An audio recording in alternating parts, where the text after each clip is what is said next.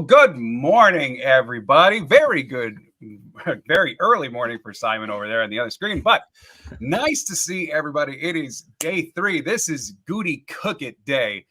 Time to find the hidden gems, the diamonds in the rough, the people that worse GMs just don't care about. It's time for Goot to go find them and round out what is hopefully a Super Bowl contending roster for the Green Bay Packers. So my name is Jon. I'm the host of Lombardi Time Brews, and I'm joined by my partner in life, Claudia. She's here. And then also today we have Simon from Wisco Fanatics still joining us for a good portion of the day. Hello, Simon. How you doing? Good, man. How are you? You ready for some day 3 picks? Man, I'm so ready. Like, this day is fun. Yes. I think like this day is so much faster paced. Like, you're probably even going to see my energy up just because like it's not this slog of like, here's another old retired veteran who needs to talk for a while to trashing a fan base to announce a dude that we don't care about just for the Packers to go in 45 picks. Like, this is different. This is nice. I'm going to enjoy today a lot. So I think the other part too is like on top of that, like less pageantry and stuff. If you watch on TV, the analysts talk a lot more about just the players as they're rolling through, and it's just nonstop.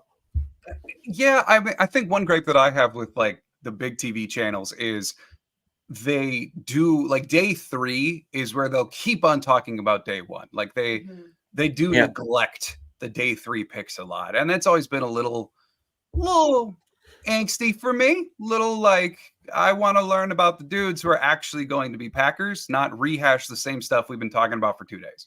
Yeah, that's true too. You know, so I think that's where we come into play. We'll cover all that. Because if they skip over a Packer on the TV, we'll be right here. That's right.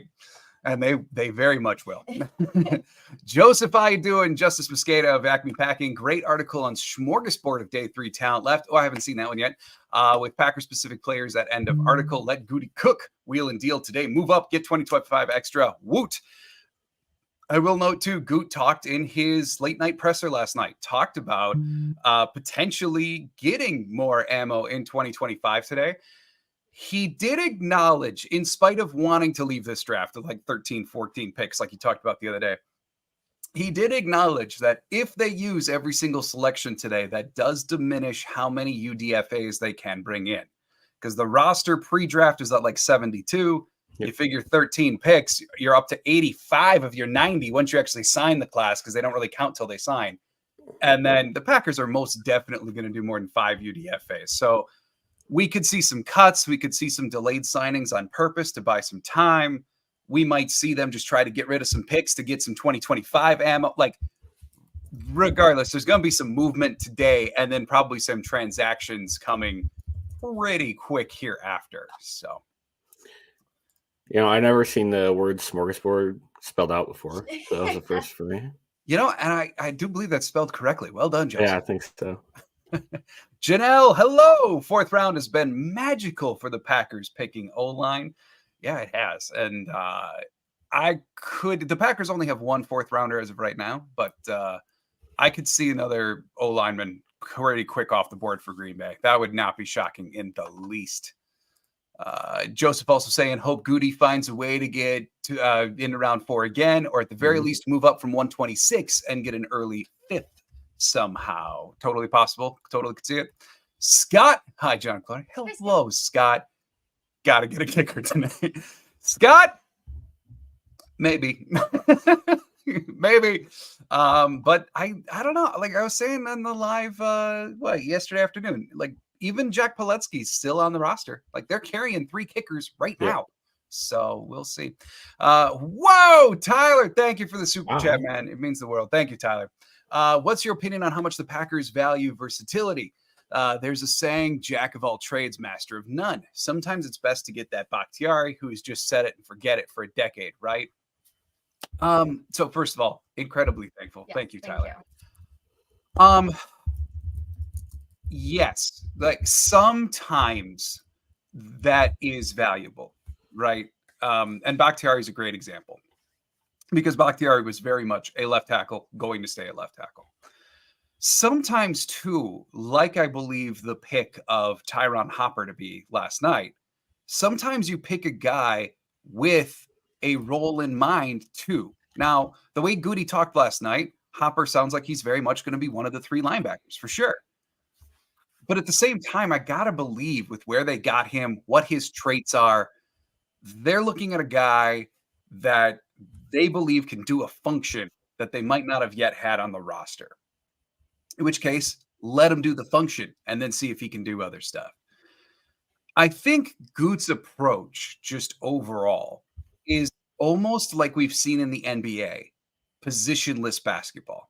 Get guys who can do it all, and then you're not pigeonholed, which does make it ultimately tougher for defenses to figure you out. And I think that that's what Green Bay wants, especially when you're looking at skill positions like wide receiver. By marching out all of these different guys who have different skill sets, but are also incredibly versatile, they can do anything at any given time, and defenses can't prep. Same thing when you're trotting out, like a 4-2-5 defense, and both of your linebackers are clones. Which one is going to do what? You don't know on any given play. And the more specialized you get, the more they may be able to anticipate what a guy is going to do. And I think that that's what the Packers are actively looking to counteract. But to your point, yes, some positions, some guys, it is incredibly important. Simon, you got any thoughts on that? I kind of agree with everything you say. Going back to Bakhtiari though, there was, if I remember right, he was a very light guy. Like they were talking about kicking him inside on a lot of like scouting reports and stuff. So it wasn't like he played left tackle at Colorado. Yep. But it wasn't like he was stuck in that position. And if I remember the 2014 season, I can't remember who it was got hurt. And so Bakhtiari stepped in at left tackle, and that's just kind of how it worked out. And then it became like, well, we're not going to move Bakhtiari because he turned into, an all-pro, Pro Bowl type of player.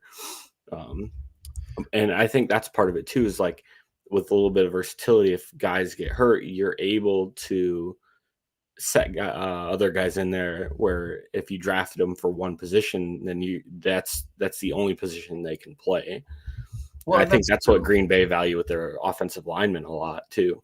Yeah, I mean, even look at Zach Tom. Like Zach Tom, they were basically readying up just to be a 6th offensive lineman. Wherever they needed him is where he was going to go. Yep. And you're right about Bakhtiari. He was under 300 when he was drafted.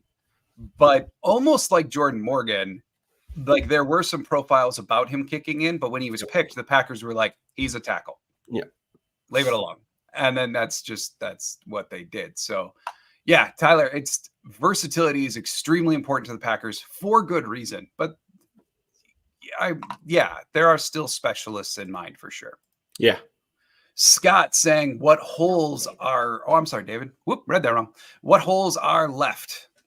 Let's see. They seem really happy with their corner collective, but to me, it seems like they could use some depth reinforcement there. Other holes, offensive line for sure. The kind of screams is the biggest one where they still need more bodies. As for the rest, it's not so much holes, so much as you're looking at rounding out position groups. Maybe one last D lineman to be the 6th one, or DT, I should say. Maybe one more edge to be the 4th or 5th one. Maybe one more safety to be the 4th one. Like, that's what we're looking for today, is just like plug in the very last spots on the depth chart and hope that they can ascend. Yep. Jatavian Sanders, the tight end, goes to Carolina. Bye, Jatavian. One of the top players left on the board. Scott, I'm just kidding. I'm not done with Carlson yet. Good, Scott. Keep the faith. Keep the faith. Late night alum. I really like Kyrie Jackson. Here's hoping he's one of Green Bay's picks in the 4th round. If not, in Goot we trust. That's the perfect attitude. True. Love a player, but trust the team. Yeah, I love it. And Kyrie being 6'4" would fit in. We talked last night about TJ Tampa, who's still on the board. He's their size. I was looking at Cam Hart this morning, refreshing my memory on him. He absolutely could fit their size thresholds at the very least. Plus, he's got some versatility. So there's some corners they could hone in on pretty soon. Joseph replying to David saying the holes left are offensive line, DL, safety, edge would be my aim. Then tight end, halfback, running back, wide receiver, quarterback in play too. Yeah, certainly. I would say too, Simon and I were just talking about this morning. Maybe they pick an H-back. maybe they just go with, like, there's been some speculation that AJ Dillon starts playing a little bit of H-back, that's his role now. That's what he re-signed for. So we'll find out real soon once guys actually get on the field. David says, agree on OL. I should have said, where do they need better depth? Yeah, for sure. OL is definitely their biggest need in terms of depth. Other places like they could use, I could see them adding a wide receiver to the mix. I don't know about the chances of them making the roster, especially if they're later today, but could see them adding in H-back, unless they've got a plan we don't know about. Defensive tackle probably could use one more. Defensive end, one more. Linebacker, maybe one more. And then corner safety, like maybe 2 to 3 could get inserted into that mix. I think that's what we're looking at, because after that, you are getting close to capping out some roster spots. Yeah, for sure. Joseph S., I agree. Also, Cam Hart is a taller corner. Yeah, I believe he was 6'3", just over 200 pounds, like almost a safety body in Green Bay. So someone that they might pick to just be a defensive back, and whatever that means. Broncos now picking at 102. There he goes. Roy Franklin. Really smart pick for Denver. They need wide receivers. There he goes. I was wondering when he was going to drop off. Yeah. He was kind of like the top guy I had left. And great speed for them. Yeah. Scott, I wonder if they take another running back, like when they took Williams and Jones. Maybe. I'm not going to rule it out. But just looking at the running back position, they still seem really high in Emmanuel Wilson. They've got Ellis Merriweather, who's basically a practice squatter. And then they've got Jacobs, now Lloyd. And then whatever they do with Dillon, be it true running back, H-back, or just not make the team. So it's possible, but I'm teetering on unlikely, because I think that's one room that they're pretty happy with. Yeah, I'd be very surprised if they took another running back. Yeah. Tyler, odds Packers take a quarterback today. Who's on your short list? I think pretty high, because Goots talked about wanting to get back into drafting one every year. I think that this guy would come in and realistically compete with Alex Magoo to be the scout team quarterback, maybe compete with Clifford for 2, although I think that's pretty unlikely. But I think it's pretty high. We're going to see 1. And then they would be like the third stringer, scout team QB, maybe knock off Magoo. Like that's what we're realistically looking at. In terms of who, I know Peter from France, if he's on, he wants Joe Milton. Are you sure? Yeah, so. It would be really fun. I'll give him that. But like beyond Milton, I would go. He had a really rough Senior Bowl, but I still like Sam Hartman from Notre Dame. I think he was underrated at Notre Dame. I know he did not test the best, but hey, look, like he's accurate. He does have a better deep ball than I think his reputation says. He was known as a leader at Notre Dame. He'll fit right in with LaFleur. They can go over hair care regimens together. And I think, like, for a 7th round QB, cool. High character, accurate. I'm good with that. A Matt Flynn-esque, if you will. I also would look at, like, Keaton Slovis from BYU. Really good mobility. Nice short range type accuracy. A guy that was very successful collegiately. Like, he's one that I could see into that mix as well. They also did, for their local pro day, they brought in Ricky Lombardi, who's a very little name quarterback, but a name that matters so much in Green Bay. And they obviously brought him in for a reason. So they also brought in that QB from UTEP on a top 30. Yes. And the guy I was kind of looking at was Michael Pratt. Mm-hmm. I think he would be an interesting guy from Tulane. Yeah, I saw NFL Network was talking about Pratt a little bit ago. First, he's got a tremendous story, but 2, they're kind of expecting Pratt and Rattler to be the next 2 QBs coming off soon. And then for that one quarterback, it was Gavin Hardison from UTEP, a guy who's had some struggles over the last year. I think there might have been some injuries there mixed in with some stuff. But a guy that before this year was considered a much higher draft pick potential player than what we're seeing this year. And that's got Goot written all over it. Because he did that with a bunch of guys last year, had very strong 2021s, off 22s, and he got them at value picks. Dontavian Wicks is the perfect example of that. You know, I think I was looking at Tyron Hopper a lot last night because I think all three of us were kind of like, all four of us, excuse me, five. I can't count. We're kind of like a little perplexed by the pick. I think he's another guy that if you go back to his 2022 tape and compare it to his 2023, he was a lot better. Yeah. And that Goop might be trying to play on that high a little more than what you saw last year. This is a good pick too. I like Layden Robinson. Yeah, definitely a good guard value at this point. Potential starter. Chris Hayes, what's up, Chris? Saying love the Bullard pick, but I think we need a box safety, a corner, and depth in areas. Thoughts? Yeah, I'm with you. I don't know about the box safety thing so much because Goot has talked about how while those are the more traditional labels, he wants them both to be incredibly interchangeable. McKinney can do both post and box. So he wants someone else to match that can do poster box. When he was asked last night in his presser, what role is Bullard playing for you as of right now? Good said he's our other starting safety. So I think they may go box safety for depth purposes, maybe like an Keaton Oladapo. Jaden Hicks is still on the board even. Like there's some real good box safeties coming up. Yeah. But I wouldn't get so pigeonholed into like box versus just another safety into the room. And then in terms of corner and depth, yeah, I think we're going to see corner addressed today for sure. Pack fan Iowa, what's up, man? Hey, what's up? Excited for day 3? Let's go. Go Pack, go. Scott saying I'm hoping Oladapo. He's one of my favorite players, and I still can't get that in my mouth right. But yeah, you know how I am in him, Scott. Steve, sup, my friends? How's everyone doing? I'm loving this draft so far. What's up, Steve? And hey, I saw Maggie Loney on Twitter, who does That's What Packs What She Said podcast. She was talking about how Washington is one of her favorite crushes left in the draft. So, Steve, you might have a kindred spirit there. Joseph, who do you like at tight end, H-back? Yahaim Bell intrigues me. Of tight ends who might play H-back, you know, like I was really high on Tip, even though he was kind of questionable at H-back. Bell is probably the purest one in the draft to play H-back in the NFL.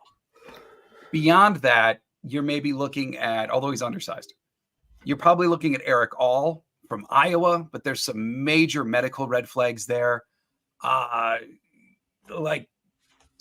There's some other guys who could do it. It just wouldn't necessarily be as natural. But I think you're spot on with Bell probably being top of the list.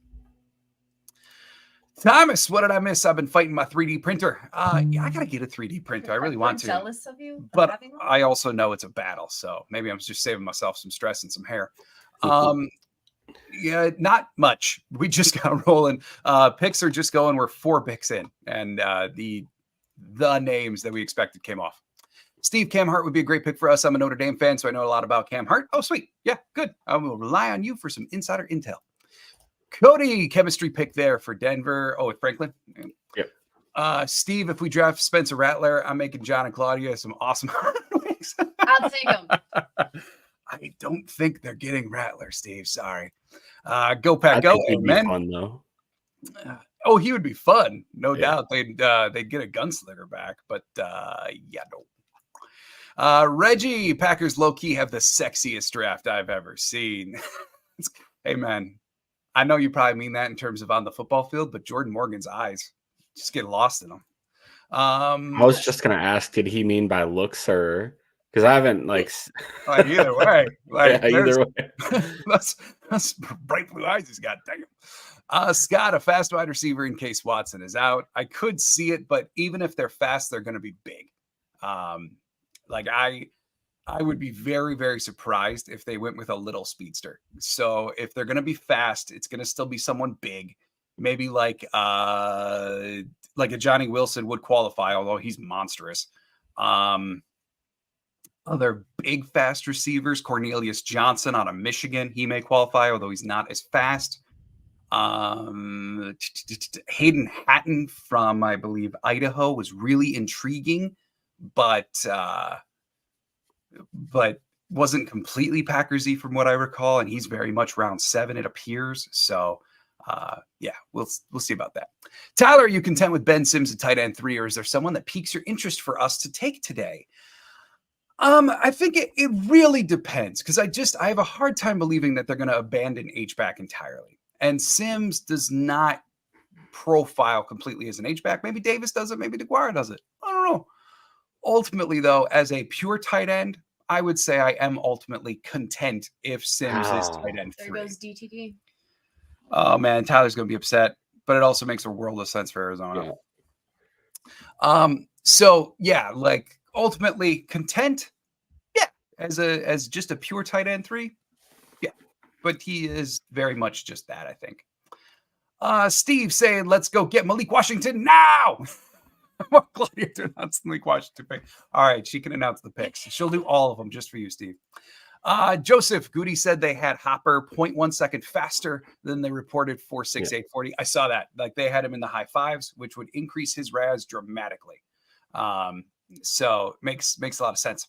Tyler saying, how do you feel about edge? Preston's likely gone next year, and Agbari is coming off the ACL. That just leaves LVN and Gary. And Cox. And Brenton Cox Jr. So I think, like, it's right now, like, heading into this year, they are realistically 4 deep. On the roster, like the whole roster right now, they have 10 under their employ currently. When you factor in Aaron Mosby, the International Pathways Program, Amugulu, I just butchered that. I'm sorry. But then, like, they're up to 10. Dumagu, thank you. Up to 10 edge rushers right now on the roster. That's not to say that they won't draft one and boot one of the practice squad guys, but maybe part of the reason we haven't seen it yet is because they're higher on someone that we have not seen play a lot yet. But I think in terms of, like, future-proofing the position, in all likelihood, like, the time of Preston is going to come to an end sometime. We've been saying it for years. I'm glad he's still there, but, like, the end is nigh. And you're right. Then you got Gary and LVN. I wouldn't be shocked if they address it early next year. That wouldn't surprise me at all. I think Miles Cole is an interesting edge prospect coming up that's still available. Yeah. Fits all their measurables, at least. I think my favorite today is probably Cedric Johnson. I was just going to say him too. Yeah, I like it. I look at Cedric Johnson like a ball of athleticism that kind of has no idea what he's doing from a pass rushing standpoint, because his sequence is what's really pretty rough. But if he can be coached up, the athletic traits that are there, he could become a very effective spot pass rusher really quick. And then, Steve saying, I hope we draft the tight end from Ohio State, and John knows why. Yeah, because he said he looks like me. I'm gonna look this up. I'm gonna share his picture or something soon. We'll see, Steve. Bob, will we pick a kicker? Is there anyone on the board? There's a couple kickers in this draft. Like Cam Little is up there. He's one of the top ones. I'm really not sure that we will. I think that they're ready to walk into training camp with Carlson and Joseph and let them duke it out. Maybe a different free agent acquisition later. But ultimately, like, maybe.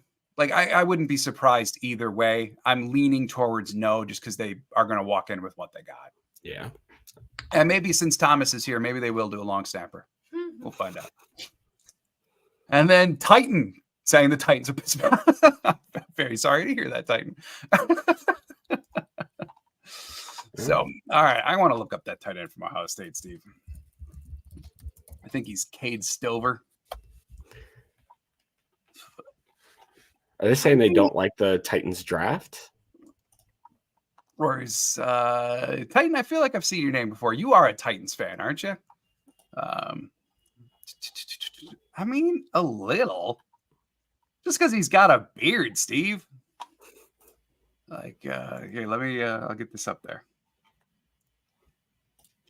All right, where are we at? Pick. We're at pick 106. 106. Okay. With the Titans there on the clock. 3 minutes. So we do still have a good amount of time unless Goot trades here, but Packers do not go until 126, 20 picks until they're Got a little bit. Yeah. And this is who Steve says I look like, which is like this way. No. I don't mean, see it. just because he's got a beard, don't be beardist. Beardist. Oh, a little bit. He doesn't have the poof in the front though, and he doesn't have my hairline. So, all right, I can go with Steve. Thanks, hon. All right. And somebody who knows a little bit of the, of the area, I disagree.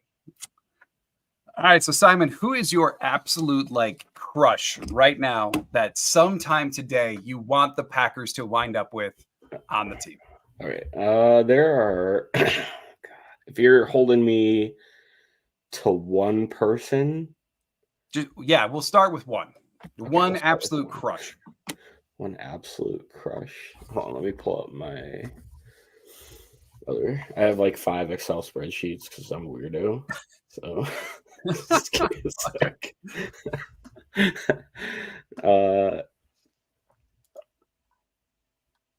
I like if you're holding me to one guy. JH, what's up, JH from Arizona? Hello to you. I really like Christian Mahogany. Okay. I think you'd be able to slide him in at right guard pretty easily. Yeah. Yeah. Or even on the same mold, McCormick. Yeah. My clear cut number one is Oladapo. I have just loved that guy forever. But like to go with some backups. Jaden Hicks. I mean, yeah. I can't believe he's still there. I've got some concerns about Hicks. I mean, he's not a perfect prospect by any means, but at this point, I'll tell you what I'm really concerned about with Hicks. Just like a lot of the pure box safeties, like even Mustafa, like others that are pure box that never went to free safety at least that often in college, or like a true free safety, I should say, is we've seen before in the league that not all of those guys who post high RAS or who test really well, once they get in the box in the NFL, their reaction speed is slower. They're up against other big, fast guys. They wind up getting bowled over, and their athleticism just doesn't always translate. Same thing with a lot of these guys who maybe are little speedsters, center fielders in college. Then they get up to the NFL, and suddenly their speed doesn't stand out as much anymore, and they get burned. Like I'm concerned about going too far one way or the other in the safety category. And Hicks, to me, I think is a very, very good safety. Stands a really good chance to be very good in the NFL. But if I had to name a concern with him, it's does that athleticism truly carry into the NFL where he can be as effective as he was collegiately? I am a little skeptical of that. Whereas I'm not so much with a guy like Bullard, who has shown he easily has the range to do either job. Yeah, there goes Cedric Gray. Yeah, I could see that. I know someone last night in the chat was clamoring for him, so I'm sorry for your loss, and I'm sorry I don't remember who. Let's see. Joseph saying his crushes for today. Austin Booker. Okay, yeah, fair. Austin Booker should be noted. He did come in for a top 30 visit. He was in the category, from what I recall, with Edrin Cooper, where they wanted to like see what kind of jerk he is. Like that's what they, at least according to Mosqueda, that's what they were aiming to feel out. Does he play well with others, or is he going to disrupt the locker room? Ray Davis, another top 30 visit for Green Bay. Oladapo, Christian Boyd, another top 30 visit. Christian Mahogany, Tanner Bortolini, Nick Gargiulo, Brandon Dorless. Dorless is becoming a real value at this point. Gabriel Murphy, the edge, and then Ulo Paschio, players Justice Mosqueda highlights. Ulo Paschio, I think, does make a lot of sense if they're going to go with another linebacker. He's got some injury red flags in his past, but he is a pretty steady tackler. He was really kind of one of the commanders of the Washington defense, known as a leader there. I think he does make a lot of sense. He's going to be steady, maybe not spectacular. And depending on where he falls to, hey, in our community mock, he went undrafted. So let's do that. I'm good for that plan, even though PFF's day 3 grades were terrible. So yeah, I could see him making a lot of sense if they go with another linebacker. JH, would they have taken Tyrion Arnold if he was there at 25? Simon, what do you think? I don't know. This stuff's always hard to say. It's hard dealing with hypotheticals.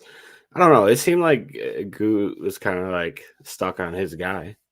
I don't know that they would have taken Arnold if he was there. I think what's clear is, I mean, Goot has mentioned in the pressers both days now, like that for the most part, the draft fell how they thought, but he left a little something there to be interpreted. Theo Johnson, tight end, goes to the Giants. Thank you. Theo Johnson off. I know a lot of people really liked him. Comps very similarly to Musgrave from an athletic standpoint as well. But I will say, like, it is very possible that Arnold was as highly graded as Morgan. And I can't say with any type of certainty. I also would say it's not surprising that Detroit might have jumped Green Bay on purpose, too. So, like, Green Bay might have done either one, but I think Morgan was very, very high on their board. Yeah. So let's see. My mouse died. What's going on? There we go. Tyler. Mine's Trey Taylor, safety from the Air Force, nephew of Ed Reed. Yeah, he's a really fun player. Like him a lot. Cody wouldn't have an edge pick in, or wouldn't hate an edge pick in the 4th. I could see it for sure. For sure. Scott saying, I like Oladapo's intensity. The other thing, like a little contrasting from Jaden Hicks, I think Oladapo might be better on the back end than Hicks projects to be true, like as a center fielder, which kind of leans me in the Oladapo direction. Joseph saying long snapper to watch is Peter Bowden from the UW Badgers. Yeah, I can get a list up of long snappers here soon. And then Steve, Ty Summers spent years in Green Bay. Ulopashio is definitely more polished. Yeah, more polished, a little bit less athletic.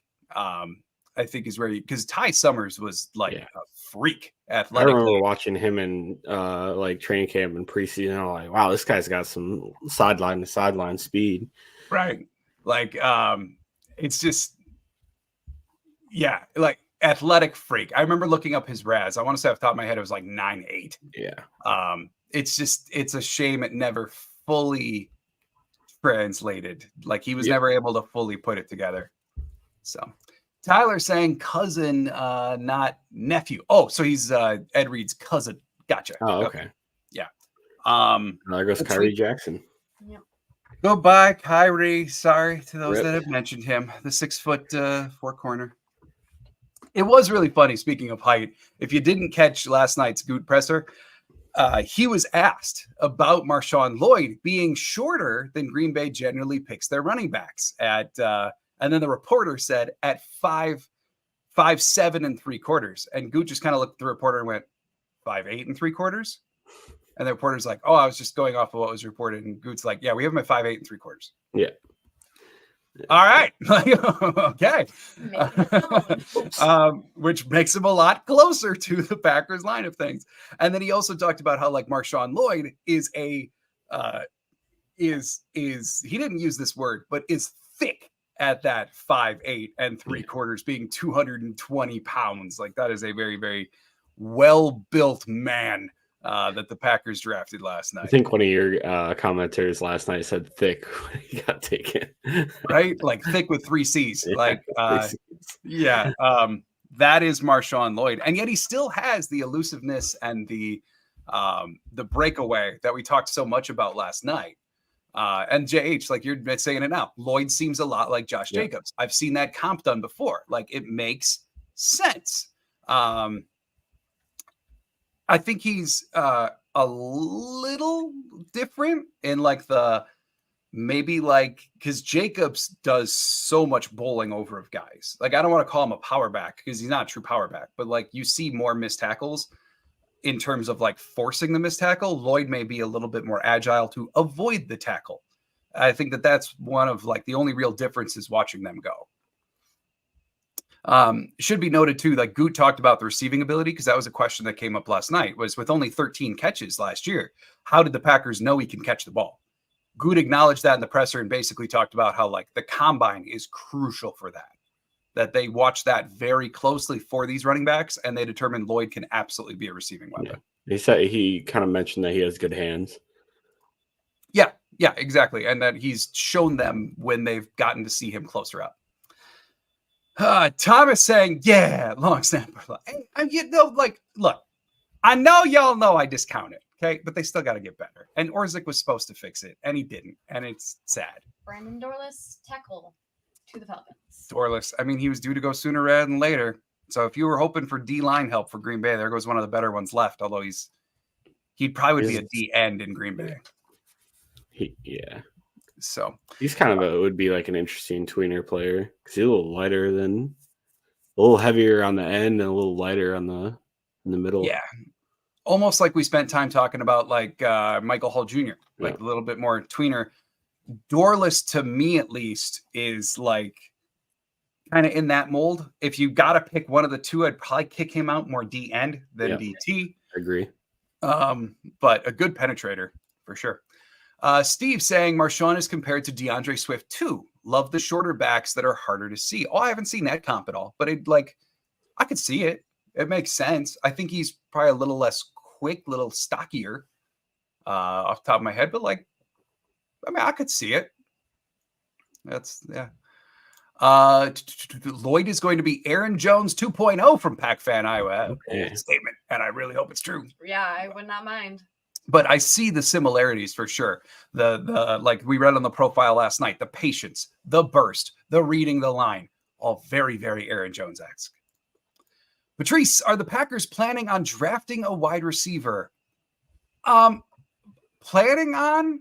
I don't know about that. Might they, if the board falls a certain way? Totally could see it. Yep.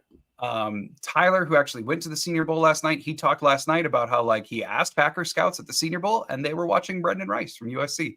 He's expected to come off the board fairly soon. Other receivers that make some kind of sense would be like Johnny Wilson. Javon Baker, wide receiver, just went to the Patriots. Bye, Javon Baker. Cornelius Johnson can make some sense. I know Luke McCaffrey went last night. Simon, do you have a list of wide receivers you want to talk about? I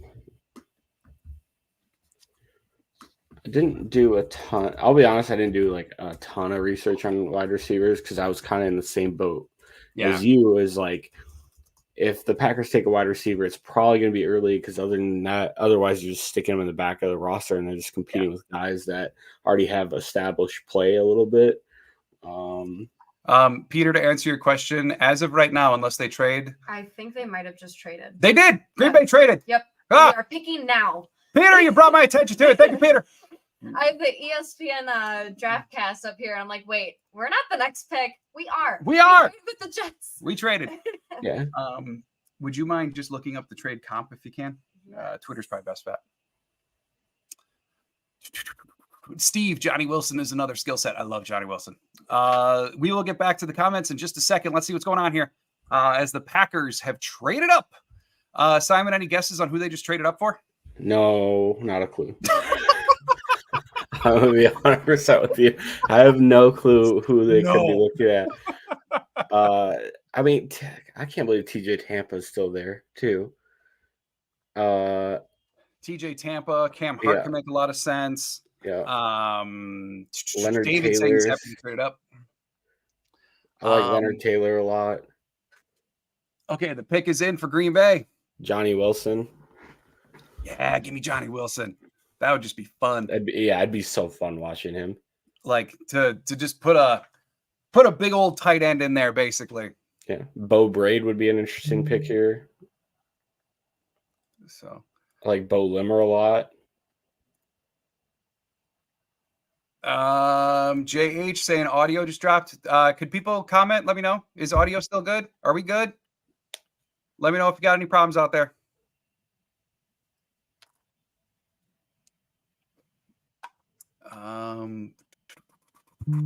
Pick is in. Just waiting on it. Are you guys watching on YouTube? YouTube TV, yeah. Yeah. I always like to enjoy the Zen and it shows whatever. Yeah. Yep. I love that. Okay, audio good. All right, thank you guys. Thank you. Thanks, everybody. Come on, get to the pick. I mean, I could see a few different things here. Like edge would not shock me. Maybe they want to go with a Kamara because he's still on the board.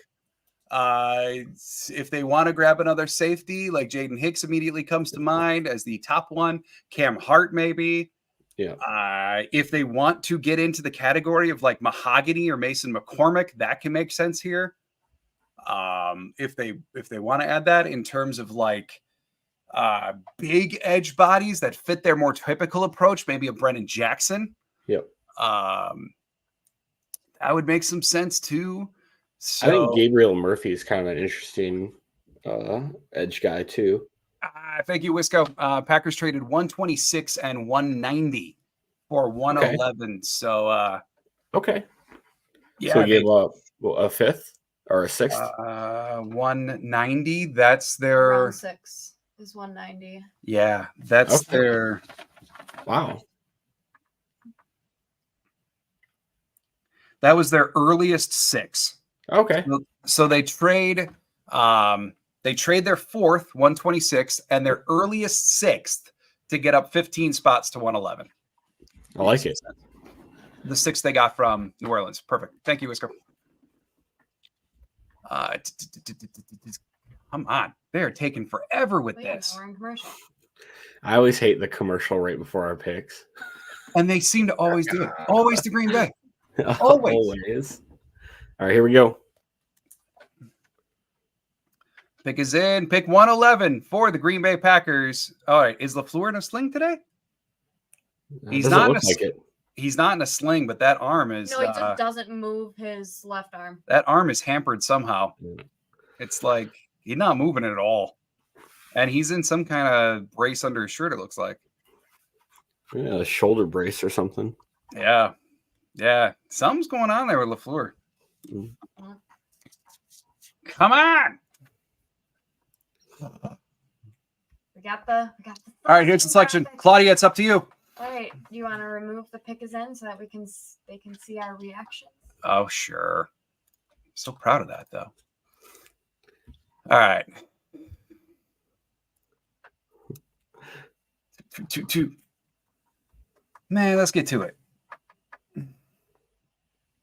Oh, they are really focusing on that girl on NFL Network. All right. Go, Pack, go. All right, Claudia, it's up to you. If he says it, I'll tell you. No spoilers out there if you see it already. Packers select Evan Williams. Oh, there's the next another safety. Okay. Evan Williams, the safety from Oregon. You see on NFL Network right there, 5'11 and a quarter, 200 pounds, 2-time first team all conference, 4.5 sacks in 2023, which was tied second amongst all DBs. Are you looking him up on the profile? Yeah. Sweet, thank you. But Evan Williams, another addition. So if he's true safety, he's going to join Xavier McKinney, Javon Bullard, Anthony Johnson Jr., and Benny Sapp in the back of the safety room. That could make for a very fun collective back there. All right, I got the summary here from the Beast from The Athletic. It says, a one-year starter at Oregon, Williams was a versatile safety in head coach Dan Lanning's balanced scheme. After 4 years at Fresno State, he transferred to Eugene for the 2023 season and led the Ducks in tackles, finishing his college career with 45 starts. Although he has the size of a free safety, Williams has the mentality of a box safety, with his disciplined run support and eagerness to drop the hammer. Though he reacts well to front-facing throws, he has a tough time locating the ball downfield, and his coverage busts lead to big plays for the offense. Overall, Williams doesn't have playmaking instincts in the deep half of the field, but he is an energetic field presence with a trigger and toughness that are easy to appreciate. He projects as a backup strong safety and core special teamer in the mold of Alohi Gilman. Okay. So, I mean, there you go. If you were clamoring for someone who's certainly tilting more in the box safety side of things while being a special teamer, Evan Williams is your man. The profile noted about how, like, he's going to give up some bigger plays, that there are coverage busts present, but he's a little bit more in the disruptor type. He's athletic. I can see it making some sense. Simon, you got something you want to say? I was just kind of looking. I don't have a whole lot of notes on him, but his vertical, he had a 40.5-inch vertical and a 10.08 broad. That's Packers really value their explosive athletes. Oh, for sure. Do you happen to have his 40 time right in front of you? I do. He ran a 4.6. 4.6. Okay, so like right on the threshold for how the Packers like their safeties. This is certainly, from the sounds of it, I'm not going to lie, like this is one player I don't know super well off the top of my head. This is not, but overall an 8.20 RAS. Shuttle was running 4.08, which is a very prioritized test for the Packers safeties. So, I mean, I could say making some sense. Certainly, though, he adds into the room of Benny Sapp, Anthony Johnson Jr., Xavier McKinney, and Javon Bullard. This is probably your biggest true box safety of the bunch. Yes. So, let's see. Just wanted to catch up on a couple of comments here from before. Now that pick is in, and the Green Bay Packers don't pick next now until just 168. Okay, so we got a little bit. Everybody buckle up. We're here for 50 picks unless we make some more moves. Taylor, do we know what picks we traded? Yep, it was 126 and 190, which is the 6 that they got from the Saints last night. So as of right now, coming up yet, they've got 168 and 169 in the 5th, 202 and 215 in the 6th, and then 245 and 255 in the 7th. And as always, the bottom rolling ticker there is updated. We do that as quick as we can, showing you who they picked and when they pick next. That certainly shores up the second or the safety room. I mean, realistically, now they've got Sapp, they've got McKinney, Bullard, Anthony Johnson Jr., and now Evan Williams. So you're at 5 safeties right now. And I still gotta believe there's gonna be one more there. I'm still bring Rudy Ford back. I'm not going to get off of that, but I could see, because it's led by McKinney, who's like the elder statesman of that group. That is an incredibly young group of safeties. One guy that I think they brought Zane Anderson back too, right? Oh, they did. I'm sorry. Thank you. I forgot about Zane. I did too. Honestly, it's hard to even think of him as a safety, considering his role is so just like Levitt. He's not there to play safety. No. He is there for teams. And so, but Cody saying, man, I love the competition back there now. It's going to be extremely competitive on the back end of the roster at safety. I agree. 1,000%. Peter saying Evan Williams over Dez Walker or TJ Tampa. Seriously, I don't know what's going on with Tampa. Tampa is falling for a reason. I will say that. Maybe something medical that we don't know about. But a fall this much, something is going on there. And so I can't say that's that surprising. I would say it's more so surprising that they go with this guy over Jaden Hicks. If they're thinking that they want a box safety, go get the best of them that was in this draft. But the Packers obviously felt differently. And so we'll see. I want to look into him a little bit more. TJ Tampa has to have some personal issue or something that teams are shying away from. Some medical red flag. There's got to be something. Yeah. Because he has good size. I mean, I had him as I think my 8th or 7th corner. Yeah, I saw NFL Network had him as 8th earlier. Yeah. So there's got to be some. I'm not privy to it. Yeah. David saying Evans sounds like a traditional Packers safety in the strong safety mold. Yeah, the athleticism matches for sure. Special teams type. Yeah, give it that. Giving up big plays. Also true.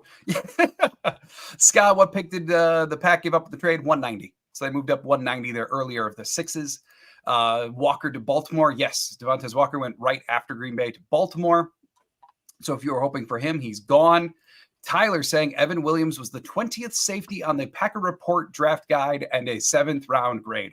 This is the second time now in this draft and back-to-back picks that Green Bay has gone far beyond consensus rankings and gone with Hopper and now Williams. Both guys were like, Hopper was 5th, 6th. They picked him in the 3rd. Williams, yeah, that matches a lot of what I've seen. 7th. They picked him in the 4th.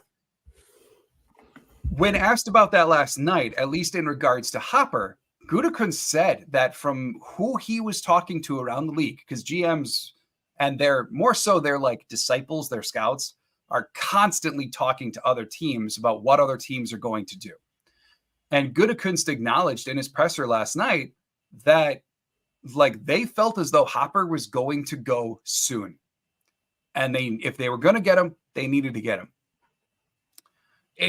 Sure, in our world, from what we know, it's a reach. But if Green Bay really wants Hopper to do a specific thing and they hear somewhere down the line that he's going to go in 10 picks, then you got to get your guy. And that's why teams reach.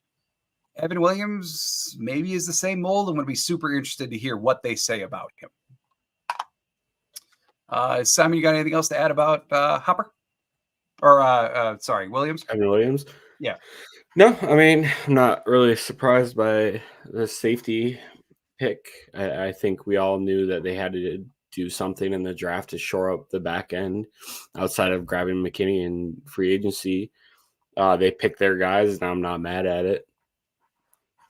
Yeah, I mean, it's they've gone overboard before, and it seems to generally work out. So let's see. Evan Williams will still be wearing green. That is a fact, right? Slightly darker shade. And Go Pack Go. Always Go Pack Go. What are you doing? I was gonna say, who's that? I was trying to get in here. Let's see. It's Peter saying Hopper over Gray and Wilson yesterday. Evan Williams over Jaden Hicks today. Well, I mean, Goot is a true mystery to me. I think it's just indicative of that these guys have something they want. Yep.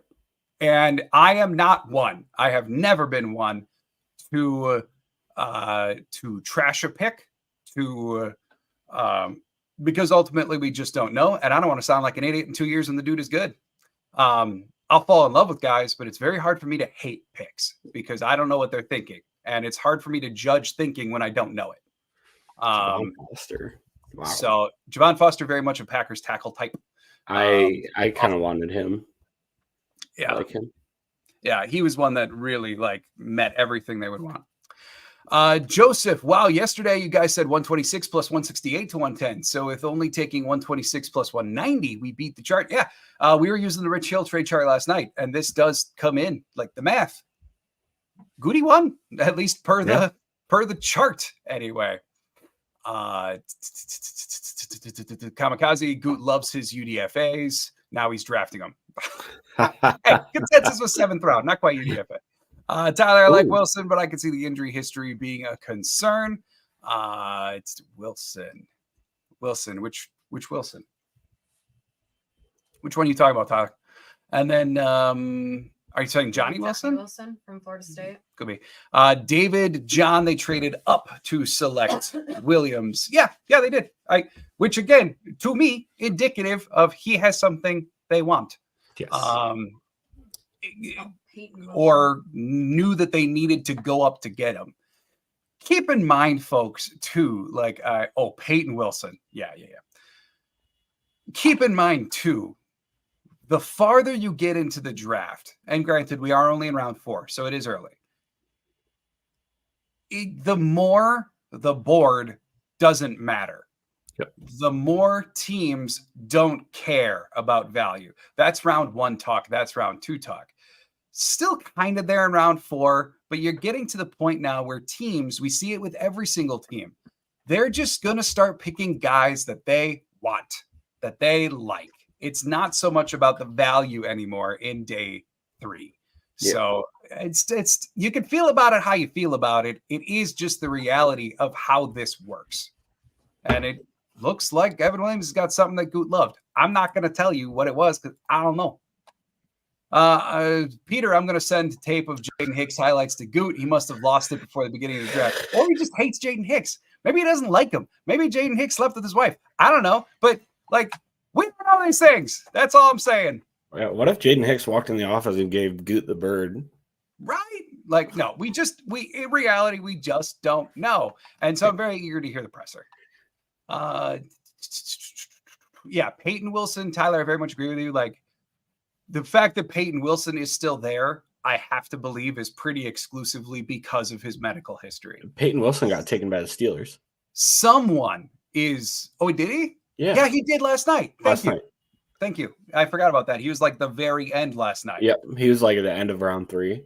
Thank you. Yeah. And probably slipped because of those medical issues. Yeah. But yeah, Peyton Wilson was pick 98 this year. Yeah. So the third to last pick last night. And that just goes like to show that all it takes is one team to like what you have, or they're willing to take a chance on you. Because, I mean, everyone pretty much acknowledged that the reason why he fell was probably his medical history, like you've been saying.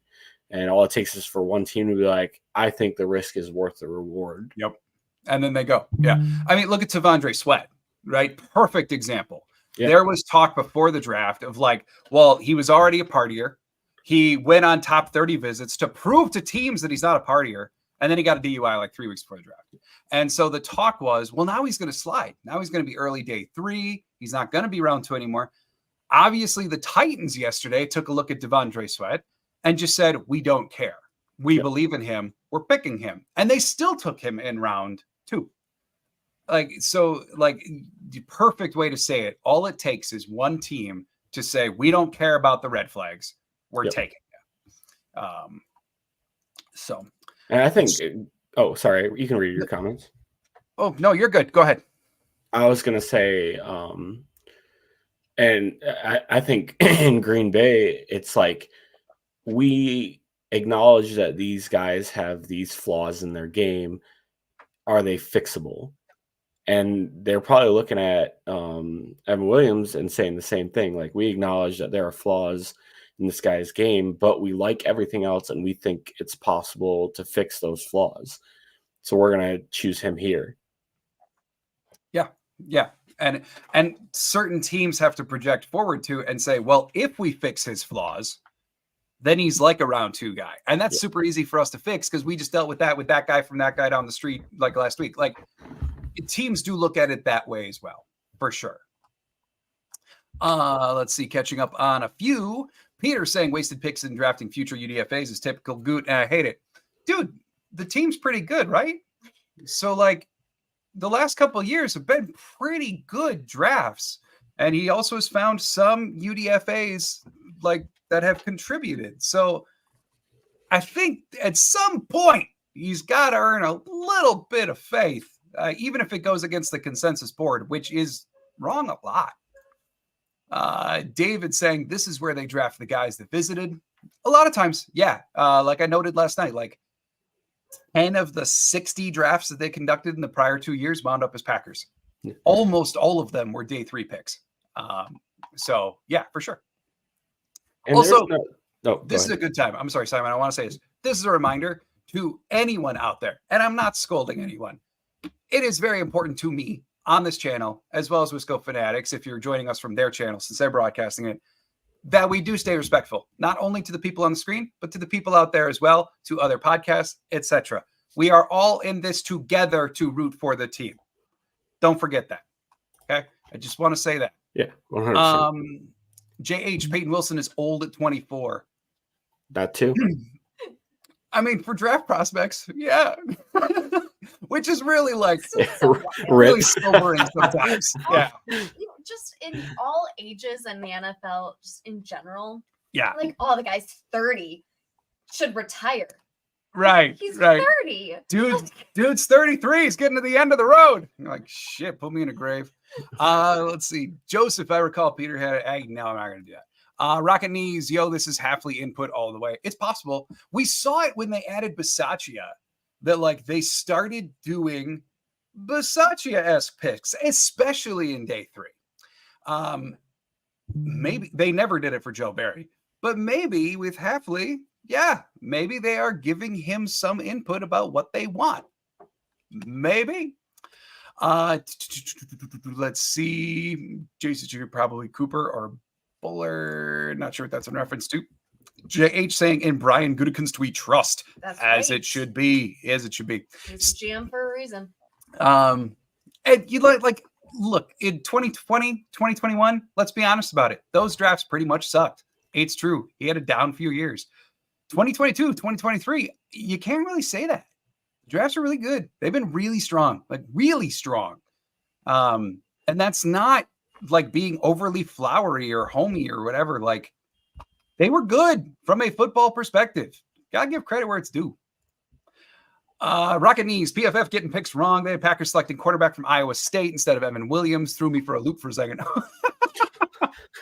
Yeah. I did see it. It was really funny because the Niners in round 1, when they picked Ricky Pearsall, there was apparently like NFL insiders were split. Some of them tweeted out that they were picking Cooper DeJean. Others tweeted out that they were picking Pearsall. And it was like this big thing.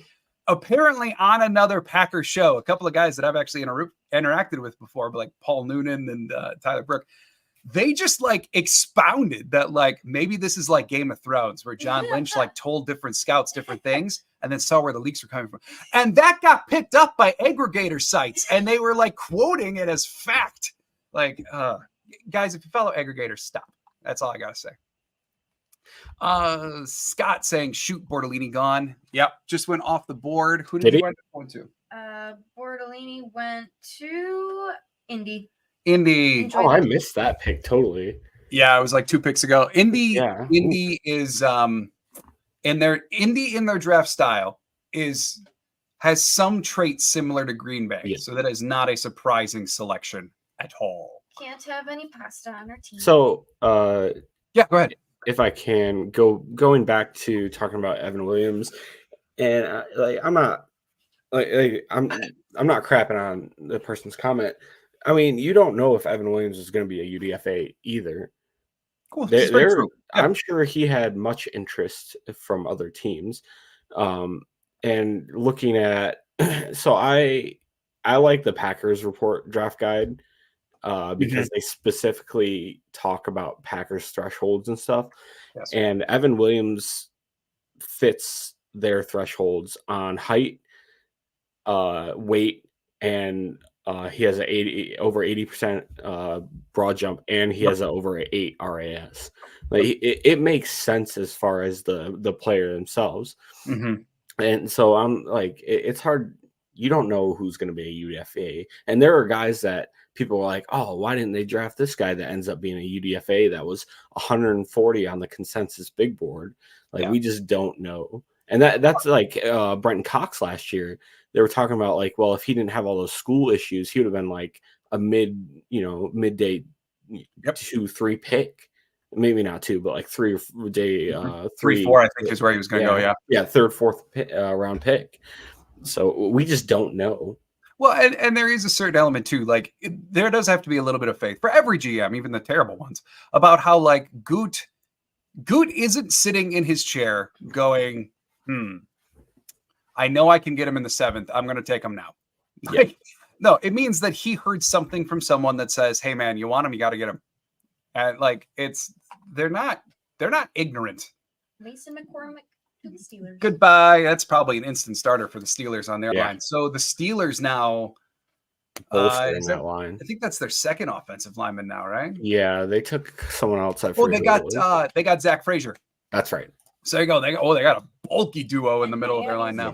For pick 120. Let's see. Anna saying I saw a post about 2 players that said that one was very difficult and coaches reported that they hated working with him. He had issues, but he had a phenomenal 40 time. Another player was difficult. Yeah. And we see that all the time. And Brian Gutekunst did talk a little bit last night in his presser about how the Packers feel right now like they have an incredibly strong locker room culture. However, locker room culture is very fragile. Mm-hmm. And all it takes is a couple of guys that can wreck a room for 50 guys. We've all been there in work environments, in classrooms, right? You need one piece of crap kid or like one jerk coworker that just ruins the whole experience for everybody. And so Brian Gutekunst acknowledged last night that he is trying to be very aware of that and maintain the, as we called them last night, the immaculate vibes of the room. And I think that makes a lot of sense. Connor saying, in my opinion, it's too early to judge drafts. You have to wait and see how they play in the NFL. 100%. Yeah, the rule of thumb is always like 3 years, right? I mean, you can talk about early returns, you can talk about trends, but like to finally say like a conclusive, like this dude will be good or bad, generally rule of thumb is like 3 years. Joseph is saying in response to that, no doubt 2 to 3 years before judging a draft, and we will see grades 2 to 3 days everywhere later. Yeah, the grades right now are rough. Like they're always. Thomas saying no. Other channels podcast. Thanks, Thomas. Saying, I don't remember what players there were and the details of the other player, but they were either wide receiver, safety, or cornerback, something like that. It happens all the time, Anna. Like I don't know who specifically you're talking about, but in those positions, those generally can have some tougher personalities to handle. Yeah, that's a fair assessment. Like a wide receiver at corner. Bryant, any centers left worth taking? Y'all like Limmer? There's still some interior players that I like Mahogany and Cohen. If they go with a true center, I know in our community mock we took him like Andrew Rame, who's been a Packer fan his entire life. He's one that supposedly the Packers have looked at based upon some reporting. So I wouldn't be shocked to see him a little bit later. That's the one that comes to mind. Simon, you got any?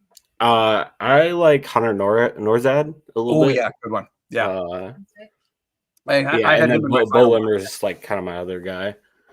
And Nourzad, even though he didn't do any testing, is projected to be one guy that might even have a little bit of guard versatility to him, which is not the case for all these day 3 centers. He's got good size too, 6'3", 317. Yeah, so, big boy. Yeah, I could see Nourzad. Keep in mind though, like we talked about last night, though, like the Packers do want. I mean, unless they're picking like a true center who they're going to stick at center, they want guys who have at least experienced tackle somewhere in their college career. That's really important to them. If they don't pick that, it's kind of an exception, not the rule. Let's see. Joseph saying, did Bortolini ever block for Jonathan Taylor at UW Wisconsin? If not, he can now. True. Yeah. True. They can reminisce about Culver's cheese curds together. Yeah. Jason Chickert, Indy likes Wisconsin players. Yeah, they do. Yeah, they do. Steve, just watched video on Evan Williams. My takeaway, Packers got a downhill enforcer, and the D will be coming downhill this year. Fair. And maybe that's, like someone mentioned earlier, the Hafley influence. Very well could have led to that pick, for sure. Let's see. Wisco Fanatics saying, I don't think Van Pran had been gone. He's still available. Wow. So he's slipping as well. Yeah. He's a little on the lighter side. He is 298, just under 300. And from what I recall reading about him, a little bit more run blocker than pass blocker. And there were some concerns about like lateral agility, overall speed when it came to him, especially as related to nimbleness in the pass game. Yeah. And I remember reading that and going, okay, sounds like a really good center. I don't know about for Green Bay, though, because they want guys who snap the ball and get up, not snap the ball and then push forward. Rocket Knee saying, John, did you talk about what the Packers had to give to the Jets to move up already? Yeah, a little bit. They gave up 190, which is the 6th that they got from the Saints last night. So just continuing to catch up here. Joseph saying, Rob Domofsky talked about how GMs and their staff have had so many back channels and intel sharing about players likely get drafted and by which teams. One reason we see targeted draft pick trade-ups. That's exactly spot on. And that's what I mean. Like Brian Gutekunst, from my understanding, Brian Gutekunst is generally on the phone if another GM is on the phone. Ooh, that's a good pick by Miami. Right, running back. Oh, he's so Miami-ish. Oh, yeah. That's such a good match.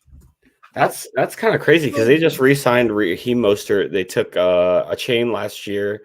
Yeah, like they're gonna have, that backfield's gonna be crazy. Oh, they're so fast. Oh, my. Do they have Jeff Wilson still, or I don't know? Which Wilson? Jeff Wilson. They signed him a couple years ago from San Francisco. I want to say he signed elsewhere this offseason, but don't quote me on that. I don't remember. Either way, that backfield's crazy. Crazy fast. Oh, man. That's what a good spot for Jalen Wright to wind up in. But you're right. So to my understanding, like Brian Gutekunst is on the phone if another GM is on the phone. And that likely means that we are deep in negotiations or something's getting finalized. His team of front office personnel, they talk to other scouts about who's doing what, spreading the rumor mill, using their network connections, right? A lot of trade negotiations also start with the lower scouts. And then as it becomes more serious, then it elevates up to the GM level. It kind of works its way down the phone line. And then the deal would be consummated GM to GM. From my understanding, that's the way that the war rooms generally work. So, Joseph, I think your comment is spot on that like scouts are constantly on the phone working. Who's doing what? What are you hearing? Let's work together to piece together what Frisco's doing, whatever, what have you, work in the rumor mill. Joe saying the Steelers also got Troy. Yeah, that was our first round pick, I believe. Oh, yeah, that's right. Yeah, they really both swing in that line. Of which they needed it. So makes sense. Wisco saying, give me players who act like Cooper and Bullard when they get picked. Yeah, right. Yeah. The thankful ones. The Rashawn Gary types. I want to see criers. Redevelop pretty much their whole line. Yep. Steve saying Limmer has positional versatility and great athlete, played in the SEC. Sign me up. Backer type. More talks about the Steeler O-line. Solar Miners. So what have I missed? The Packers traded up from 126 to 110 or 111. 111. Thank 11. You. They traded up from 126 up to 111. It cost them 190, which was the round 6 pick that they got from the Saints. They beat the trade chart on that move. In doing so, they grabbed Evan Williams, back safety from Oregon. Projected like by the consensus board to be a 7th round pick. Packers took him in the 4th, which means they must have known something. And from a lot of the profiles that we've read, what people have said, very, very downhill safety type, an enforcer type, not a coverage type. Also someone to be expected to contribute on special teams right away. So another tight end gone. Bears last pick. AJ Barner. Yep. So the Michigan tight end goes to the Seahawks. 111. Oh, thanks, Raganese. And then Joseph saying, yep, the Georgia center, Van Prenger, would be fun to create chaos in the uniform sewing room. Man, the uniform sewing room's a bunch of old ladies. Be kind to them. Right? But yeah. Wasn't the equipment manager just retired, didn't he? Yep. Yeah. Yes. Red Batty, who has been there for forever in Green Bay alone over 30 years, in football over 40 years. And I have not yet met him, but I've heard that he is one of the nicest human beings on the face of the earth. Yeah. And it's everything if you've ever gone to training camp, like for those of you who've gone to training camp, he is always the guy who's got a balding head, yet is tall and thin, who by himself moves around the end zone goalposts for training camp. Taylor.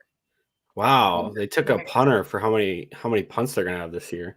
I love it for the Bears. It's good. They should really prepare. Nice. I love it. I know he's a really good punter, but yes, Bears, use up your last capital on that. I'm just fine with it. I mean, I like Torrey Taylor, but yeah, that's kind of surprising. Yeah. Rocket Knees saying, what do you think about our new running back? Reminds me of, funny enough, Jacobs and a little bit of Kenneth Walker. Ooh. Well, that's fair. I hadn't thought about that comp either, just like DeAndre Swift earlier. But I can see that. And then he says he fumbled every 36 touch in college. Fumbling is an issue. Yes. Of which Goot was asked about that last night. Goot said ultimately that, like, I don't want to say Goot brushed it off, but he said that they're really not concerned. That's probably indicative of them believing that they know what the problem is and that they can fix it. Yes. So overall, I really like it. I loved when I read about and could see patience, timing, vision. All of that is very Aaron Jones-esque. And then you dive into some of the deep stats about his yards after contact being over 4 per carry. His elusiveness score from PFF being one of the highest in all of college football last year. Jacobs, I think, is a pretty good comp, except I said earlier, Jacobs seems to want contact a little bit more. That's one of the only differences, whereas Lloyd looks to make guys miss by avoiding them. But I do really like that. We will have to see if fumbling is bit of a problem, though. Wow. So, and then the other thing I should There note you too. go, hun. You just got drafted. Yeah, I'm not rich like him. The other thing that I should note about Marshawn Lloyd that has not been talked about on this channel, at least, the man does struggle in pass pro. So if you're looking for an Aaron Jones comp, at least early career Aaron Jones, there it is, because Jones got way better towards the end of his time. Oh, yeah. But that is something that they are going to have to work with Lloyd on, like, no doubt about it. He does need to improve from a pass protection standpoint because that is so important in Green Bay. Chris saying, isn't Johnny Wilson from FSU like 9 feet tall? That would be a fun pick. I think he's like 6'8" or like 6'7" 3/4. I can't remember. I had him at, I think 6'6".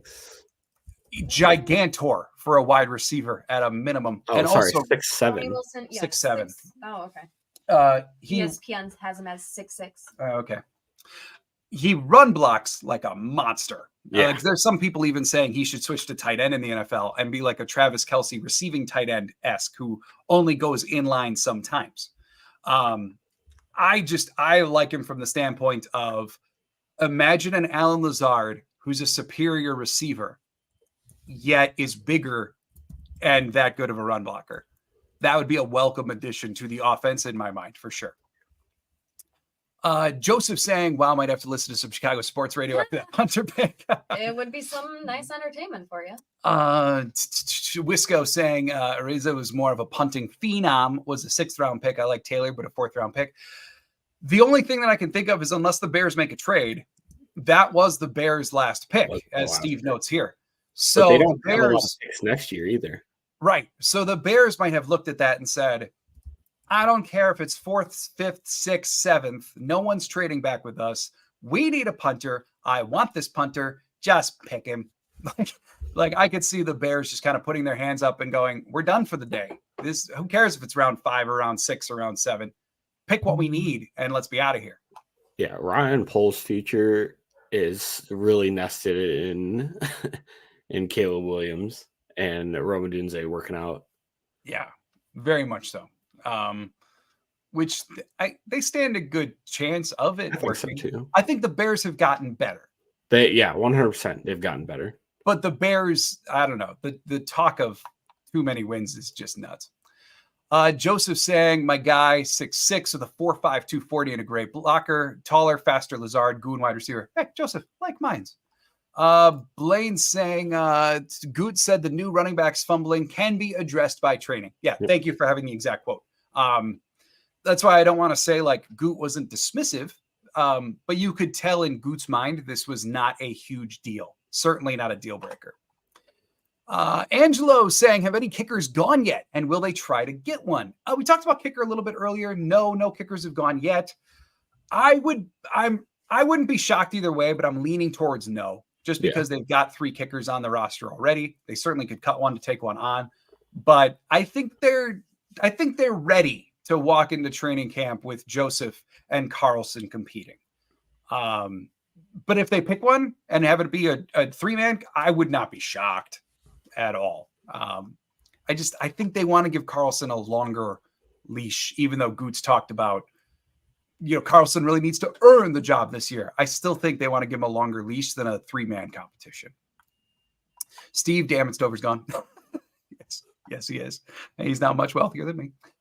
Steve, it's malpractice to invest your last pick on a 4th round punter when you are one of the worst teams in football. Trade back and get more picks to fill out the roster. Thank God we have Goody.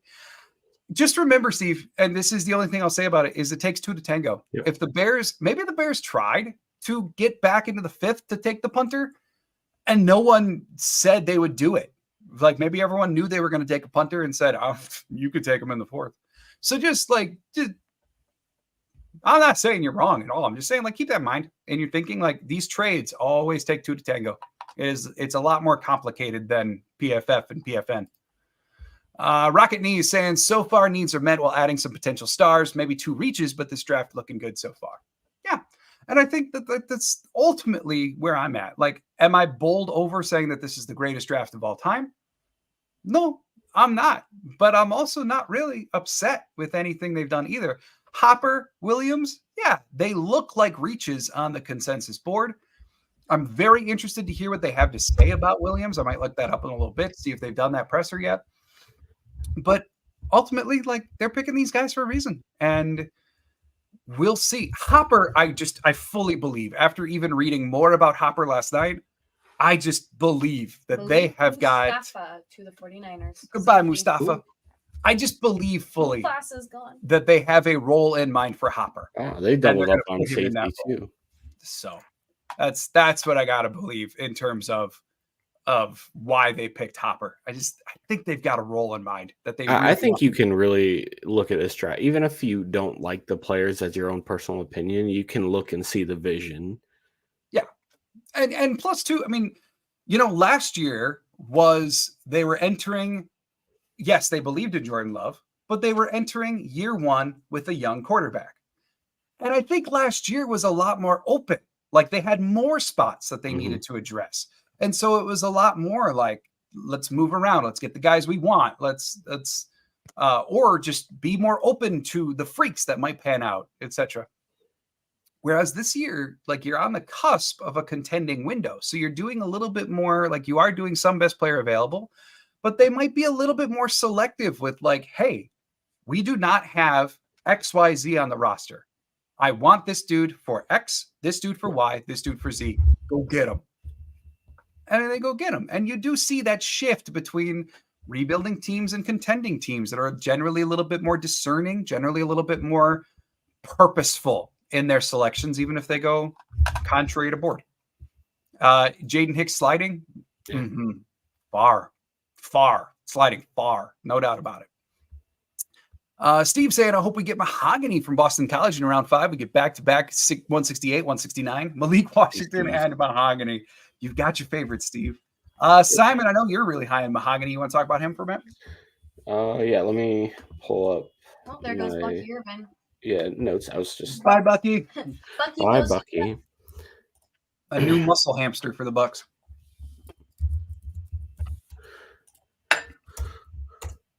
Okay, yeah. So he's 6'3", 314.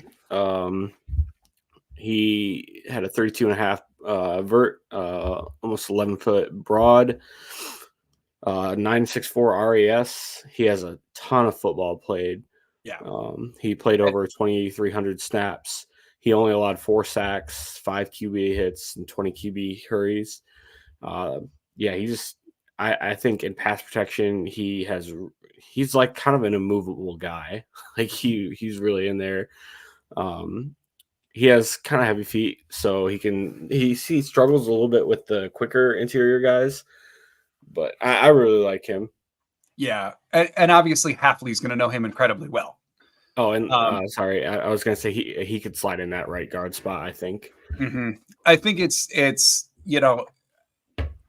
I know I said it earlier, but it would just be anomalous from the standpoint of they want their guys to have tackle experience in college. Mahogany does not.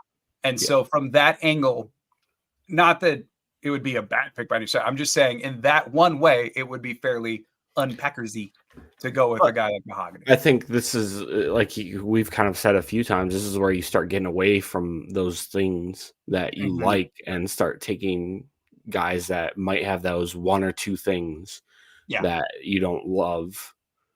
Yeah, for sure.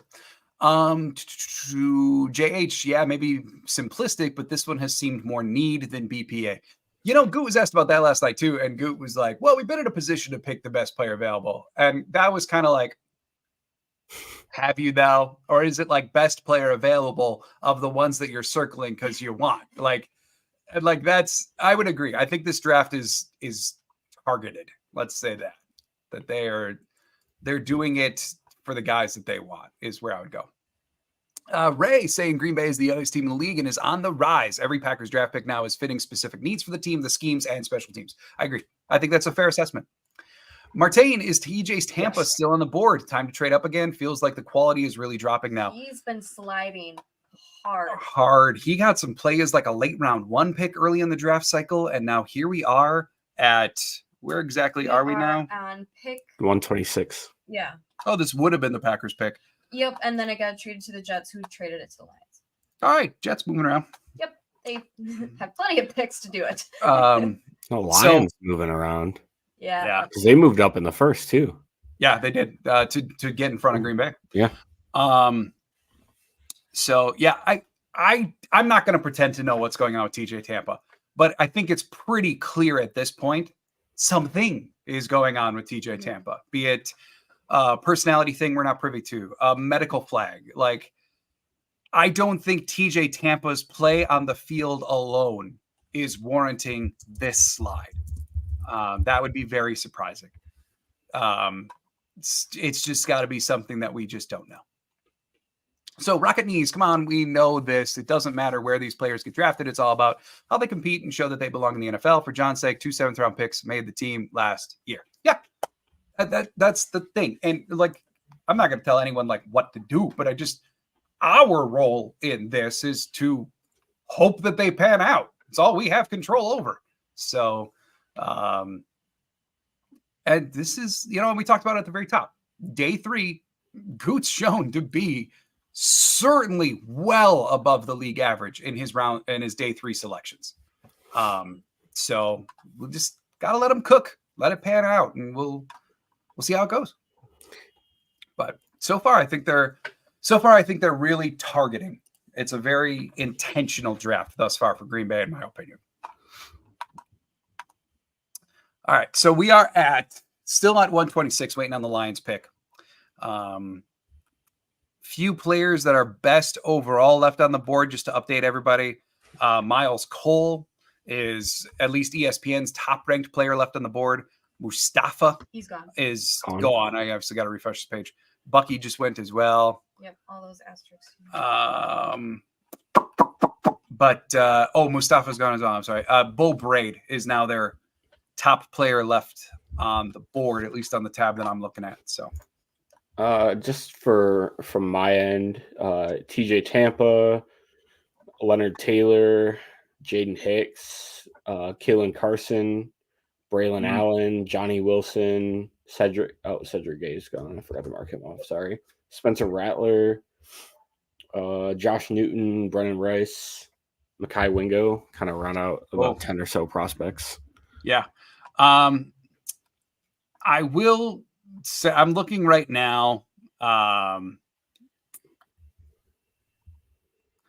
trying to look into TJ Tampa, see if there's anything out there. I just looked, and a lot of people are like kind of perplexed at how he's fallen this far, even out of day 2. And especially like for Green Bay, TJ Tampa would have made sense for Green Bay. Like they could use the additional. He makes a lot of sense. He's big, like they like their corners too. I think the speed's a little under where they ideally would like it, but like you're in day 3, you got to bend a little. He ran a 4.59 at his pro day. So like right on the border. Yeah. Because I think they're willing to go up to 4.6. 4.6 plus is a deal breaker at the corner position. But yeah, from what I'm seeing too, it's just the world is confused by the TJ Tampa slide right now. And I don't believe Hicks has gone yet either. He has not. Hicks is still available. So there you go. Jaden Hicks, the other one that people are confused by, and rightfully so at this juncture. We're getting close to round 5. And these are guys, Tampa had gotten some round 1 play. Hicks was certainly 2 or 3. Now we're getting to 5. Bryant saying, seems these D picks can separate opponents from their limbs on impact and bring down QBs. Time to hunt bears. Oh, I like that. Yeah. Not a bear hunt. And I did talk about it, I think it was Thursday. Something that has been prioritized tremendously in the last couple drafts for Green Bay has been guys who maybe have got some concerns other places, but if they're on the line, look for an elite first step defensively. Yeah. If they're in the secondary, that's early. Bye, Manu. If they're in the secondary, look for guys or linebacker with elite closing speed. That seems to be a trait over the last 2-3 years that Green Bay has severely prioritized. They want guys who, when they get close to the ball carrier, snap at them and don't just like flow into a tackle. Edgerrin Cooper is extremely reminiscent of that, but we see that a lot the last couple of years. Seems to be a real priority in their drafting, and Evan Williams probably fits that bill. I'm gonna be honest with you. This is the first guy I have no idea who it is. Oh, Giovanni Magno? I'm not even talking trash. Like I literally have no idea who this is. So super interesting story. It was actually a top 30 visit by Green Bay. Big guy. Off the top of my head, I want to say like 6'8"? 6'8" and 350 pounds. Big. This was the BC dude. Yes, coming from Canada. Started playing football late, from what I recall. Ooh, good pick. Was considered very developmental, but if it pans out, you got to steal. And so for the Lions and their uber bulky O-line, it makes all the sense in the world as a depth pick for sure. All right. Now that I'm nearly caught up on comments, I'm going to ask for a favor, everyone. Hit the like button. Help us out. Hit like or a heart or whatever. And subscribe if you haven't yet. Why aren't you doing that? Yeah. So, hit like, please. Help us out. Get more people in here. Wisco Fanatics, Carrington Valentine was a 4th or 5th value and fell to the 7th last year. Yeah. Yeah. Even Wicks had been talked about as like a potential 4 to 6. They nabbed him in 5. And you'll see that too. Start getting the 6th and 7th round. Guys that you had in the 4th and 5th round will still be there, and Green Bay will probably pick them up. Or in the case of Hicks and Tampa, 1 and 2 guys might still be hanging out as well. Yeah. Cody, so next year at the 2025 draft, are we going to chant Bears still suck every time they're up to pick? I think it's a requisite. Like, I think it's going to happen. I do believe. I like Ray Davis a lot. I was going to say another running back. And that was a top 30 visit too. Yes, he was. Again, he's going to go with James Cook in Buffalo. I can see that making some sense, but Ray Davis now off the board. J.H. Morgan value diminished if he's a right guard. Okay, so I have 2 trains of thought on that. If he pans out, no, not really. And the thinking there is, okay, let's say this year they put him at right guard and he starts at right guard. And then they like him an awful lot at right guard, so they just leave him there. And he's the starter at right guard for a decade. Would you be upset about that being a draft pick for the Packers? Like, yeah, right guard is still the least important offensive line position in most schemes. Still was a first-round pick on a guard. I get it. But if he's a decade starter, I think you're good with it still. Goodness. Or year 1, he starts at guard. And then year 2, he winds up playing tackle and kicks out because Tom goes inside to continue his Hall of Fame career arc at center. So, like, in that case, then you've got a starting tackle that you picked in round 1. And that's not really problematic from a value standpoint. So as long as one of those 2 things happens, I don't think you can be upset about the round 1 valuation. I think if we get into year 2, year 3, year 4, and Morgan never sees the field, or he sucks, or he's Royce Newman's incarnate, then then it's a bust. And I think we could just say, like, no matter what direction it would have taken, then the dude isn't a great offensive lineman and wasn't getting the return that they expected from a first-round pick. So as long as one of the 2 paths to starting take place for him, I don't think you're going to be upset about a value on it. If he's a bust, he's going to be a bust regardless. Yep. And I think that's the 2 worlds we're living in with the Jordan Morgan pick, and it's kind of similar to many others. So, Kurt, George Halani is better than Ray Davis. Kurt, I know from other comments you're very high on George Halani, and I mean, like, from a consensus standpoint, I know Halani is coming up, but like I told you, I like Halani a lot, and I almost included him in my day 3 mock. We'll see where he goes. It'll be very. I hope he goes to the right system to really thrive, but I think it'll be a little bit before we see his name called yet. And then Bryant saying Jets just keep trading their pick. They just traded one to the 49ers.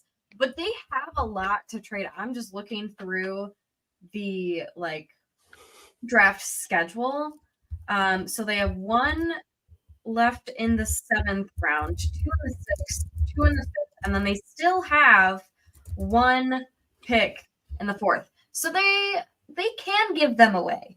Apparently they just don't want to add to their team. Rogers is sitting there with his glass of scotch going, could you please give me some players? Yeah, where's the what do they always say for Rogers? Give him some Weapons. weapons. Roger's gonna be crying. Give him some weapons. No, he's happy now. I know. Maybe he's on FaceTime with Joe Douglas. Right. And then JH saying Guerrero just went to the Niners. Did he indeed? Yeah. Did he? Haven't seen anything yet. No. They haven't picked yet. Yeah, they're still on the TV. The pick is in. We're just waiting for the announcement. But unless they saw it on like Twitter or something. Yeah. Could be. Okay. I mean, he's a one-cut runner, home run capable speed, high raz. Did you see? Someone saying yes. Okay. Did you see what the Lions gave up to the Jets? No, I didn't. They gave up a 2025 third. To pick Manu. So that's going to be a late third. They basically gave up a late third. Yeah. To move up to grab Manu. technically early fifth. Yeah. I mean, like fourth. Yeah, because I mean, like generally, if you go a year into the future, you devalue the round by one. So More that's not, yeah, right. Like that's the rough conversion. So it's pricey, but like, no, you're good, JH. Right now we're just question. watching Kevin O'Connell talk because we care so much. Instead of just hearing the pick. Here, I'll flip it back to NFL on this one. Let's see. And then Ray saying, when it gets around to this point in the draft, the scouts really earn their money. That's true. Yeah. Lots of tape to go over for many players. The Evan Williams pick is a draft pick for need, depth, and competition. Yeah, and I think the only, like, I very much agree with that assessment. I think the question, and it's a fairly valid question, is if you were going box safety, why Evan Williams over other box safeties that were available, such as Jaden Hicks? And I don't think that it's an unfair question at all. Guerrero did go. Yep, to the Niners. That's a very Niners running back. I hate that pick because it's a good pick for them. Steve saying TJ Tampa to the Ravens. Steve, you're not spoiling stuff, are you? Are you predicting or are you spoiling? The spoilers in the comments, y'all. Captain Kebble's saying, we here. Hello, Captain Kebble's. We are back. I'm going to be here all the way to Mr. Irrelevant. Analysis. So, hey, while we're caught up on comments, I do want to say, don't leave. This is going to take 1 minute. Don't be that guy. I just want to say that we have officially launched a Patreon page at Lombardi Time Brews. So if you are at all interested, if you like Claudia and I and our occasional guests, the Wisco Fanatics, you can join their Patreon as well. But we now officially have a Patreon. You can head to Patreon, just search Lombardi Time Brews. I'm going to announce it on the channel later on today as well in the community selection. If you don't have anything to spare, our stuff will still always be free on YouTube. Please don't give it to us if you don't need to. But if you really like what we do, if you believe in what we do, you like seeing my face. There he goes. It's there for you to contribute if you want. We are also going to be launching a merch store in August. So please, like, I'm not going to oversell this. I'll probably talk a little bit about it on Monday, and then you'll hear me shut up for a while. So, but it's there. So please consider it if you would, to help out and support Claudia and I as we continue to grow and do more and more stuff for you all people. So thank you for being here, everybody. And TJ Tampa finally is off the board. Goodbye, TJ. 130. What a fall. Yeah. God. Yep. And I gotta believe for the leaped. Ravens, that's just a value pick. Like, they were just looking at him and going, all right, we'll take him. Are you watching these basketball highlights? Those were dope. Oh, yeah. Woo. Yeah, okay. So he's fairly athletic. Captain Kebble's saying Goody saw him forcing the Caleb Williams fumble and said, haha, happy day. In terms of Williams. Yeah. I get that. Jared I'm for Wiley, tight end, goes to the Chiefs. All right, goodbye, Jared Wiley. Probably the top tight end left on the board, or at least close to it. Going to the Chiefs. And that's actually a good pick for the Chiefs. I mean, he can definitely be a down the field receiving type. So to go pair him with Kelsey, I get it. I get it for sure. So, all right, we are all caught up. So we're currently sitting on And the Lions moved again. They Wow. with Philly to get another pick down at pick 132. ESPN seems to be moving a lot quicker than Yes. than NFL Network and the keeping up with the picks. Except for their online resources. Those are falling behind. Yeah. So did Shipley go? Did I miss that one? Where did Shipley go? I don't remember. I just saw his name on the screen. To Philadelphia. Oh, that's all right. To pair him with Saquon? Yeah. That makes some sense. Pick number 127. Wow. Okay. Let's see what else we got here. So let me ask you this, Simon. Right now, surveying the Packers roster, what is the, let's say, specific position rather than trait, specific position that you are not worried about, but you are most skeptical of it working, that you have some reservations about? What position are you a little tentative about being complete right now? For me, it's right guard. I think Sean Ryan definitely made some what's the word? He made some steps forward, progress in his development. Yes. And he showed he can play a little bit. Very inconsistent though, and I'm not 100% sold on him being the right guard of the future. Yeah. And it turned, at the end of the year, John Runyon was outplaying him. And I know they had like that weird 50-50 8-game stretch near the end of the year where they were trading back and forth drives and stuff. So I think that's probably the position, that at least starting position, that I'm most skeptical of going into the year, at how it's going to work out. Yeah. I think that's that's a really good answer. I see Scott saying center and right guard.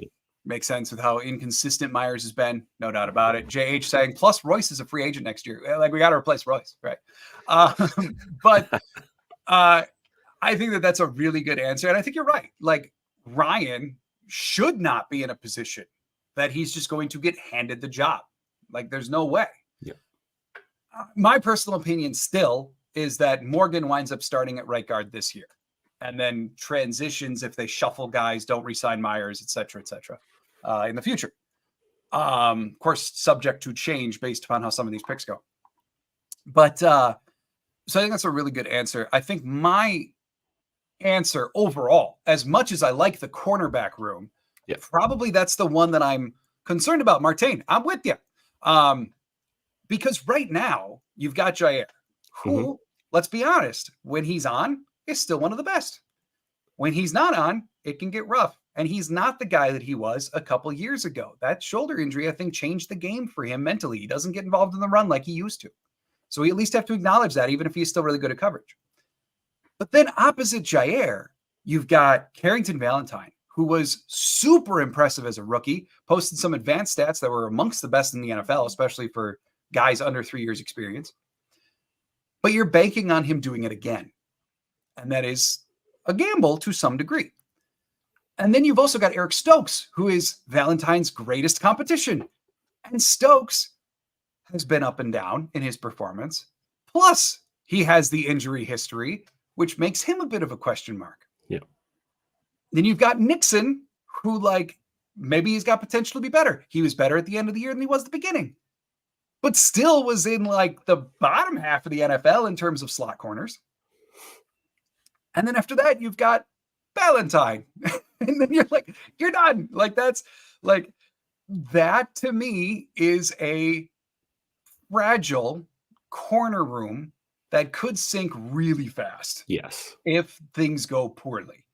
And that's why I'm a little surprised, even if they like the position, which Goot's been very public about, I'm a little surprised that they have yet to truly address it in this draft. And that's, I got to see them do that real soon. I think my answer doesn't change, but I'm with you on, I think I'm most surprised that that position hasn't been addressed. Yeah. And I mean, I'm a little surprised that edge, we haven't seen edge yet either, although edge is a lot more secure than corner, but that's probably my one I'm surprised we haven't seen. But just that, that corner position, I really like Valentine. Yeah. I'm still a Stokes believer. But to not acknowledge that there could be significant downside with both of them, put yourself in a very risky proposition. Yeah. Like it feels like right now at corner, they are banking on things going well and Hafley making sure that things won't go bad. But it's kind of an injury-riddled group. It's like to me, for me to feel comfortable, I got to see like a couple more bodies there or guys that I know can come in and play. So that was interesting. Sion Vaki, they call him a running back. Yeah. I know he had played some running back last year due to injuries and stuff. But well, I know he played more safety than he did. Well, and if you go read, I think it was like in the PFF mock draft database, I think it was PFF at least, they still had him listed as a safety. But when you'd click on him, his entire write-up was about running back. Yeah. So like we'll see what they do with him. Who knows? I think he said like he did his like interview or whatever, and he said, I want to play safety. Okay. I mean, that would make sense. Let's see. JH saying maybe a bit early to ponder 2025, but needs related to Stokes or Ja, Kenny, maybe Edge. Yeah, we'll see what happens with some of these contracts. Good pick. Hicks goes to the Chiefs. Yeah, okay. Very Chiefsy. I think Kenny's entering the last year of his deal. We'll see if he gets an extension. Because if he does, then the need for D-line next year does go down. Stokes entering what is probably the last year of his deal, although they could see them doing like a 1-year J-Love style in lieu of picking up your option. Here's a cheaper 5th year based on incentives. I could see them doing that for Stokes. But and then Edge, Preston eventually is going to not be able to perform to the level that he has. So eventually that's going to get moved up the priority list for sure. Joe saying run stopper. Because I'm still not seeing, like, even the switch to Hafley, I'm still not seeing a clear-cut solution to this defense becoming really good at stopping the run. Like they're going to be much better tackling this year than they were last year, with McKinney and Bullard being back there instead of Owens. Like Ford was really good at tackling last year, but they eventually did not put him in the lineup. Savage, who was better last year, but still not great at tackling. So that's the one area where I'm like, oh, they could be better at tackling this year at one position. But I agree. Like, I still don't see a path to where this team's suddenly going to be a great run stopping team. And I'm just not sure that they care that much. Wisco's going. Wait, what? Ooh. Bye, Braylon Allen. Bye, Braylon. Oh, to the Jets. So they just really like what we have. Well, first they draft or they trade and sign, the Packers, and then like, oh hey, we can't get enough of Green Bay. We can't get anything. Take them from Madison. So why don't we just go next door and get Braylon Allen? I think. I mean, there's your power back to go along with Breece Hall, really. So I can see it making sense. He's young too. I don't know if that was said, but he's like 20 years old. Yeah, the youngest player in the draft actually is Braylon Allen. So, and he's a tough man to bring down. Yeah, Bryant noting that the Lions traded next year's 4th now too. They're scared to walk out onto the stage in Green Bay. Bryant, we might be the only team in the NFC North with picks next year. It's shaping up that way. That's true. Bears don't have a ton of picks. Vikings traded away a few of theirs. Vikings traded away a lot of their picks. Yep, and Green Bay has not touched theirs yet. I think we will end up with less picks than this year based off comp picks and stuff. Probably because we signed McKinney. That's going to hurt our comp formula a ton. Same with Jacobs. I like right now they just have their standard 7, like wherever they fall in the order of teams, hopefully 32, and then they've got that pick for each round. They don't have any trades that I recall that are affecting their 2025, so I think they just have the 7 as of right now. So, Big Al, what's up, man? Good afternoon, y'all. If the Packers don't address the cornerback room, the Packers got to draft cornerback or sign cornerback or maybe move Anthony Johnson to cornerback. I've wondered about Anthony Johnson because now they've got another safety in the mix in Evan Williams. Anthony Johnson spent 4 of his 5 years collegiately as a corner, granted a little bit more zone than man, but nonetheless. I've wondered if he may transition back to being a corner in Green Bay for this coming year. I wouldn't mind it. And maybe they like that prospect better than they like a lot of the draft prospects right now. So let's keep picking the safeties because they know they got Johnson moving over. Totally possible for sure. Jacob Cowing. Yep. Interesting. Wide receiver. Jeff saying Stokes will have a career year, contract year. Watch. Just hoping for health. I hope so. If he's healthy, completely could see it. But I was very, very critical of the Packers last year when Stokes came out. Like he finally had worked his way back from a very traumatic leg injury that I think we still don't know the full details to. They were warming him up in practice for a couple weeks, right? The dude had also battled a hamstring injury earlier in the year. And then what do?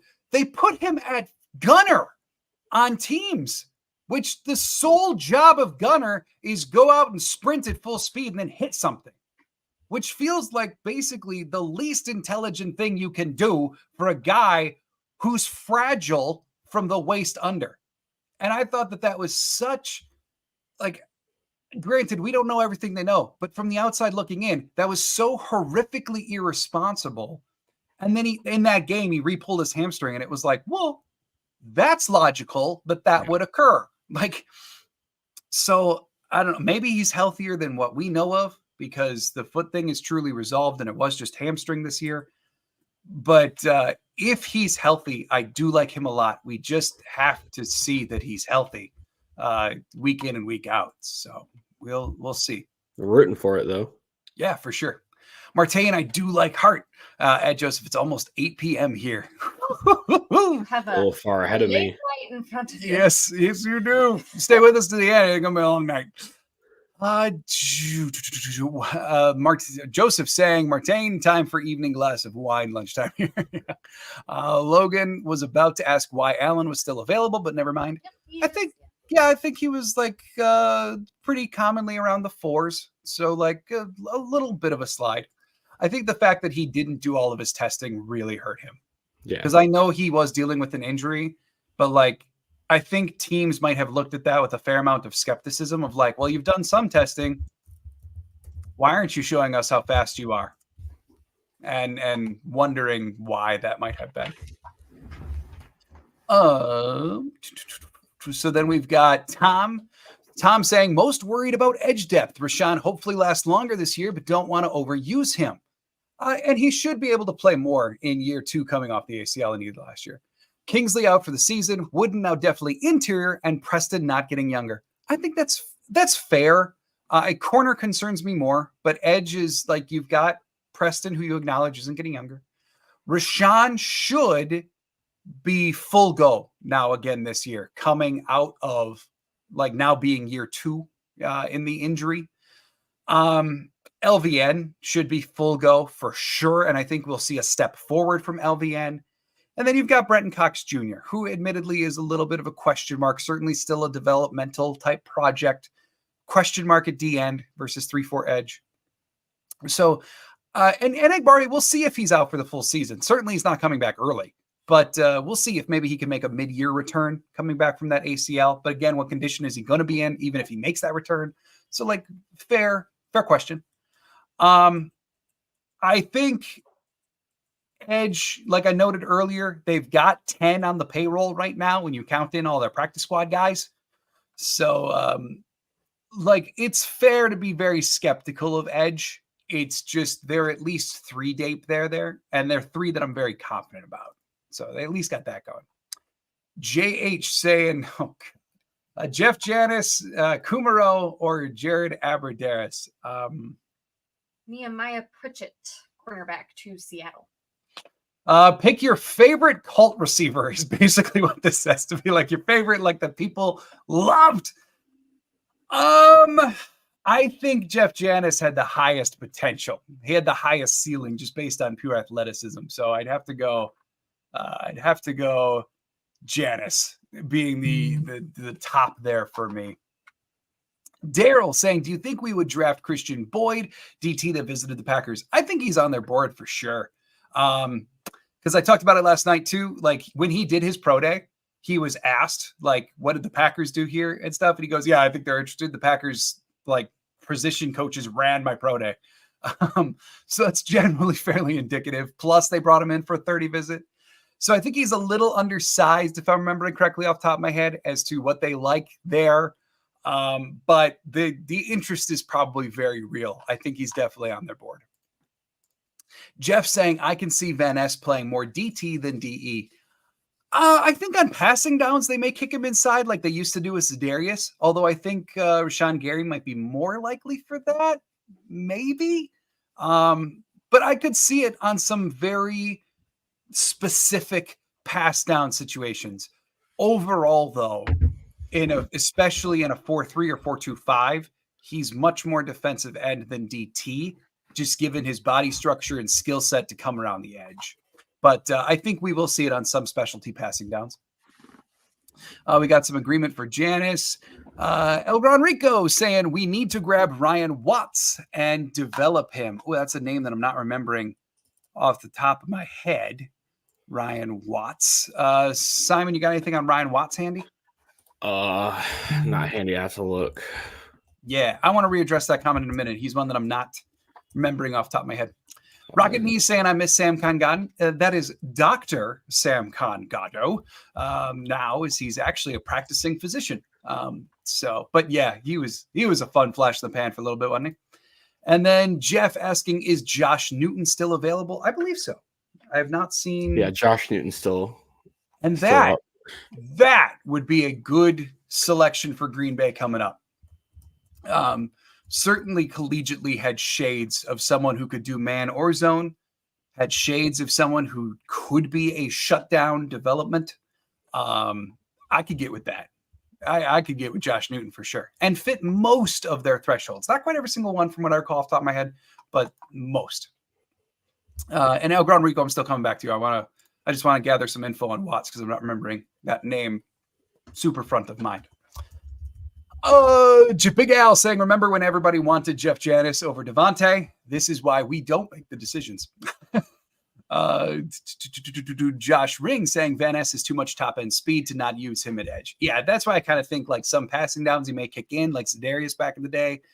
But ultimately, like he's edge. He's edge. He's got the traits, like you mentioned, the top end speed, the ability to get around laterally as opposed to just straight on. Like he's best utilized there for sure. Josh, I think we need to grab Tyler Davis out of Clemson. All right, so another one. Daryl, I hope we draft Leandro. Man, you guys are pulling out the names on me right now. And then Josh Ring need to shore up that interior D line. Well, the one thing that I'll say there, Josh, is they've got like 5 DTs right now. I agree they need to shore it up. I'm just saying in terms of numerically, how many DTs are you going to carry in a 4-3 defense? And I think they've got a little bit of room. I'm just saying how many, right? Because they've got Kenny Clark, TJ Slayton, Kobe Wooden's going to be interior, Carl Brooks, and Devontae Wyatt. I think all 5 of those are probably roster locks. So you're already 5 deep at defensive tackle. So maybe they carry 6 on the roster, in which case you just don't have a lot of room to chuck numbers at the spot. Because I really think all 5 of those guys are probably roster locks, in which case you're already 5 deep. And you're only going to play 2 sub packages. You might wind up playing 4. So like it's and that's like goal line packages tops. So we'll see. Jeff, yes, Slayton and Clark are free agents next year. That is a part of the equation. I still wouldn't be shocked at all if we see a Kenny extension sooner rather than later. I don't think there's anyone that necessarily fits the Slayton type role left in this draft. Like they have a lot of like weird 3 tech guys. or a lot of 3-tech guys, not necessarily like a Slayton type guy. Yeah. Yeah, because Slayton, of their collective, Slayton is the truest Yeah. 1-tech nose tackle. Mhm. Kenny Clark can do it. But then beyond that, like their other guys are much more 3-tech or even 5. Yeah. So if you don't know tech, and I'm not trying to be condescending, I'm just for the couple viewers I'm sure that don't know, 1-3-5 tech is basically where you line up on the line. The higher the number gets, the more away from the center you are. Yes. 1-tech, you're basically right on top of the center. So that's what that means. TJ Slayton could play a true 3-4 nose tackle, which is heads up over the center. Kenny could. There's others who, like the other guys in the team, are more get them out a little bit to like a true 4-3 D tech. So, like, ultimately, they could use more like true beef in that way, sure. And I also like I don't know if Slayton's in line for a second contract or not. Yeah, he'd be an interesting re-sign. Yeah. Okay, so going back, he said Ryan Watts, right? Yeah. Okay, because there's also Eric Watts. So Ryan Watts, I don't remember looking at him much, so I had to kind of dig a little bit. He's a cornerback / safety from Texas, 6'3", 208. He tested like pretty well. A little slow at 4.53. He had a 40-inch vertical, 6'8", 3-cone, 10-foot broad, so 10.5-foot broad. And they there's a lot of projections as a UDFA. It's kind of all I got. I'd have to look into. I didn't watch any tape or anything on this guy, but if you like him, I'm for it. Who are we to say no? Yeah, who are we to say no? I I just can't give my opinion on him because I didn't watch any of him. Yeah. I do want to clarify this too for viewers from Ruvan. Edge is a position regardless of 4-3 or 3-4. Yes. In modern NFL nomenclature, edge is either outside linebacker in a 3-4 or defensive end in a 4-3. No matter what, because most of the time they have similar function. Yeah. So, and we are seeing more like NFL websites kind of adapt to that nomenclature as well. But like edge is very much still a definitive position. It's just in 3-4, you call them outside backers. 4-3, you call them defensive ends. The Packers official roster does not acknowledge edge yet. They just converted all those guys, I think, last week from linebacker to defensive end.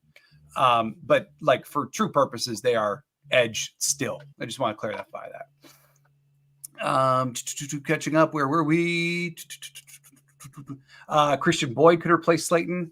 I don't think Boyd is as big as Slayton. He's not as big, but he does have a little more size where they could. Let me look up his official size real quick. Yeah, I think he's not. He's 6'2", 320. So he's a little more size than like a traditional 3-tech. Yeah. And he was a top 30 visit too. Yes, he was. Gran Rico, we need to draft a rangy corner. Yeah. Ryan Watts best fit. I'm with you on a rangy corner. I was talking earlier about corner. I want to see him. Like, I want corners in. Let's see. Manhattan saying Johnny Wilson, please. If they're going to go with a receiver at this juncture, yeah, sign me up. Johnny Wilson's the top one I got left. He definitely offers something different than what the wide receiver room has that we don't. Yes. And I mean, Christian Watson, realistically, right now is probably their best run blocking receiver. There's others who are good at it, but Christian Watson is probably their best one on roster right now. I don't know. I saw Wicks put a couple people in the dirt last year. And then I was going to say, like, I consider Wicks and Heath to be like right under. Yeah. I think Watson is probably the most technically proficient. Wicks and Heath are also very good. Johnny Wilson would walk in and probably be the best of the bunch. Yeah. Like he's a mauler as a run blocker. Plus then, like I was talking about on night one, like if I look over the receiving core and I say, what is the one element that they are missing from having a perfectly well-rounded receiving core? It's a guy who is taller than everybody, who can jump higher than everybody, and has hands strong enough to just run goal line fades. Like that could be Johnny Wilson. So I'm with you. Rico say Jeff Heffley can make Ryan a demon. Oh, Ryan, you're talking Ryan Watts again? Okay. Big Al saying any Packers players who going to break out in the offense and defense. Ooh, I like that. Breakout candidates. Simon, you want to go first? I feel like I've gone first every time. Take your users questions. Oh, okay. I'm sorry. No, you're good. All right, it's fine. You take your time, Simon. Let's see. Breakout candidates. Let's see. I got to go offensively. I think someone that we are going to continue to see more prominently in the offense is, well, I kind of got two, and I'm just going to say both. Dontavian Wicks, I think, is one that we're going to see play more and more, assuming remaining injury-free. There is something to adore about his clutch receiving gene and his route running. I think that's going to get him on the field more and more. The other one offensively, though, and kind of sometimes I feel like the forgotten man in all of the weaponry is Luke Musgrave. Like Musgrave missed the part of the season where all of a sudden the offense went from like struggling, not quite there. Then all of a sudden he got hurt and the offense like lit up, and it didn't just get better because he was out.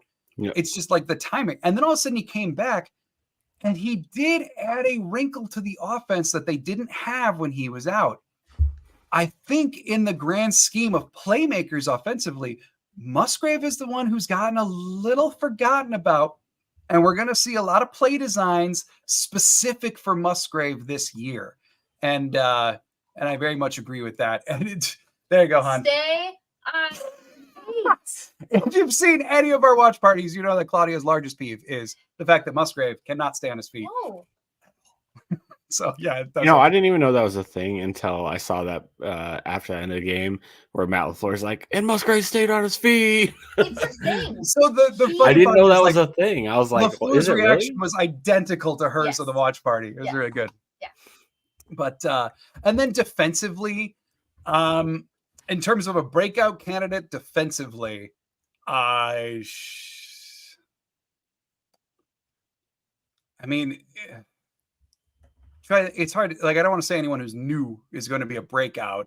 So a returning player who's going to break out, give me Wyatt. I'm going to go with Devontae Wyatt because Devontae Wyatt's pressure rate on a per snap basis was amongst the top, I think it was top 10 for interior defensive linemen in the entire NFL last year. The problem with Wyatt is he can't finish a freaking play to save his life. So if he can start finishing. If he actually starts hitting the quarterback instead of running past them or the running back, Wyatt he can really take off. And in a more aggressive style of defense could go a long way for him. So, all right, Simon, your turn. Who are your breakouts each side of the ball? Yeah, I think those are pretty popular answers. One guy I like too, and I feel like neither of the tight ends that we drafted last year are ever going to be like, 800, 900, 1,000 yard, because there's just so many mouths to feed in this offense now. And I feel like Matt LaFleur does a good job of distributing the ball to these guys. And so does Jordan Love. Like, they don't discriminate. But I think that Tucker Kraft, when Luke Musgrave went out, was like kind of forced to accelerate his step in the right direction. I like him as a good breakout candidate next year for the offense. Defensively, I feel like Carl Brooks is a very popular answer too. On that defensive line. And he's one, just to butt in here quick. Like, go ahead. I think we're talking about edge depth. Carl Brooks collegiately played a lot of edge, and on plays that like we're concerned about edge depth, right? On plays that are more run down focused, I would not be shocked at all to see Brooks slide out to an edge spot, one, to get him on the field, but two, as further reinforcement for the edge position, because he did it in college and he can do it even though he's big for being an edge. And the guy I was going to pick those, I mean, this might be a little cheesy, but like LVN, I thought at the end of the year, he started coming off super strong. Yeah, there you go. Perfect timing. He came off a strong end of the year for him. Yeah. And I think the only reason why I didn't really kind of go with LVN was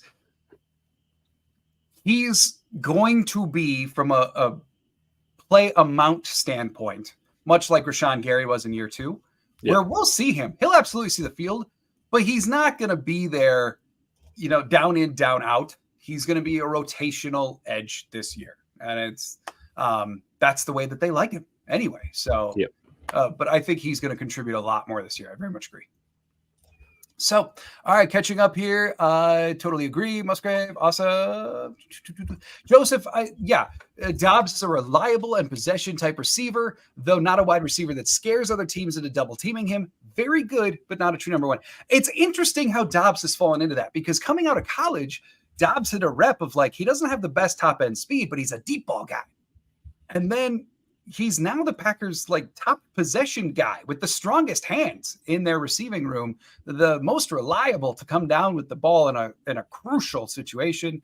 It's just interesting how that's transformed in his 2 years professionally. But I do agree with the assessment of Dobbs. Very, very good. Very much a vital part of the wide receiver room.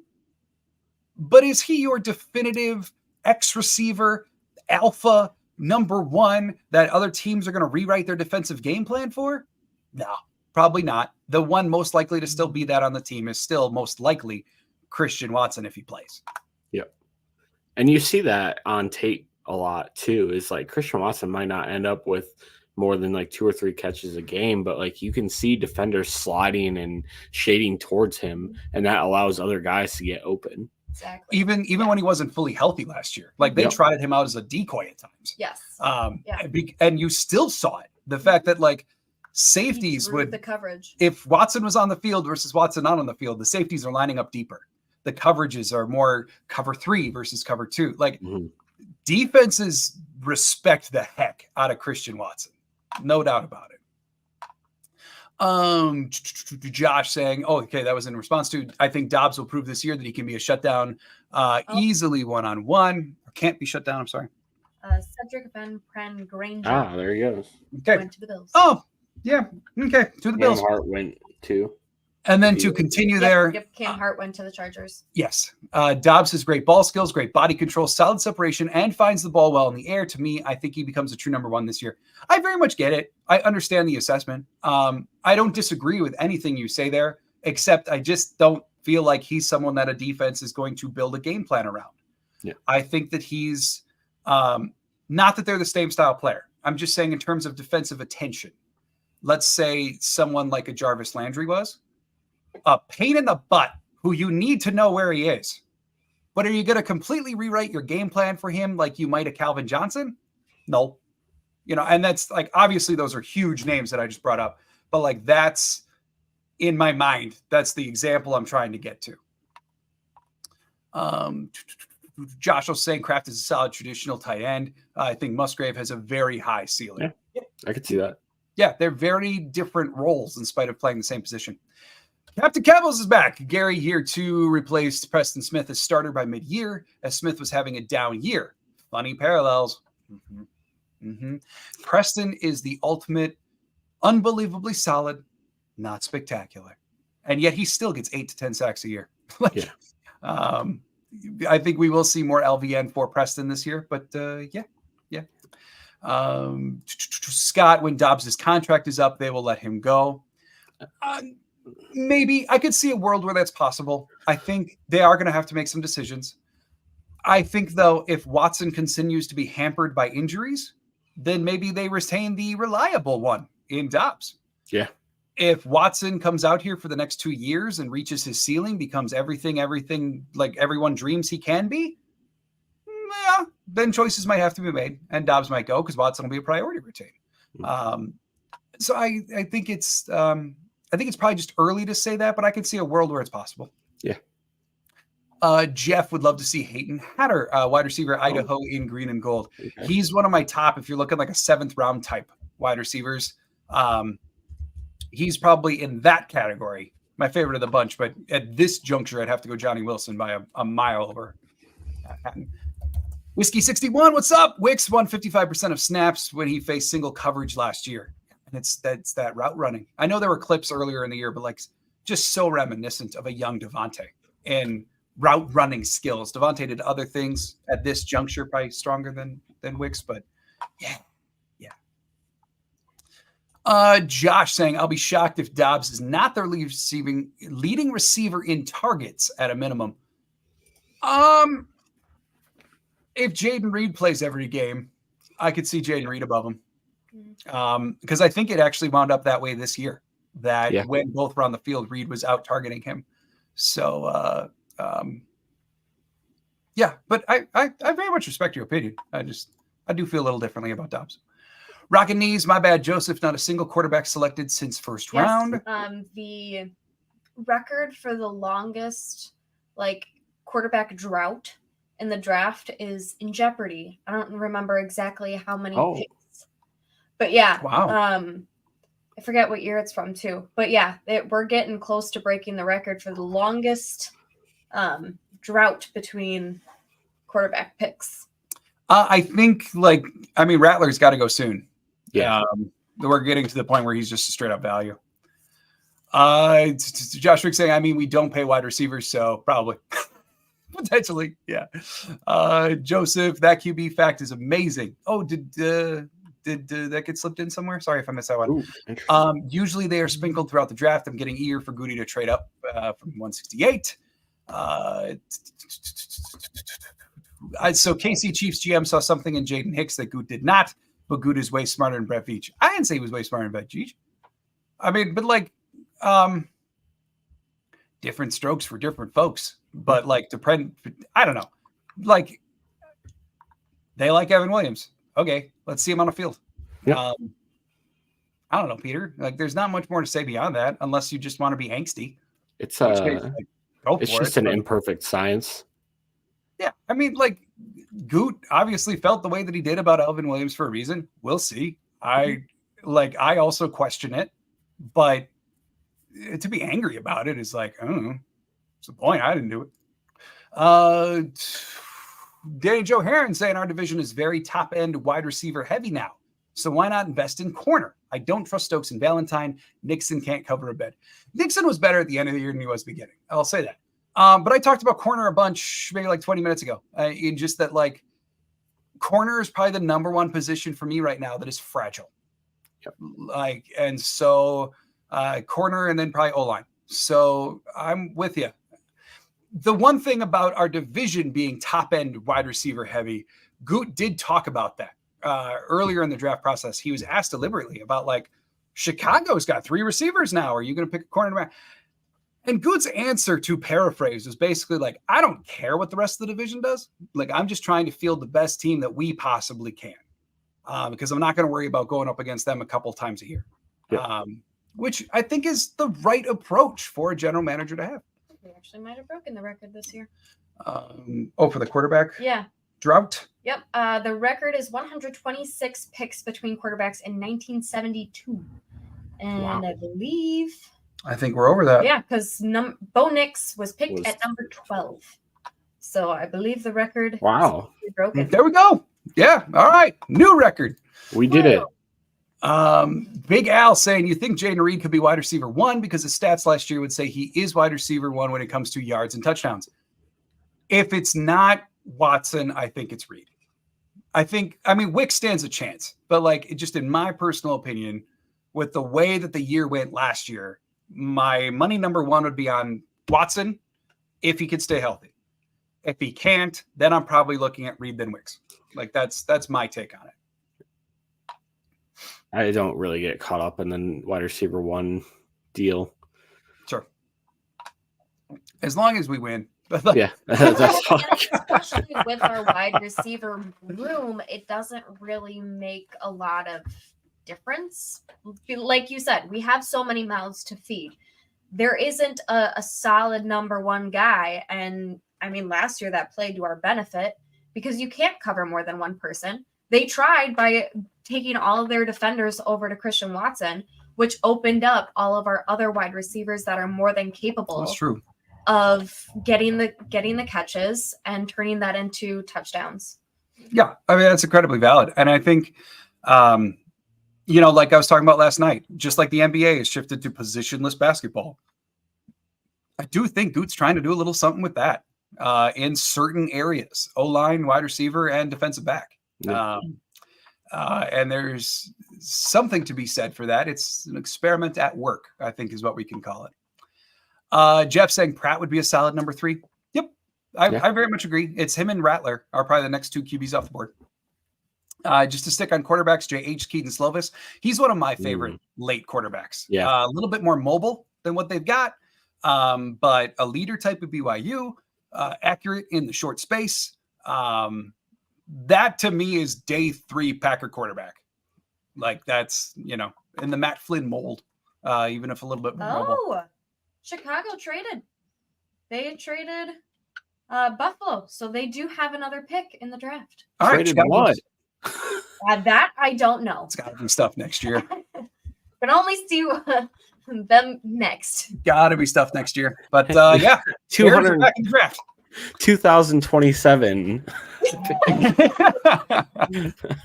Let's see. Josh saying I was underwhelmed by the Morgan pick, but after watching his Senior Bowl tape, I'm cool. He owned Latu. Yeah, I saw the highlight reel going around against Latu. It was very good. I don't think he gave up a single sack in 3 years at Arizona. He gave up in 800 pass blocking snaps. He gave up 3 sacks, according to PFF. Gave up 3 sacks and 30 pressures across over 800 pass blocking snaps. And then 1 year he had a 97.2 pass blocking efficiency rating, and then the other year was 98.4. So he good. He was a good pass blocker for sure. He does have his flaws. But I really want to see. I'm waiting for the graphic to show what they traded. All right, so Bears are in at 144. So we still, goodness gracious, unless Green Bay trades, we still have 24 picks before Green Bay's on again. We're sitting through. I'd love. And the pace should pick up though. Huh? The pace will pick up because we have 6 picks over the. Because then they start rattling them off. Yeah. Josh saying, "I'd love if we took Joe Milton." There you go, Peter. Right there, you go. You and Josh can be buddies. I'm totally down for Joe Milton. You know how fun Joe Milton would be in preseason. He'd be so fun to watch. I think it was someone mentioned earlier on my channel. I think it was in the community mock. Maybe it was Peter. He's Taysom Hill. Just give us Taysom Hill again. Have him do some fun kind of outside the box stuff. And then every so often give him the ball so he can just show off his cannon. But I think he'd be a world of fun. I'm very skeptical he'll last till 7, and that might be where to see the Packers do a quarterback. We'll see. Captain Kevel saying the Bears are focused chasing the Packers. 2025 4th round pick. So they gave a 4th to get into the mid 5th this year. Yeah, okay. And Buffalo's continuing their competitive rebuild. So what does that leave with the Bears? See, and Captain Kebbles, this goes to Goot's point of if you chase other teams in the division, you wind up like the Bears, not the Packers. And Packers focus on chasing another championship. There you go.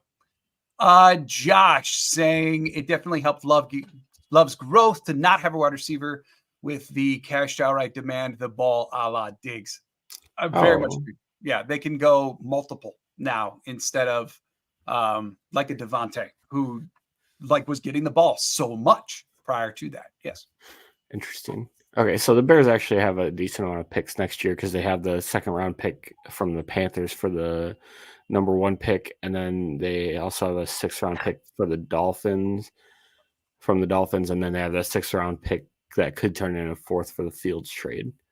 Okay. So they're giving up their only 4th round next year to move up in the 5th round this year. Okay. That makes sense. But just catching up on a couple comments. Blaine saying I've always liked their offenses when we've had the passes spread between 8, 9, or 10 guys. Means defenses can't plan as well. Yes. 100%. Yes. Very much in agreement. Jeff saying knowing the Bears, they traded DJ Moore to Buffalo. We just fine with that. Aaron Rodgers, let's see, Big Al. Aaron Rodgers looking at the Packers wide receiver room being like, now the Packers have wide receiver once I leave. Just imagine Rodgers with this wide receiver room. I mean, I'm not going to go that far down the Rodgers room, and I see that's where the conversation is shifting. I'm not going that far down this rabbit hole. I will say, though, Wait, who did the Bears pick? Oh, I didn't see that. Austin Booker, Um, defensive lineman from Kansas. The edge from Kansas Ah, top 30 okay. visit for Green Bay. I think I will just say the Aaron Rodgers that we saw in 2022 might not have been the best fit for the offensive evolution that we saw from Green Bay in 2023. I talked about that a bunch throughout the course of the season.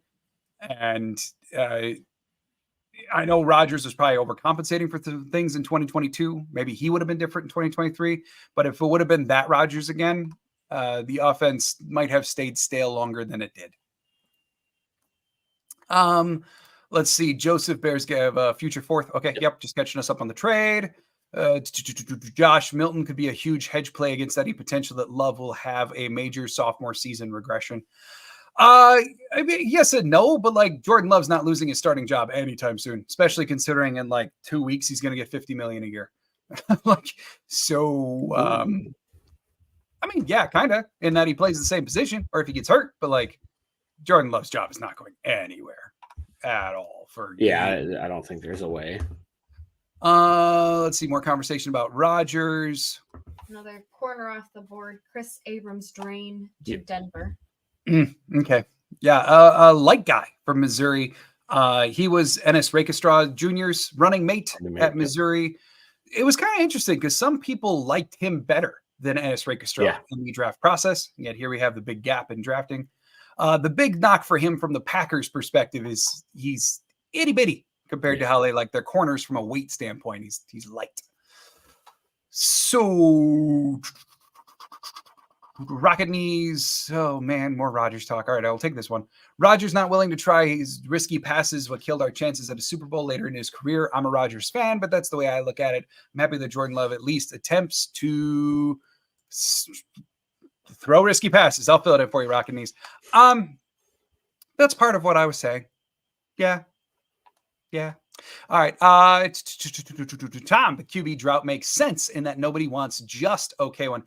I think what we're seeing this year is in the first, like everyone basically threw down their hammer and said, I am picking this guy because he will start for me now or 2 years from now or 3 years from now, like whatever. This guy is a starter.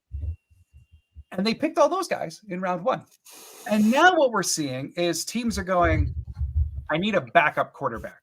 I'm not going to spend a fourth on a backup quarterback who I don't want to see the field anyway because I've got a starter. And if the starter goes down, we're screwed. So let's pick him, late day 3. I think that's the thinking that we're seeing in NFL circles right now to explain this gigantic divide. Whereas other years we might see a quarterback in round 3, and it's with the understanding of like, we have an okay quarterback, and if we take this guy in round 3 who develops, he could be a starter. Teams, I think, are being more deliberate about like, we got a starter versus we got a backup right now. Captain Kimball saying, for better or worse, former QB said by mid-year he was in retirement mode. Also, his playstyle is becoming outdated. See Jets offense, sometimes a temporary backwards change leads to a better future. Yeah, all right. I'm going to be done with the Rodgers conversation. Just because, look, this is my thing, okay? And it's been this way all year. My personal standing on the thing is it's a very valid talking point, but it is very difficult to have that conversation and have it stay on the up and up. And it's been very rare I see this conversation not devolve into just straight up toxicness. And this is draft day and I don't want to go there. So I also would just like looking towards the Packers' future, not also perfectly fair. Yeah. Hypotheticals on things that will never happen.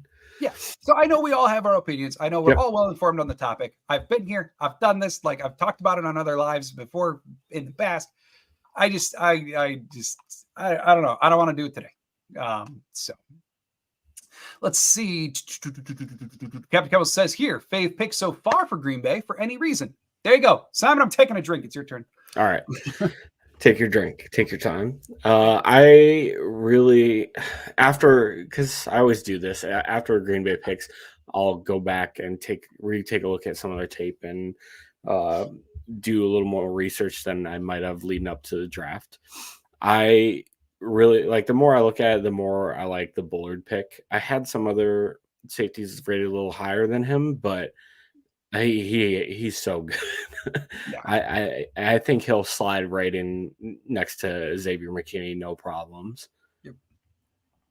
I mean, the monumental upgrade that we're going to have from safety, Mhm. even though Darnell was better last year than he had been in previous years, even though like Owens did some okay stuff, Ford I really liked, but then didn't play. The upgrade at safety this year is going to be notable. Like we're going to feel it, we're going to see it, and that's really exciting. I guess I don't know if this totally fits the mold of like the pick that I just adore right now, but I really like the close followers of my channel will know that the number one thing that I didn't want in round one was a tackle that was going to redshirt and not play. I wanted someone who was versatile enough to learn all the spots, basically be like O-line 6, plug him in wherever he was, just like Zach Tom was as a rookie, or start at right guard. Like that's what I had been rooting for, right? And so I'm very relieved. Bullard might be my favorite, but I'm very relieved to give a different answer that we didn't go with a developmental tackle who was going to sit. We got someone who I think is going to see because of injury, because of he's going to win the right guard job. We're going to see Jordan Morgan. And the more that I have watched him, the more I've actually enjoyed. So I think I would just give that rationale to give a different answer. I'm excited for our running back, Lloyd. There you go. Yeah. His elusiveness, I'm really excited by. I loved Aaron Jones. A little pipsqueak, especially to everybody else on the team. He looks so short, but then he goes out on the field and he just goes right by people. So I'm excited to see what aspects of Aaron Jones that he has. Yeah. And then what are different and how that plays with our offense. I think too, I don't know. The more I've read specs about Marshawn Lloyd, and just the fact that he's 5'8" and 3/4, as Goot will insist, not 5'7".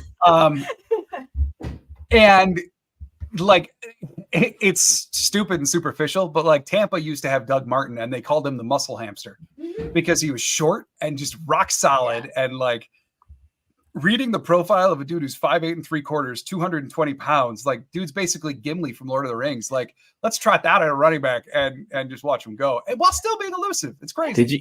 Did you see he did 25 bench press reps? That's unheard of for that's O lineman. That's he's 220 pounds of just muscle. Yeah. At 5'8" and 3/4. He's gonna be a little bowling ball while being elusive.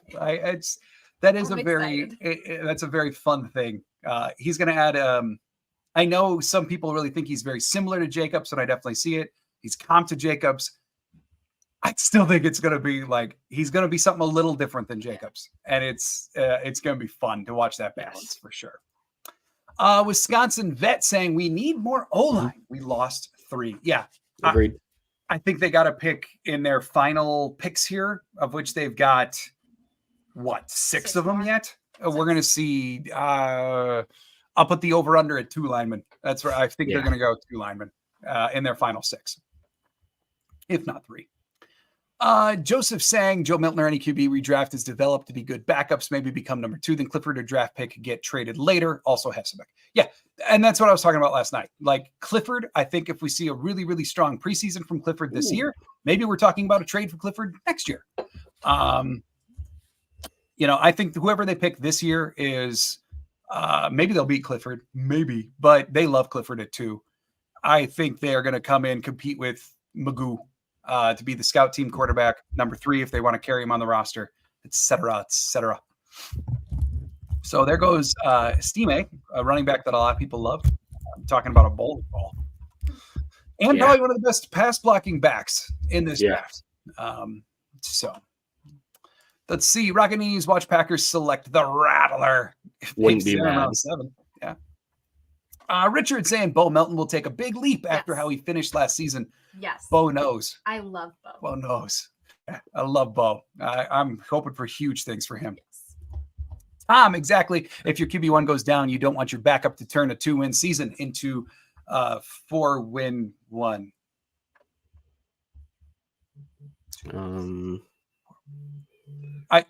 I think I know what you're saying there, and it's basically just like you don't want your backup to sink your ship, which is yeah, for sure. Let's see here. I fell behind. Okay, people are saying Bullard. Bullard certainly seems like the popular pick right now.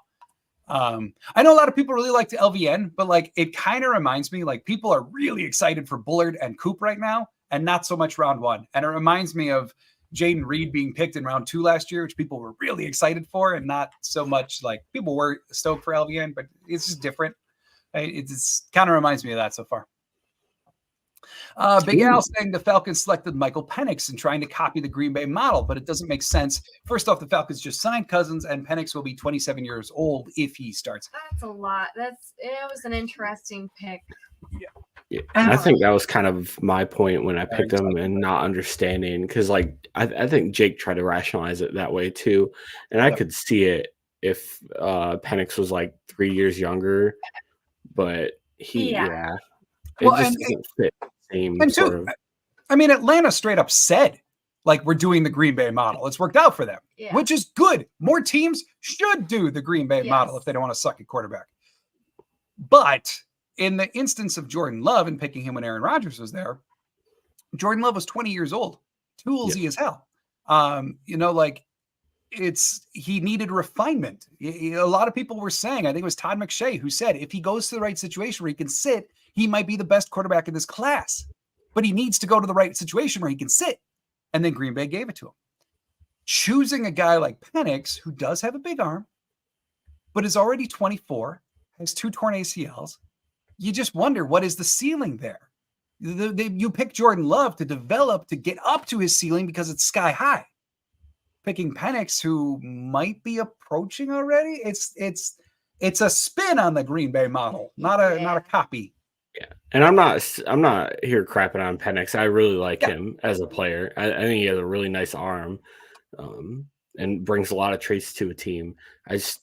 To me, sitting 2 years doesn't really do much for him, in my opinion.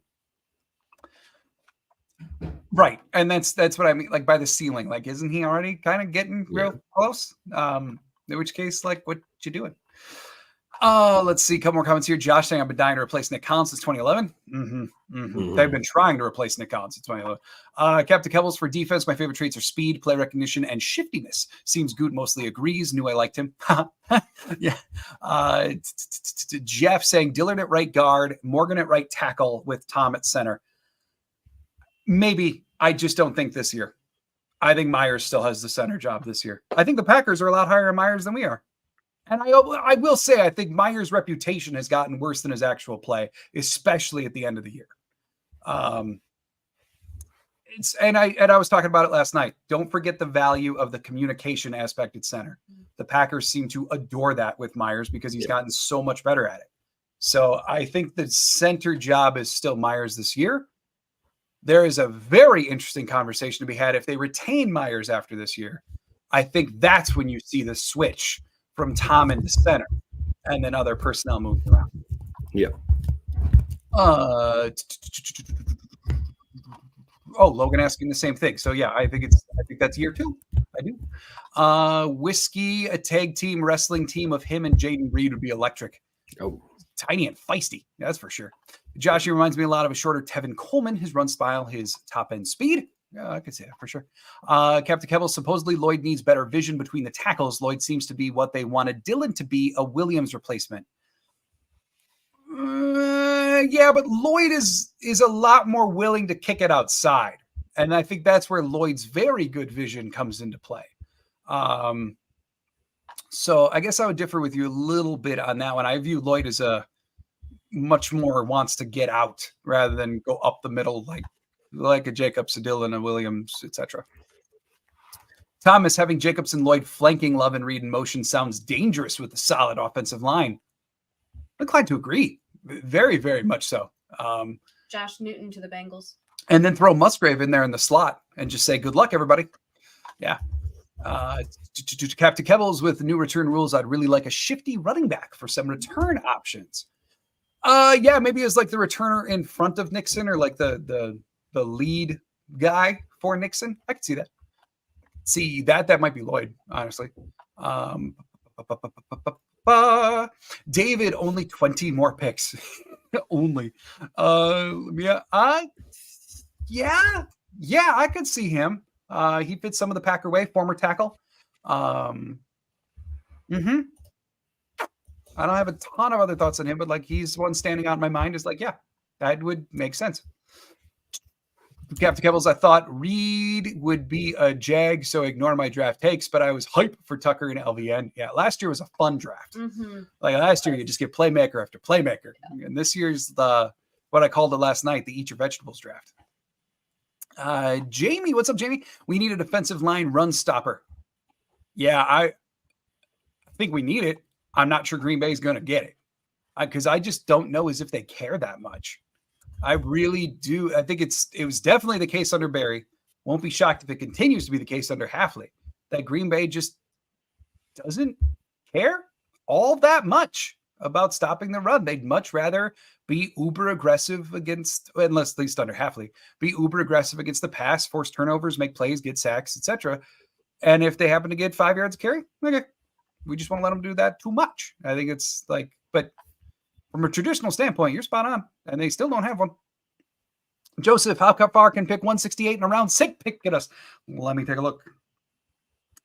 So, at least per the draft chart, okay, which we know Goody already beat once with his trade earlier, but at least per the Rich Hill draft chart, you'd be looking, if you were to deal 168 and then their 202, their earlier 6, you could get up to, at least per the trade chart, go from 168 to late 140s.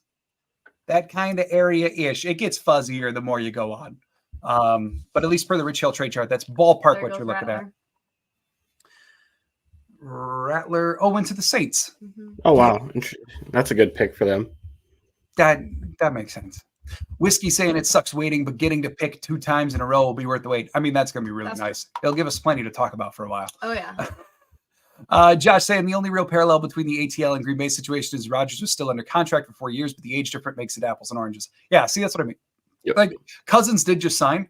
Rodgers was still well under contract. Like you acknowledge, Rodgers was getting paid what he was getting paid when they picked Love. Like in that way, it's similar, just monetarily, but free agent versus like Rodgers, they're both locked up long term. But yeah, Love and Penix are just so wildly different of candidates at quarterback to develop into your future. Yeah. Thomas saying, I think when talking about quarterbacks, we need to remember the rules are protecting them more, and we might see more late 30-year-olds playing as long as the skills is there, of course. Yeah. Yeah. Logically, it makes a lot of sense. I've got nothing to really rebuke on that. Yeah, don't let them get annihilated and they stand a better chance to keep playing. Yeah, totally fair.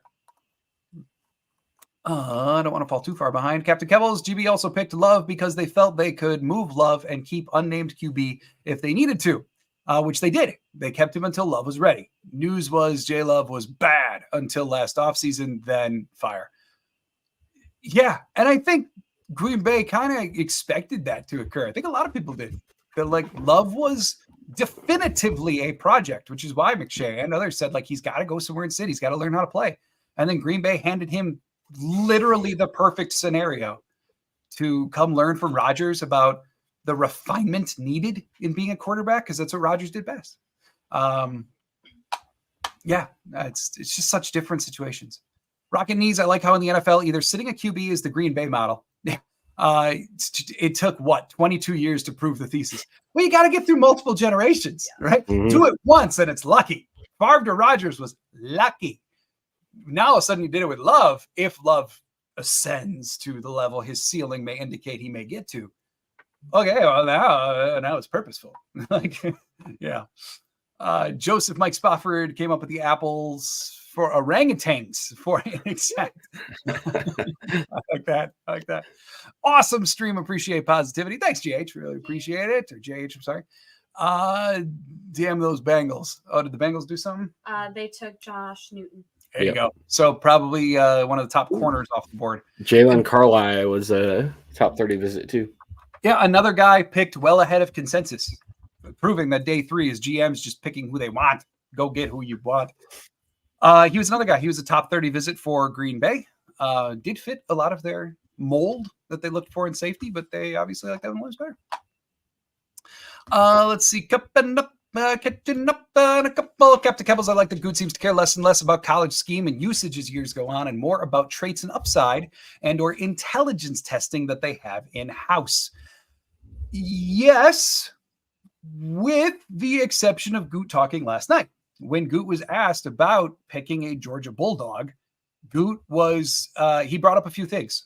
One, he said that it is really cool to explain to players that they get to keep the G on their helmet. But he did mention that he doesn't purposefully pick Georgia players, but he really appreciates them because the defense that Kirby Smart runs at Georgia is probably, he called it the most pro-ready in collegiate ball. Yep. So while it's not a heavy emphasis, Goot is absolutely aware and does tend to know which systems are pro-ready systems versus which ones are more college only. And that is a part of his consideration for sure, especially if he's looking to play a guy right away, like they're looking to do with Bullard. Captain Kebbles, I still watch Brett Coleman lose his mind when he took Butler. The Bears from EJ saying, well, that's not going to be fun to throw against twice a year, referring to our safeties. Good. That's the whole idea. And they talk plenty. Anna, I love that the Washington Commanders and the Cowgirls are trying to trade up for Jordan Morgan, but we got him before they were able to trade for him. Yeah, I didn't say that last night. I wasn't aware of that at the time. I did see it late last night, though. Cowboys had talked about getting Morgan. Jerry Jones even said it. Supposedly, though, the rumor mill says that Washington was circling Morgan. They wanted him bad. And Washington picked before Green Bay at 41 twice. So for the people thinking that like Morgan was a reach, they could have had him at 41. There seems to be plenty of evidence out there that that was not going to happen. Josh saying that the funny thing is the Green Bay model used to be the league norm. It's only been the last 15, 20 years the trend flipped to starting quarterbacks immediately. Yes, that is a fact. I personally believe that the reasoning is because the lifespan or the leash given to GMs and coaches is shorter now than it was 15, 20 years ago.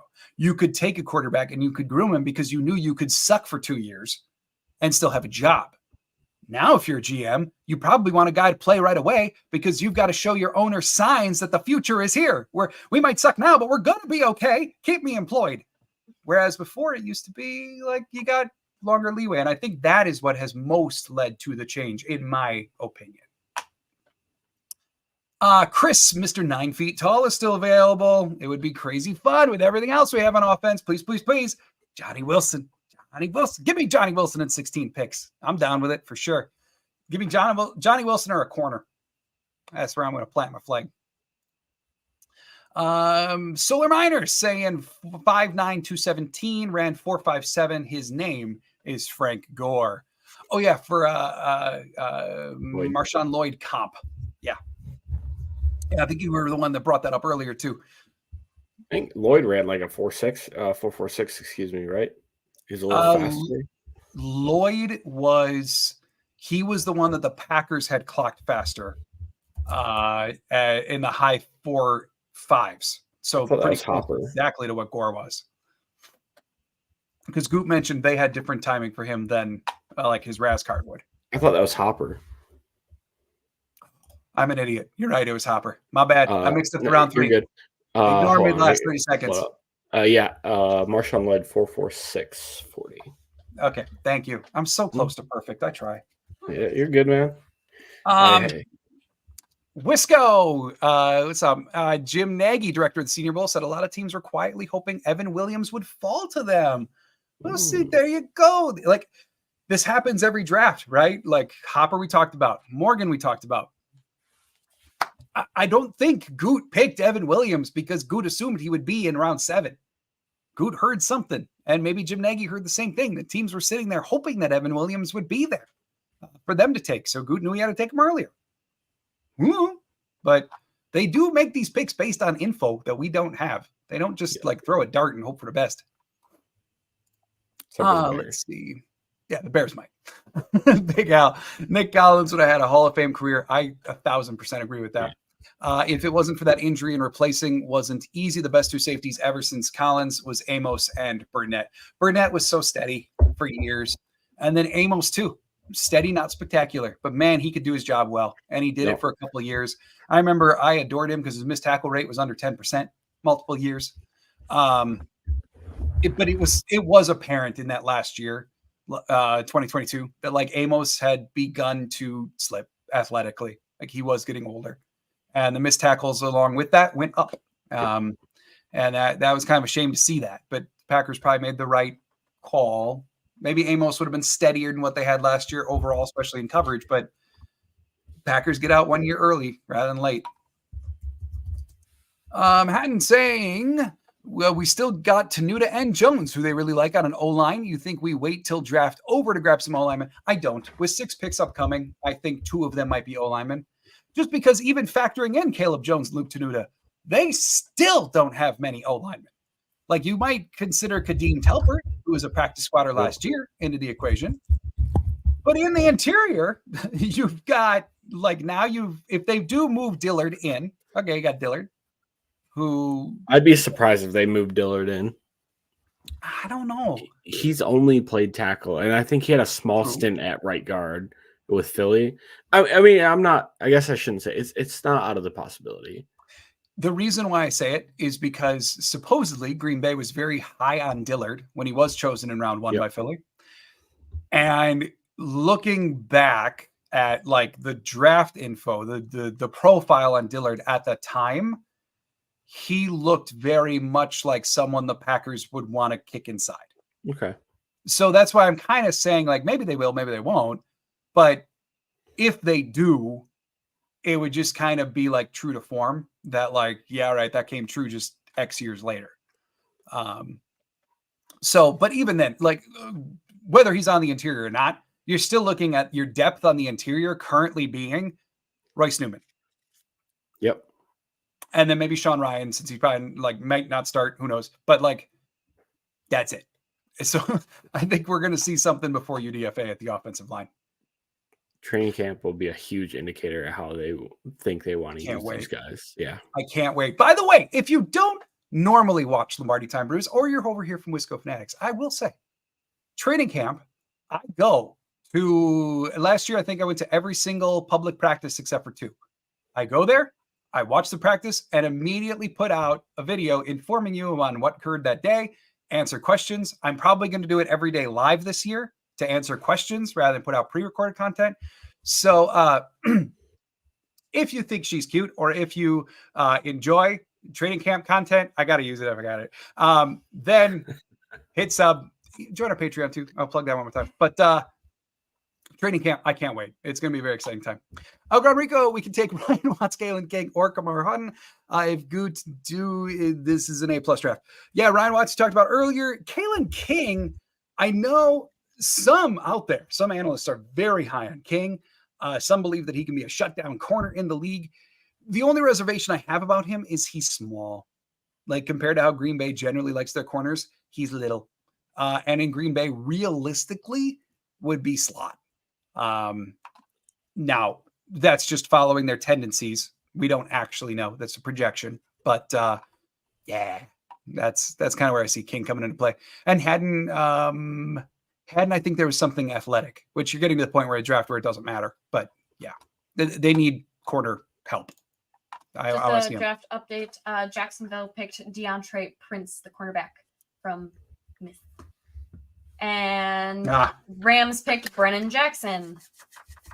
Okay, so if you were hoping for Green Bay to get an edge, Brennan Jackson was probably one of 2 off the top of my head that fits the Packer mold at edge of being a bigger guy. Brendan Jackson in the mid 260s, which is where Cedric Johnson is as well. If we get there, one of a couple that are left. There are not many edges left that fit that big body type that the Packers really like 260 plus. That Goot said in his pre-draft interview They would continue doing so. Maybe that was subterfuge. Maybe it was lying, because the dude lies a lot on purpose. But it's Brennan Jackson's one of those edges left that would have fit the mold. And the Eagles traded for the Colts. 155. 155. All right, so 13 picks until Green Bay's on the clock as it stands. Let's see. Captain Keppel saying there are not reaches for good O-linemen in the NFL. You either have one or you don't. Yeah, I like the logic train. You could say that for every single pick ever. It's not a reach if they're good. Yep. Right? Josh saying the biggest difference is the rookie pay scale was put in place. Okay. I can get with that. That's why Rodgers slipped so far. You could afford to draft a quarterback in the first if you already had a highly paid starter. I can mold with that. Like I can follow that logic train. Back in the day, like the Sam Bradford era, when if you were drafting number one, you were going to pay them like the best quarterback in the league right away. I'm glad Green Bay was never at the front of the draft in those years. Yeah. Joseph, Green Bay mistake with Hyde was not converting him to safety. At corner, he was a bit slow. He was pretty good in the slot for a few years there when they employed him. But I would agree overall that was a mistake to let Hyde walk. The other one that I look at as an example of in that era being a defensive back that they let walk that they probably shouldn't have, and I know there were a lot of injury problems, was Cam Hayward. Yeah. He was a corner that would have, if they would have maintained him, would have kept solving like problems at the cornerback position that they had thereafter. But hindsight 50-50. Captain Keppel saying if you don't have one, good luck with getting one because there's a lot of bad play in the trenches right now. True. So get as many as you can. Mike Wall. Yeah. Overall, the trend of the league right now has been that the offensive line play has been dipping. It has not been as good. That's why even Green Bay last year at stretches when Green Bay's O-line wasn't as good as it had been, it still was in the top third of the NFL. Because league-wide O-line sucks right now. It just does. Catching up. Jamie, okay, that's fine on defensive line idea. I just have a major problem still when AP ran for 200 million yards. Let's beat us in the playoffs a few years back. Jeremiah Trotter Wow, Jr. there goes Trotter. Wow. Yeah, that's a The slip Eagles. for him. Yep. But he's finally off the board. I know we have a few people who follow the channel who are high on Trotter, but away he goes. So Jamie, that's my rationalization, at least. Like, that's the reason I can come up with for why is Green Bay not pursuing run stoppers? Because at the end of the day, I just don't think they care that much. I think they're willing to sacrifice it in order to be superior other places. Yeah, they want a good pass rush. Anything run defense wise is a plus. Yeah, right. It's a luxury, not something they feel they need to build for. Yeah. And I can't say that for certain. It's just that's how they seem to operate with who they get. Rocket Knees saying every year there are late round picks that ball out. Can't wait for the Packers to select some with their next picks. Let's go. We're almost I like that dude's name, Rocket Knees. Yeah. We're almost there. 11 picks till Green Bay's on the board. Hey, Bill, did you see what Christian Watson's dad said about the Packers' defensive picks this year? Good, tough players. I hadn't seen it specifically. I'm not going to lie to you. I have not dove on to the Twittersphere much in the draft days. I wouldn't. Right. That's why I don't. What I do generally as a day of the draft concludes is I watch Green Bay's press conference about the guys. I reread, perhaps even watch them play, and then, or I reread their profiles, and then I look forward to the next days, identify some targets, remind myself as to who's on the board, kind of bring all that stuff back top of mind. I don't go out seeking other opinions, I should say. And I'm not discounting his at all. I'm just saying, like, during the 3 days of the draft, I stick to publications, to others, because we're a little busy these days. Josh saying, I would love it so much if we got a huge year 3 out of Wyatt. That was my breakout candidate earlier, and boy, would it help. Yeah. Let's see. I don't want to fall too far behind. Big Al saying there was 2 safeties who had the most potential, or the 2 safeties who had the most potential but didn't work out was Clinton Dix and Darnell Savage. Man, truer words have never been spoken. Was good for like couple years, and then it just, it just didn't work eventually. Like it just, I don't want to say he got reckless, but like the tackling got worse. Yeah. Coverage got worse. It's just like there was this regression with HaHa. And to this day, it's still kind of baffling. And then you've got Darnell, who, man, could have been a defensive spark plug if it would have worked. And he had one brilliant year there. I think it was year 2 with Pettin. 2020. Yeah, where like he was a playmaker. And then Barry came in. And if you want to pin it on Barry, like I get it. But also Darnell's decision-making was not as sound. The gambles Darnell was taking were not working. I would not be shocked if Darnell went on and still had a successful NFL career. Yes. But what that would be indicative of, one, him being in probably a more advantageous spot. And 2, the gambles, because he's definitely a gambler, just started working. And sometimes that's all it really takes. Yes, Joseph acknowledging that in round 7, that's where we got Mark Tauscher, Donald Driver. Round 7 still matters. That's why we're still here. Not to bash on other people, especially Wisco Fanatics. The rest of them are still here. But other channels, they don't go all the way to round 7. These dudes matter. They deserve attention. We'll be here. We'll talk about them when they're picked. We'll talk about them even when the TV telecasters don't. Prosper saying, what is the picks we have left? So we have 168 coming up in still 11 picks. Good Lord, move on. Well, technically. Close. We've got Green Bay at 168 and 169, back-to-back picks there. Then they're off until 202. Then they got 219. Then they've got a layoff until 245 and 255. So 2 in round 5, 2 in round 6, 2 in round 7. If you hang out, the ticker on the bottom lists all the picks thus far, as well as what picks they have left. So Josh saying, I don't think you can sacrifice run defense. It's an Achilles heel. Look at the best defenses in the league. Huge up front. Chris Jones, Dexter Lawrence, etc. We have to solve that problem. Jamari Thrash. Ooh, Jamari Thrash. Goodbye, Jamari.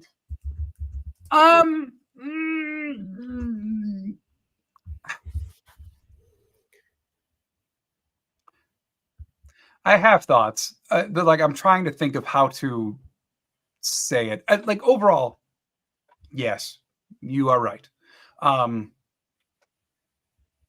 Simon, you got a thought? I'm trying to gather words. I think we're in a weird spot with our defensive line where we have young guys, and it's like, is there anyone in the draft right now that's worth replacing those guys over? And I would probably argue the answer is probably a no at this point. We'll see what Goot thinks. I don't think it's out of the realm of the possibility that we choose a defensive lineman in the draft that fits that profile. But I mean, who are you willing to cut at this point for, a round 5, 6, 7 guy? That's just my thoughts. But I do agree that run defense has to improve. I agree with that portion. And I will point out Kenny Clark's usage, because like you list Dexter Lawrence, Chris Jones, the last couple of years, they have very much emphasized Kenny Clark being on the field when he can at most be a disruptor. So put him in on passing downs and let him go get him. It's why he set a career high in sacks this last year. Maybe with Hafley, we see that change and kind of a natural emphasis more on run just by playing your better guys on earlier downs. Maybe that's one potential solution-ish. But, because I know Kenny is used a little differently than Jones or Lawrence, etc. But, I mean, like when I look at the Chiefs defense specifically, they were a good run defense. But part of the reason, like when you look at some teams that are good run defenders, it's almost a byproduct of being a good pass defense. And same thing can be said for occasionally good pass defenses. It's because they're really good run defenses. And then thus naturally it's a cohesive unit. So maybe sacrifice isn't the right word. I think like overall Green Bay prioritizes pass defense over run defense. That's a good way to put it, I think. Yeah. And maybe over the last couple of years, they've over prioritized one direction, and that's how we've gotten into this. Those Paired beers with- look really good. Paired with Joe Barry's like usage, maybe that was the combo that led us to where we are. But that's better words for it, I guess. Yeah, and I think it'll be interesting to see the employment of Jeff Hathley's defense and how, when you start getting into like gap schemes and what players are asked to do rather than coming out of Joe Barry's defense, that could just be an automatic improvement there. Yeah. And it'll put the players in more advantageous spots to play a better run defense. Yep. And I'll go back to it. Run defense looks a lot better when you actually finish plays and tackle. Yeah. Mhm. 100%. Like specifically the Chargers, the Steelers. Like think of some of those big run defense games Another corner like off the board. How Which one? Smith Wade okay. to the Panthers. If you think of some of those huge run games this year, Steelers, Chargers, there were a couple others. Then look at how many missed tackles did they have in that game. Generally speaking, their worst run defense games were also their highest missed tackle rates. Yep. I don't think that's a coinky dink. So shore that up and we will see an automatic improvement in that regard. And maybe that's what we're hoping for, is just some things by default.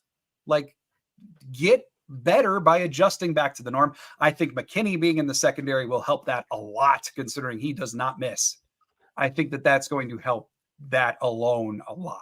And there were plays last year where you could absolutely see that like a run or, a catch went further than it should have. And the player was put in a good enough spot where they should have made the tackle, and it allowed a player to go way further downfield than they should have. And like not defending Joe Barry, but there were definitely times where it's like a player's fault more than, I saw people be like, oh, Joe Barry's at it again. It's like, no, not on this specific play. There's other plays. Yeah. Like there are other issues, but like you'd be like, oh, Jair's in a good enough spot to make a tackle on Josh Jacobs in the Raiders game. And it just didn't, like, that's not Joe Barry's fault. Well, and that's the thing that I said a ton throughout the year was, I'm not saying Joe Barry was a good defensive coordinator. Please do not think that that's where I'm going with this. What I am saying is when you miss 17 to 20 tackles in a game, no defensive scheme is going to look good. Yeah. Now, Green Bay at times had a bad defensive scheme, and they did that. They didn't tackle. That's kind of where we're at. Muhammad Kamara to the Miami Dolphins. I thought he would have been an interesting Green Bay prospect. And that's late for Kamara too. Yeah, that's a good pick. Yeah. Yeah. And one that could have been interesting for Green Bay in a few picks here, because Kamara's not like, he's not small. They might have been willing to go there for edge. Yep. And we're getting in the spot like Enikbare, where he's not a typical edge guy that Green Bay picks, but they liked his tape enough to take him. Yeah. Well, and even, like Carl Brooks fell woefully short of some of their athletic thresholds. Like his broad foot's a full foot shorter than they most of the time like their D linemen for broad jumps. Yet the rationale for Carl Brooks was go watch him play football. How do you not want him on your team? Yeah, And they start throwing away those fine. athletic thresholds, going back to like production and stuff. Yeah. And round 6 is where you take the rule book and begin to burn it and go get some different types. Yeah. So I just want to catch up here. Solar Miners saying Hyde Martinez were always around the ball. Unfortunately, he was 5 yards past line of scrimmage. Truth. That was my big gripe with Blake Martinez always. Was like, yeah, he can tackle when it comes to him, which is 6 yards down the field. The Saints have 5. Oh, there goes Hunter Norzad. The Saints have 5 quarterbacks on their roster now with Rattler. I mean, it'll probably be that they cut. Oh, 100%. And maybe Hayner. I can't believe Nathan Peterman's still around. I don't get it. Well, I mean, keep in mind, I said this last year with Clifford when people were railing on the Clifford pick. When it comes to backup quarterback, sometimes, like, yes, you got to value their play on the field, but sometimes you just want that mind in the room. Maybe Peterman can't throw, but maybe the man can read a defense like a book. Yeah. And that will keep you employed for a very long time. Well, you can't read defense on the field either. So I was an example. Prosper saying, are we going to do something about kicker? I talked about it before. I could see it going either way, but I kind of doubt it. I think they want to walk into training camp with Carlson and Joseph squaring off. Plus, they've already got Podleski as a third kicker on the roster. They might grab a UDFA or something. Maybe. I think they want to give Carlson a training camp to win the job. And the more bodies they add to that, the more just kind of ridiculous it gets. Plus, one of the big things with training camp, the way that the practices are structured is you only get 6-10 kicks in practice. That's it. And not even all of those are with a D line in front of you. So if you bring in a 3 kicker competition in training camp, suddenly each kicker is getting 4 maybe a day? Like, that's tough to base an evaluation off of. Yep. So like teams generally, even if they're trying to find a kicker, they keep it tighter for the competition because you just don't devote that much time to it in live simulations. That was really apparent last year. And it was some of the rationale given for why didn't they bring in competition last year when Carlson was struggling, because they wanted Carlson to get every single rep he could. The more kickers you add, the worse it gets in that way. Ulo Fushio went to the Bills. Yep. Goodbye, Ulo. Round 5. Yeah. Okay. But in terms of round 7, I would have liked them, or even now. Josh say maybe Wyatt finally takes the next step and begins to fill that role. Possible. I just want Wyatt to start finishing plays. That's what he's got to do. Rocket Knees, Bo Melton's brother, Max Melton, chose his position as cornerback, got drafted in the 2nd round. Maybe we switch Bo to corner. Probably don't do another corner. I don't see that happening. I do think Bo is a wide receiver through and through. I'm just kidding. Good. Big Al. Actually, what was the problems and difference between Joe Barry's defense and Mike Pettine's defense? Granted, I did not follow as closely when Pettine's began to turn. But overall, Pettine was they were both very, very zone based. Pettine's ultimately, though, was a shade more aggressive than Barry's. His usage of guys was more, I think aggressive is the right word, than Barry would do. We did not see under Pettine it being 3rd and 4 and guys lined up 9 yards off. It wasn't nearly as common. Nor did we see an offense in goal line and the Packers in nickel. And part of that is not a schematic problem from Barry. It was in-game execution from Barry, which I believe was ultimately the downfall. I did not like the scheme, but we've seen that scheme be successful in other places. What it was the in-game calls, the in-game execution that really became the deal breaker, because what in the hell are you on the 2-yard line for? And we've got nickel. Well, the other team just walks into the end zone. We saw it again and again and again. And that was kind of the deal breaker for my stance. Dominic Hampton to the command. Rocket Knees, you watch yourself. Watch it. JB is saying, okay, take what we got and send them to tackling school. I'm down. I'm just fine with that. Rodrigo saying Ryan Watts is the perfect prototype for Jeff. Man, you love Ryan Watts, don't you? That's awesome. Captain Kebbles, what's y'all favorite game in the last 4 years? Oof. Mine is either 2020 Dillon versus Tennessee. Oh, that was fun in the snow. Or last year's Cowboys game. Both games were where everything almost worked when we were nervous going in. There's some good games, man. Yeah, I think probably my absolute favorite, though, is the Dallas game because it was just fun. Everything about that game was fun. Everything just clicked. And it was such an arrival for this generation too. They got themselves into the playoffs, right? And then it was the Dallas game where it was like, oh, they could really do this. And that added to the fun. Sam, what do you think?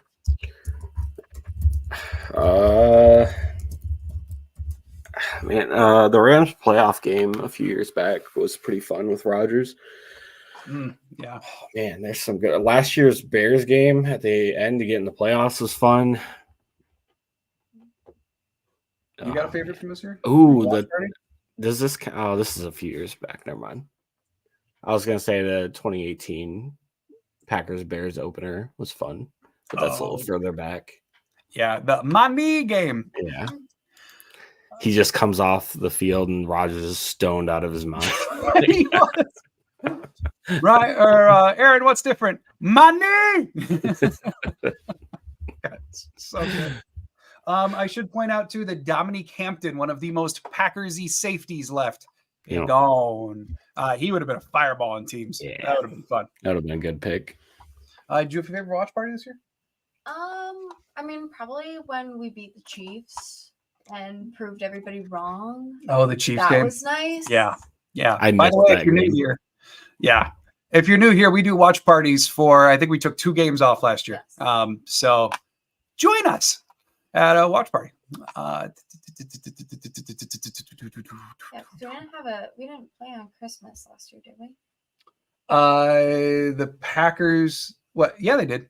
Okay. Or it was Christmas Eve. They played this year. I know they did New Year's Eve. I think it was Christmas Eve. I Technically, think it was Christmas Eve this year.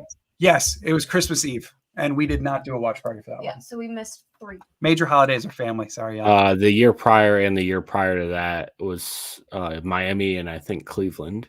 And Green Bay could be on Christmas again this year, which, Wow. man, I'm gonna have to broker some deals with the Familia if that happens. I just tell my family, don't worry. Scott saying, John, you could keep better than Carson. Come on, Scott. Fine, John. Let's go. I can't hit from 60 or 10. Captain Kebbles, if I may ask, feel free to skip it as a topic. Any topics or passions anyone got outside of our beloved Packers? Asking chat as well, since we still waiting on the pick. Oh. I'll probably let the chat answer that one, or maybe we'll get to that when we got a lull. Green Bay's coming up with just a few picks, so I want to stick to these comments. Blaine just saying F. F. Either that was the F in beginning of a chat. sentence that didn't get finished, No, or he was upset about a pick. no, it's the meme. F in chat. Oh, okay. I got you. Josh saying, who's a player position you'd like to see us target post-draft that are still hanging out there in free agency? Tyler Boyd, Ogba, Carl Lawson. Christian Jones has gone to the Cardinals. Okay. Tackle from Texas. Not quite Packersy, but one of the bigger tackles left on the board for sure. Let's see. I'm surprised you didn't automatically say Rudy Ford. Well, yeah, come on, it's a given. I want Rudy back. I'm trying to think of external others. Crap, is Rudy Ford my best answer? Yeah, it might be. Justin Simmons. Is it? You know what? It's too late. I'll say this. I can't. Maybe I should pull it up to see who's out there because I don't remember it off the top of my head. I'm too draft thinking right now. But yeah, I know. I'm in the same boat. I would love to see, like I was talking about earlier, I want to see a reinforcement brought in a corner. So if they don't address corner with like the next pick or wind up with something very advantageous at corner, I want to see some insurance at corner. I'm too scared of that position being too fragile right now. It just feels like they're one injury away from the dam breaking. And that's nothing against Valentine or some of the depth corners. It's just reality of like, they don't have that many. And a couple that they got are injury prone. One guy I would like, and he started off the season hot last year, but he tore his ACL in week 4, is Connor Williams from Miami. Oh, yeah, for an interior lineman. If he has if his medical history is good to go, I wouldn't mind seeing him. I wouldn't mind that, certainly. One thing that I did read about him, at least earlier in free agency, is he was looking to get paid like he was getting paid when he got cut. That would be also the other issue. And if that's the case, nope. Yeah. Like Green Bay's never going to do that. Yeah. Which is kind of what I think why Simmons doesn't have a job. A lot of the reporting on Justin Simmons thus far is that he's basically looking to get paid what he did from Denver. And teams are not going to do that for the future. So he'll end up, I think what's going to happen, you start seeing like guys fold and realize they're not going to get paid what they want. Yep. I think they're hoping that some team missed out. Green Bay traded up. Sorry. Hey-oh. Buffalo Bills trade the pick to Green Bay. Hey-oh.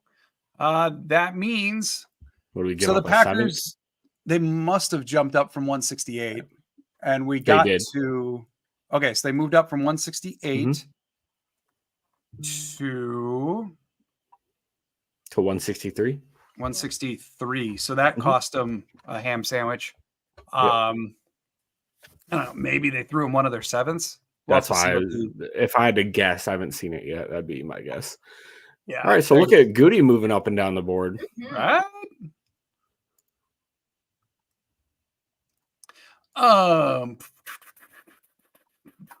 Hey, the Drew Cave is here. Hello, Drew Cave. By the way, Drew Cave, I saw you on all of the national networks. Congrats over the last couple of days. Cooper and Bullard are going to be instant impact players. Can't freaking wait. I agree 1,000% with you. They're going to change the defense. And I'm very, very excited for it. It's one thing you could say is this defense is going to be fast and going to be aggressive. All right, so let's go with the pick. The pick is in. Let's see who we got. Now the Packers are at 163. If anyone finds the exact trade comp, let me know and I'll update accordingly.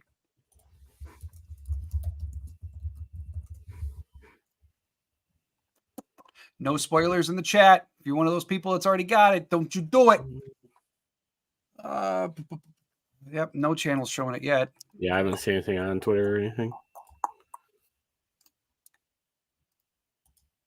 There's the booze. All right. All right, so with pick 163, Claudia, you going to read this off? Sure. Once we get it. It's all a waiting game. And we select Jacob Monk, center from Duke. Well, there's your center, everybody. And the interior offensive lineman, Jacob Monk. He does have right guard experience, too. Okay. I can get with that. Interior O-line is one of the top ones we were talking about reinforcing. With corner, I continue to wonder if we're going to see Anthony Johnson switch over to corner this year. We just don't know. It's possible.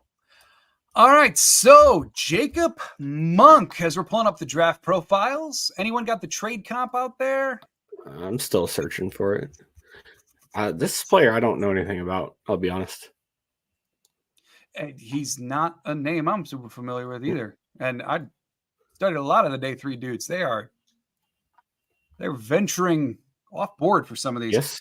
Right now it's showing he's played 3,500 snaps in his career, 500 plus at center, right guard, and right tackle. Starting 34 games at right tackle, 12 at center, and 12 at right guard. That's Packersy right there. You want to know what else is Packersy? What else? 974 Raz, 6'3", 308. Did 31 reps on the bench press. Golly. All right. So super high res experience at center, guard, and tackle. That is an interior lineman, if ever there were one, for the Green Bay Packers. All right. I have the summary here from the Beast. It says, a 5-year starter at Duke, Monk switched between right guard and center in former offensive coordinator Kevin John's scheme. The highest ranked recruit in the Blue Devils class 5 years ago, he earned a starting role from the get-go, played tackle for the first time as a true freshman, and then showed off his versatility between guard and center, depending on where he was needed. He earned all ACC honors in his final 3 seasons. Monk has graceful movements out of his stance, second best 10-yard split among centers at the combine, and processes his surroundings quickly. Coaches rave about him as a teammate and worker. His hands have moments where they are all over the place, and he gets himself in trouble when he lunges and attempts to answer power. Overall, Monk doesn't have elite size and strength, which puts more of a premium on his technique, but his foot quickness and football IQ belong on an NFL roster. He projects best as a backup center who can fill in at guard in a pinch. And size-wise, Brugler from the Beast has him at 6'3", 308. So, I mean, certainly not bad. And he is just under 23 years of age. So, I mean, you wanted Graham Barton in round 1. Here is your wish.com, Graham Barton. Like, he comes from Duke. He was a teammate of Barton's, similar versatility, but not obviously as high tier, as refined, what have you. But obviously, in watching Graham Barton tape, they saw something that they liked in Jacob Monk. From the get-go, I like the sound of a lot of that. I also like hearing the tackle, guard, center versatility, knowing that he can at least kick to guard if need be. This is an IOL backup. It fits with a lot of what we were saying could be coming with some of these final selections. So, and then Whiskey saying Royce Newman will never play again. All right. So, I mean, there you go. There you go. A center who can kick to guard if need be. This is, as Whiskey said, this is kind of your Royce Newman replacement, all of IOL. that. Yeah. All of that sounded just like the Packers type. Yes. Incredibly so. I mean, pair that with the high raz and this is locker room guy, teammates love him. Like, that's very much a Packers player, if I've ever heard one. Yes. So there you go. I just want to catch up on where we were in comments, some reaction to this. Definitely. Richard asking what veterans get cut after the draft. Probably none, at least for a little while. I think. Yeah, I mean, there might be some like post free agency or post draft free agency guys, and we might, I don't know. That's such a tough thing to predict right now because we're still at what 70, or we're gonna have it end up after the draft like 84 guys on the roster or something.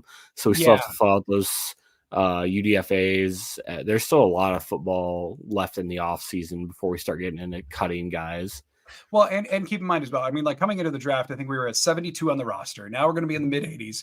So that doesn't leave a lot of room for UDFAs. But at the same time, you don't have to sign the draft picks yet either. So they don't count yet until you sign them. And you can get a few more UDFAs, at least temporarily, for like the rookie workshop, stuff like that. That's true.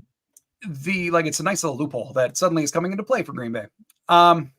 And a lot of those draft picks don't sign until like June. Right. I mean, the other thing is too, like, I think if we see some movement, it's going to be like they're going to let go of some of their futures contracts, guys who were on the practice squad last year. I don't think we're going to see any vets. Like, I would be very surprised if Royce Newman doesn't at least get to training camp. Yeah, same. As a great example. I think anyone who's played a fair amount of snaps for Green Bay in the last couple of years probably at least gets to training camp. Unless there's some financial thing that the Packers want to do and they want to open up Royce Newman's $3 million or whatever else. But just from a play standpoint, we probably get it to a lot of these guys with camp. And if we do see any fluctuations on the roster, it's with guys who are realistically under futures contracts, practice squad, etc. Yep. Captain Kevel saying, how close to the clock does the team need to be during the draft to trade picks, or can they anytime? Also, center. Oh yeah, they loving guys. How close to the clock does the team need to be during the draft to trade picks? I think you can trade them at any point. Yeah, I mean, the only thing is, from my understanding, the clock does not reset if a new team were to acquire the pick. So if you trade it to, let's say, the Bills, and there's only 10 seconds left on the clock, the Bills have 10 seconds to sprint the card hit, which means they're not going to do it. Oftentimes, especially day 3, these trades are worked out picks in advance. Like Goot might have been talking about this trade 6 picks ago. Yep. Goot even acknowledged with the trade that we saw last night from 41 to 45. That trade was worked out not when the Packers got on the clock at 41. That trade was worked out, he said, a couple picks earlier. So the clock stays. Like, pick 146 has X amount of time, no matter who owns 146 and how long they own it. But they're working this out behind the scenes before it actually comes up. Yep. Sometimes the reporters just won't say it until we get to the pick, because then it's relevant. Martin saying versatility again. Yes, indeed. David working on filling out the practice squad. Yeah. Or just interior offensive line in this case, I think. Captain Kebbles, teams do not keep multiple centers. Also might be there for special teams blocking too. Could. I think they like that guard versatility a lot. They're probably going to give him a chance there, is my guess. Catching up on others. Oh, we missed a whole bunch. Got to get down there. I'm so sorry, Anna. On freaking commercial every time. I'm so sorry. Ray saying Jacob Mock is second team all ACC for Duke. I like this pickup. Yeah, I don't mind this at all. As a day 3 O lineman. Crazy awesome pick. I'm getting Jesus. Glad you enjoy it, Jamie. Captain Kebbles announced as a center by Green Bay. For sure, it seems they are not going to let Myers just have the job or Sean. Goody King. I kind of look at this more like a potential Royce Newman replacement, just interior offensive lineman. Like this could wind up being shades of where Jake Hansen was, a center who could kick out if need be.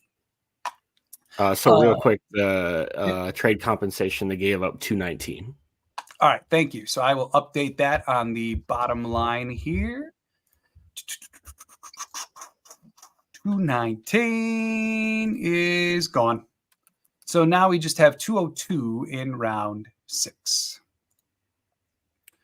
Do you want to take a look? Is the UK Packers? You want to look up what they say about Monk if he's in there?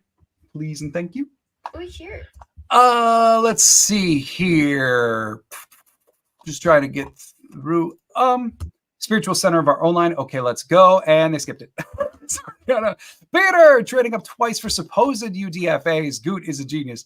Peter, if the team is good, who cares? Like that's what I gotta say. Like, I mean, dang, Peter, it's okay. This is day 3 picks. They're picking who they want. Yep. If they're good, who cares? I'll say that for any pick in general. If they're good, then that's all I care about.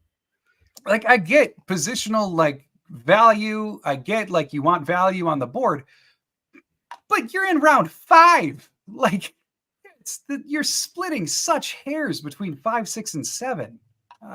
It's the value board here gets washed. Also, PFF's day 3 evaluations sucked this year.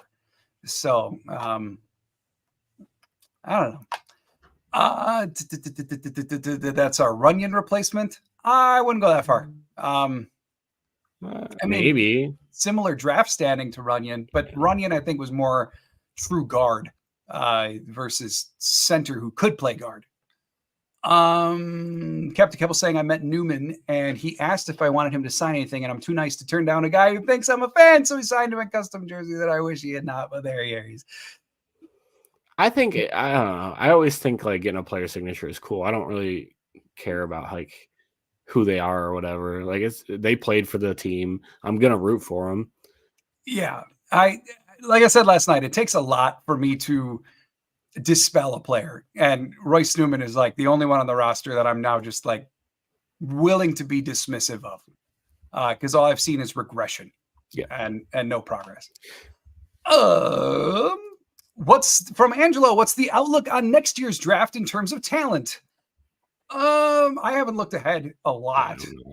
I think just based upon what little I have read, this is renowned as this year's draft is considered more talented overall, maybe not as top heavy as what 2025 could be. But of course, that's on a per position basis. That can be radically different. So, and things could easily change. Oh, for sure. Yeah, definitely. But that's at least like what I've kind of gathered of 2025 without really looking at it. Joseph saying teams both have to call in the trade to the NFL and get it approved first while on the clock. Yes, that is true. Yes. Both teams have to confirm. Goot usually keeps his picks on roster. Generally, yes. Generally, they get at least 1 year. Simon, you know any Spanish? A little bit. Sorry, Christian. I'm unawares. I'm not too good at Spanish. So tarde means like late. Something about late picks, not on day 3. Are they asking about like UDFAs and stuff? My girlfriend knows Spanish. I only pick up what I know from her. All right, Christian, we're on it. We're gonna get this for you. We're looking into it. Janelle saying PFF's late evaluations always suck. I just feel like it's been worse this year than it has most. Also, Green Bay is on the clock. Like 167 is in right now. Green Bay picks at 169. So Nice. we're coming up. Yeah. And then we'd be next at, because they gave away 219. We'd be next. We got 189, and then we've got 202 before a long layoff to 245. Ooh, Keelan Robinson. So good. I don't have to scroll. You can keep typing that in. Bill saying, have faith in Goody and his staff. God bless everyone. Yes, thank you, Bill. And that's kind of where I'm at. Like day 3 is such. Good afternoon. Who did Green Bay catch on the third day? I can give you the names. Thus far in day 3, actually, if you look at the bottom ticker, Christian, you're going to see all of their kind of spelled out for you. But in the 4th, they grabbed safety, Evan Williams out of Oregon. Let's see. And then in 5, they've grabbed Jacob Monk, the center/guard, interior offensive line out of Duke. And that has been the 2 selections thus far. And then we're on the clock for another one. Then they got 169, 202, 245, 255 all left. So,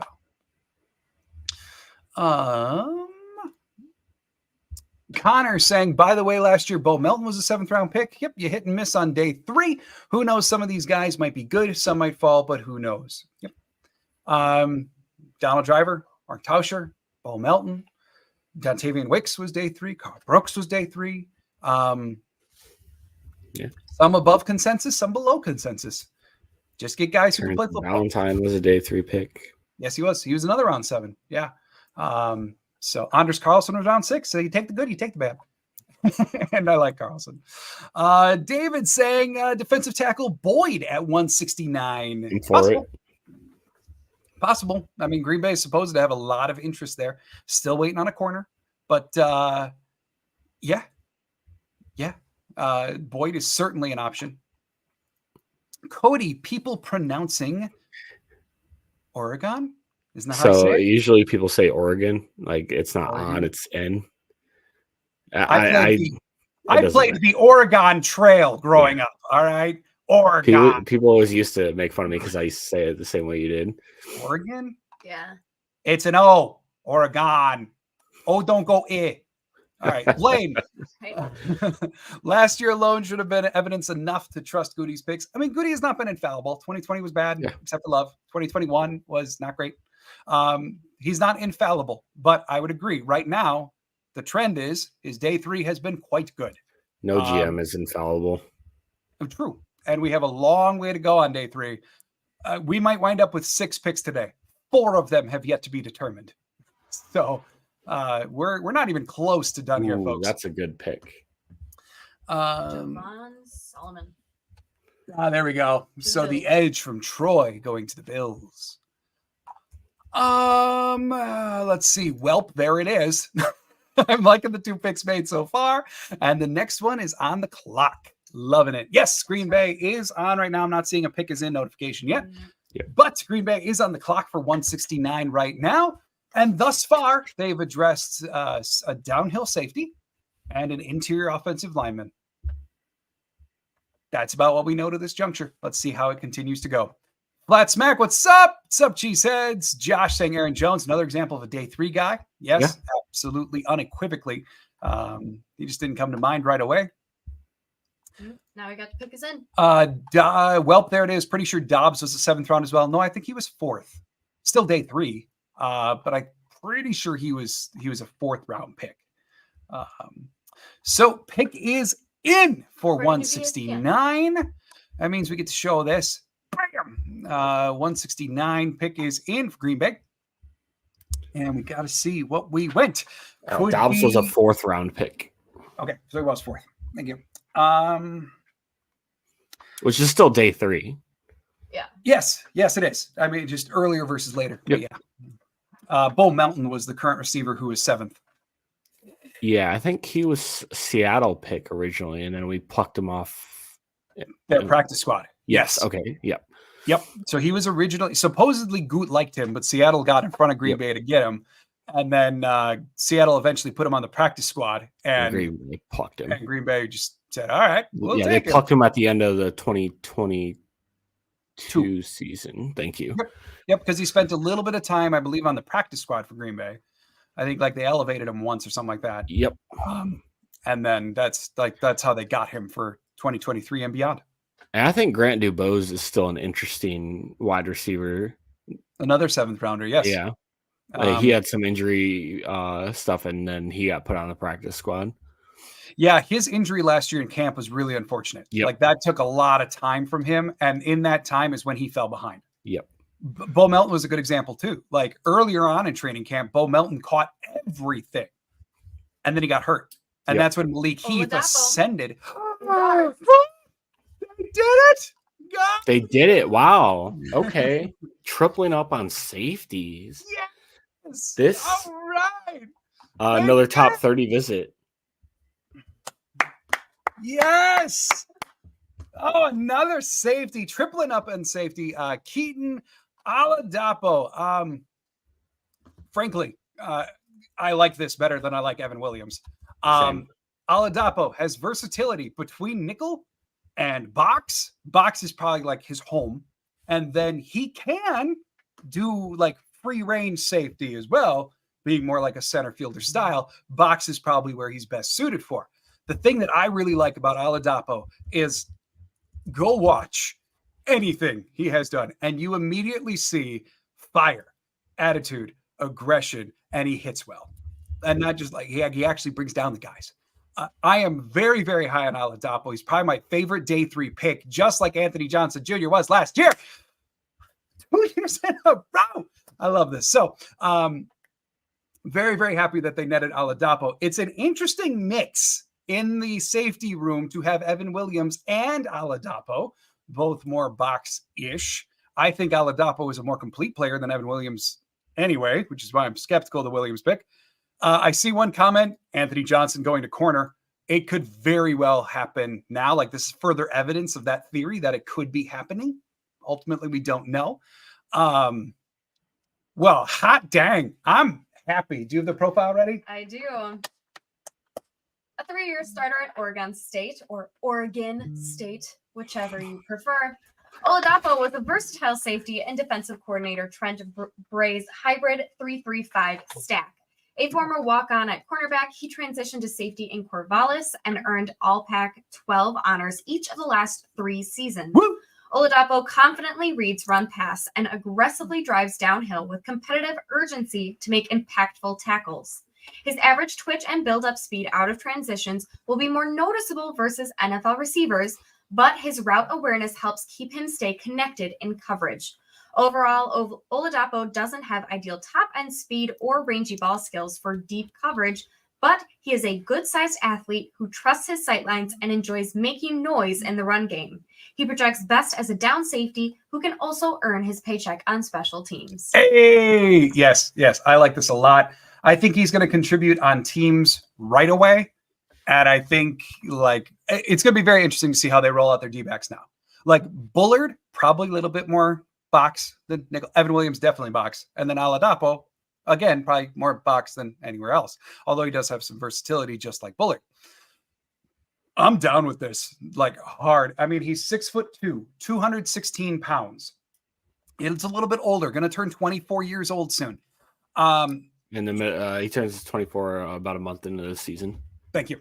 But he is a guy that, like I talked about Dominique Hampton being a fireball earlier, Oladapo is that much as well. I saw someone comment earlier, like, what a match for Jair.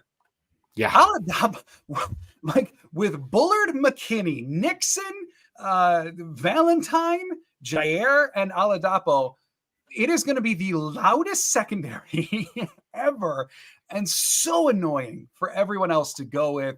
I need to gather words. I adore this pick. I'm very, very happy with the Packers right now. I think one thing too is he could be like he has a little bit of size to him, so he could be like a sub package linebacker. Maybe Viper. Yeah.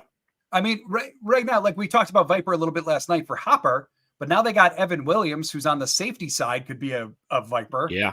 Or Oladapo could be a Viper, which is a unique role in Hafley's defense. That's like a hybrid linebacker safety guy-ish. It's really like a tweener that Hafley likes to put around as a weapon for aggression, really. So Hopper, Williams, Oladapo, I could see them each in different ways filling that role in Hafley's D. Pulling up his RAS card, it was a total score of 818, 6'2", 216, 15 bench reps, 40-yard dash of 4.58, which comes in just under their historical threshold for safety, which is generally 4.6, 4.63-ish. The 20-yard split at 2.66, 10-yard split 1.58, 36-inch vertical, and then a broad jump, which is a bit small for safety at 9 feet. Generally, I like him to be closer than 10, but this is a traits pick. He's got the traits. He's going to be fun. This defense is going to be reckless in a lot of different ways. And Oladapo, Cooper, Williams, Bullard all fit the mold. So, all right. Bruce saying finally like a pick again. It's a lot more name recognition with this pick for sure. Someone, if you're a regular at Lombardi Time Brews, someone that I've been talking about for quite a while. Josh, he was one of the top-rated best players available going into today. Oh, interesting. Yeah. Wow. What do we got? Jordan Travis. Oh, all right. So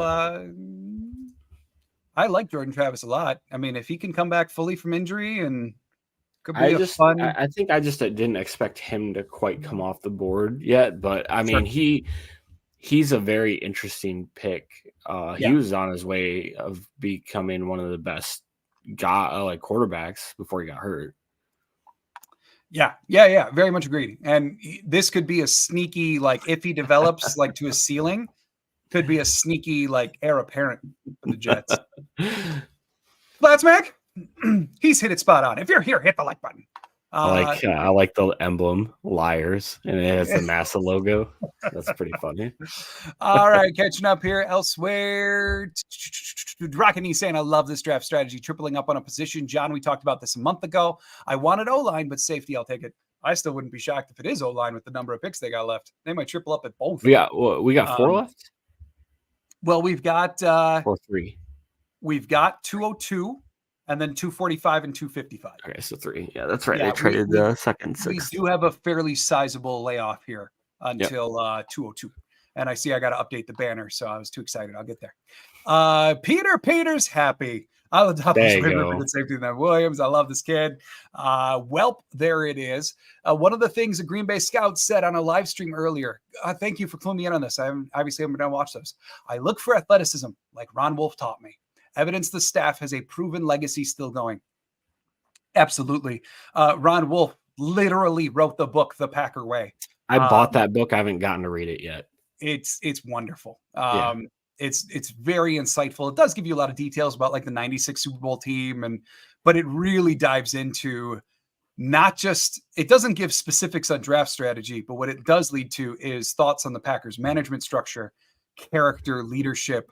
You see that it still is there, like so heavily, and like in specifics. It's really. I'm working my way through Steve Belichick's scouting book. Oh, okay, yeah, I have not yet hit that one.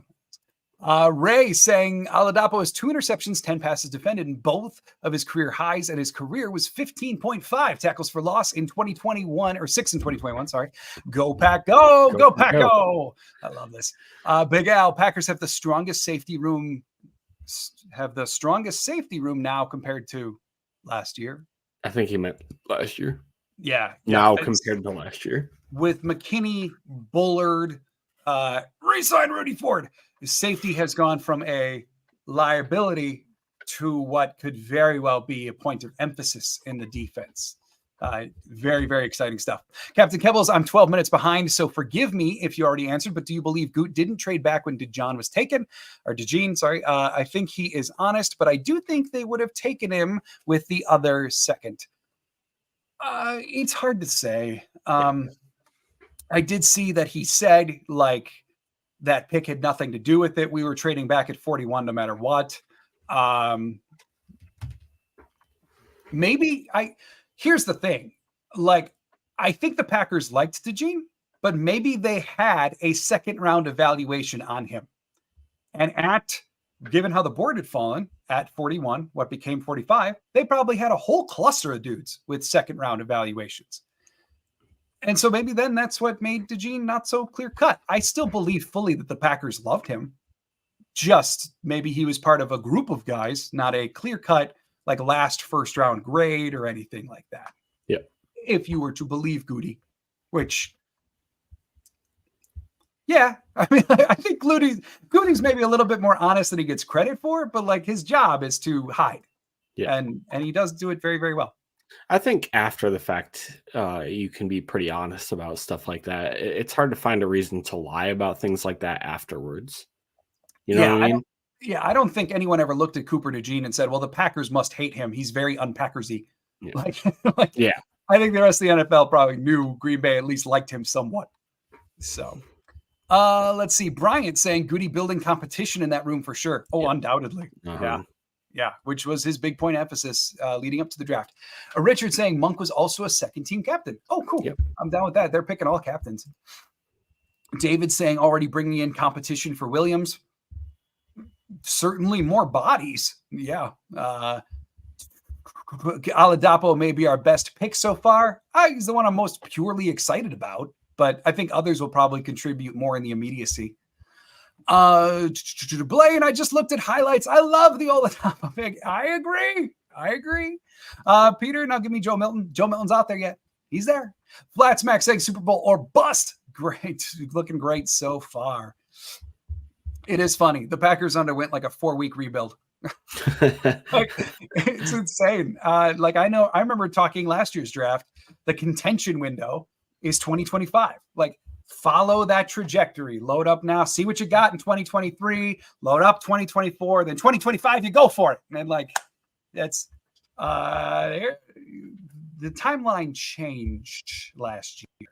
So, Captain Kebble's funniest thing, my partner at work has the same guy come in as last year who they asked about AR going to the Jets. They need all the help they can get. He came in today, said still true. Awesome. Did I miss a pick? Oh, Trevor Keegan went. I missed that one. Yep. Okay. Joseph, guess all it took to get one of my favorites drafted was for my internet to spaz out. Oh no. Oh no. Well, that might give you a clue for future picks. Sorry, Joseph. Cody saying, all right, which safety are we taking with our next pick? Not another one, man. Not another one. Hey, if Johnny Wilson's still there, I'm down with that. Corner. Get another corner. Edge, Cedric Johnson. I love Cedric Johnson as a late round addition into the edge room. He's a traits guy all the way, and is their size. Those are kind of the names that come screaming to the front of the head with next pick. Captain Kebbles, I want Ford as a gunner, was tackling people deep in their territory. Even with new rules, he could be a good dime guy for rotations and mixing coverages. Dude's a spark plug, too. They got plenty of spark plugs now, but, like, I want one. Also saying, is there a website I can watch all snaps of a specific player, or is that more a buy all 22 and start looking for him thing? All 22. Yeah, is my answer on that. I'm sure there are sites out there that you may be able to pirate or that you may find. I just mostly utilize like the official all 22. I missed that pick. So Isaiah Davis, running back. I missed Braden Fisk going. I don't know why. Oh yeah, he went. He was really early today, I thought. Yeah. But the Jets adding Isaiah Davis to Braylon Allen. And then Captain Kebbell saying Jeff saw our safety room last year and said, oh, hell no. It's like, I think you're probably right. All right, we are all caught up. Let me adjust here for Oladapo because it's not pick 169 anymore. Now it's the love of our hearts. Keaton Oladapo. Now I'm really going to have to get that name better in my mouth. Bo. Okay, just a couple of guys, since you rattle off a couple of guys you liked. I still like Leonard Taylor a lot. I can't believe he's still sitting there. Jalen Sundell, still Yeah. sitting out there. Yep. For a pure tackle, Frank Crum would be interesting. Just to jump in and add another one, since you're talking tackle, Garrett Greenfield. Yeah. Very, very experienced both sides. I could see Garrett Greenfield fitting very well. Very high RAS too, from what I call. There we go. It should be updated on the bottom for everybody now. I am surprised Johnny Wilson is falling the way he is. Yeah. I wonder if some teams view him as a tight end. Is Brandon Dorless still available, or he went, I think, actually? He went. He would have been interesting. I think we talked about him because he was. Oh, yeah, he was like tweener. Yeah, that's right. From Oregon. But yeah, he was another tweener type. We talked about him right after he got picked. That's right. So let's see. Captain Kevel saying, I miss Simon, though, not going to lie. It had to be the Bears, just being me. Hurt more than Jones going to the Vikings, not being cut, but the destination. I still think Jones was more business than anything. I don't think Aaron Jones went to the Vikings out of spite. It wasn't a Favrean maneuver. Yeah. Because Favre absolutely wanted to play Green Bay. So, all right, we're all caught up on comments. All right, thanks everybody. Hey, since it's time, I'm just going to take a quick minute since we're all caught up and Packers don't have a pick for a few minutes. Please consider. We just launched a Patreon today for Lombardi Time Brews. I'm going to say it again. If you do not have the disposal, things are hard right now. If you don't have any money, please don't give it to us. But if you like what we do, because like this is a part of my job, if you like what we do, consider supporting us. It would mean a ton. So go check out the Patreon. We got some really cool perks in there, including a Packer memorabilia giveaway that once we hit a certain number of Patreon, we're going to start doing giveaways every single month of mostly Packer autograph stuff, because that's my other job, is actually dealing in memorabilia, and I'm going to give it away. So please consider joining that Patreon. Go check it out. Just go to Patreon, search Lombardi Time Brews. I suppose I could even do this. Look at that. Oh, crap. There it is. But see, look at that. All different levels. We're going to start a fantasy football league. Some cool stuff there. So I'm done with my commercial. I hate selling like that. So just consider, please. All right. So Captain Keppel saying Jonathan Owen's wife, I meant, she really embraced the Simone. Oh, yeah. That's what you meant. Okay. Yeah, I was like, who's Simon? And then that makes more sense. That makes sense. But Simone, I mean, it was cool to like get in on that and have a celebrity on the sidelines like that. I mean, that was neat. But yeah. I do also love that everybody knew Simone Biles and nobody knew Jonathan Owen. It was like for the first time, it was Simone Biles' husband. Yeah. That's nice. Let's see. Joseph saying, which pick did we give up for the move from 168 to 163? That would be 190. Right? Isn't that right, Simon? What? No. We gave up 219. Thank you. Sorry, I'm mixing up the trades. 219 was the one that we gave up to move up those 5 picks. So that was the last of their round 6s. So now coming up, we've got 202, 245, 255. So, and we are on, if you're not watching the telecast right now, we are on 174. So we've got, unless Goot makes another wheel and deal, we do have some time. So let me ask you this. We talked about what position scares you the most right now, or you're concerned about, you're skeptical of, et cetera, et cetera.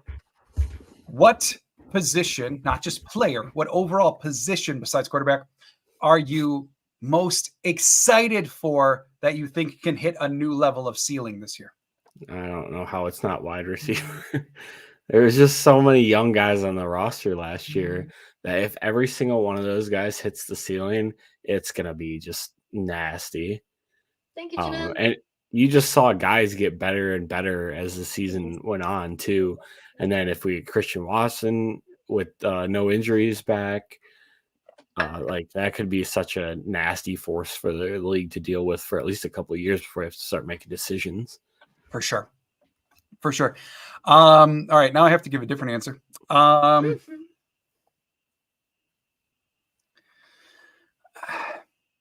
So I guess I would answer it like this way, because I'll pick a defensive one. It's my most fragile position right now, but at the top end, one I'm very excited for. I call it fragile because a lot can go wrong, but at the same time, if it goes right, cornerback could go very, very, very right. Yes. Like if Jair is re-peaking Jair, reinvigorated by this new defense where he gets to just run around and maul people. If Valentine turns out, I mean, his greatest strength in college was press man. If he gets to do press man now, whoo! Like Valentine is very exciting. If Stokes can allow only the level of separation he did as a rookie, that's great. If Nixon can play like he did at the very end of the year, not like halfway through the year. Not that I'm ever going to be the biggest Nixon fan, but that's still more than competent. So I think in that way, like corner, if it hits, could be really exciting. Yeah, but it also is quite scary at this point. That's a really good answer too, because I think there is a world out there where the Packers cornerback group goes out there and just absolutely crushes it this season. Yeah, it is. And I think that's the most compelling reasoning for Gutekunst to keep saying, I'm happy with our corners. Mm-hmm. And it should be noted too, like even granted, 100% different scheme, but it should be noted when the Packers got decimated by injuries last year, there was multiple weeks where they trotted out Valentine and Ballantyne and then Robert Rochelle and like others that were picked up mid-year. And those were not their worst coverage games of the year. Yeah. You know what I mean? So like, it's just a lot to bank on that step will be taken. But if it is taken, it's going to be fun. Yeah. That's for sure. It's just, it is scary. And that's why it's like, it's both answers for me. Captain Kebble's asking, biggest later round steal by Goot since he's taken over? In my opinion, Rasheed Walker or Zach Tom. What do you think? Yeah, those are fun answers. Yeah. Wicks might be up there too, depending on what type of step he takes this year. Obviously projecting a little bit. Carl Brooks is a good answer too. Like these last two drafts, like day 3 have been just phenomenal. Littered with guys that like day 3 is like, if you get guys that can start for you and are like stick on the roster, that's a win. And there are plenty of the guys in the last couple of drafts that are going to do that this year. For sure. I didn't want to take too many answers from you. Sorry. No, it's fine. Just name all of them. Yeah. I think I got to go with Zach Tom. Yeah. I mean, just because like they've gotten Tom, who we expected to be a nice, versatile piece with maybe some starting potential. Not many people expected year 2 the dude would be like a Pro Bowl caliber tackle who would allow like a top 5 pressure rate in the NFL. Yeah. And to steal that where they did in the earlier part of day 3, but still day 3 nonetheless. Yeah, like that is a steal of a steal. Rasheed Walker has played great. Carl Brooks, Dontavian Wicks, the early returns are phenomenal. But I don't think anyone's in the category yet of Tom and the return on investment that they've gotten there. Yep. So I got to go there. I was trying to even think of like some of the earlier drafts, like 2018, 2019, not 2020 or 2021, but 18 or 19 that Goot did. I think 18 was kind of a toss too, minus like Jair. Yeah, 2018 was kind of hit or miss. And then like they had a couple guys. Oh yeah, that was the Josh Jackson one too. Yep. Yeah, that was I mean, MVS for a 5th round pick was good too.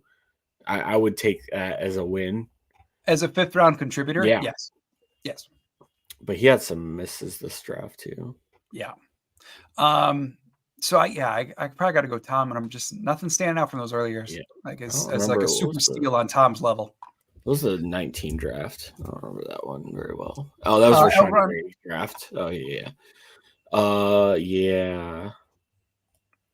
Elgron Rico saying linebackers and safety, we hitting this year. Yeah, no doubt about that. They're going to be uber aggressive and violent. Yeah. There wasn't much out of the 19 draft. You had Kingsley Kiki, who had a couple years. Hallman, Dexter Williams didn't stay around much. Ty Summers. And I mean, Kadar Coleman was eventually traded for basically what his draft slot was. So that was kind of a wash. So yeah, okay. More typical day threes than what we've seen the last couple of years.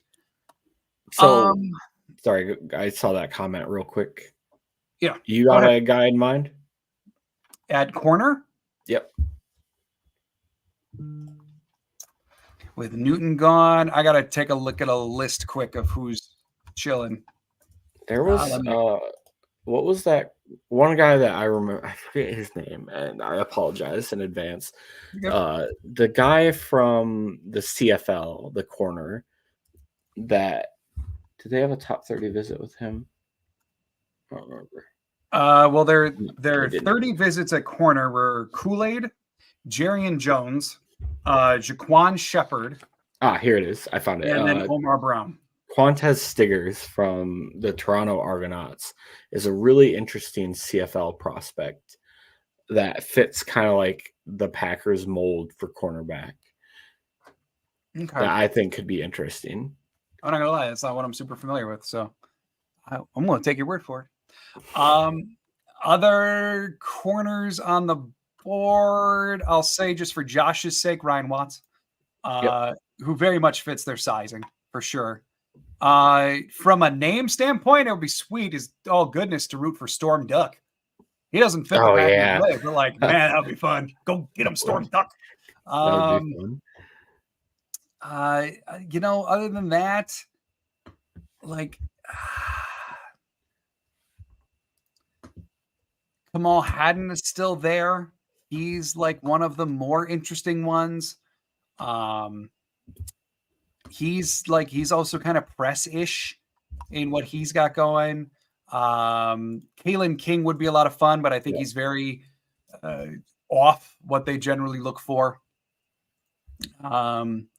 So yeah, like corner, we are kind of beginning to get down. There might be some diamonds here, but we are beginning to get down to the bottom of the list at corner. That's why we've said before that corner, the meat of the corner class in this draft was earlier in the draft. Like, so I'm starting to look at cornerbacks that like fit their mold. Yeah. Miles Jones could be interesting from Duke.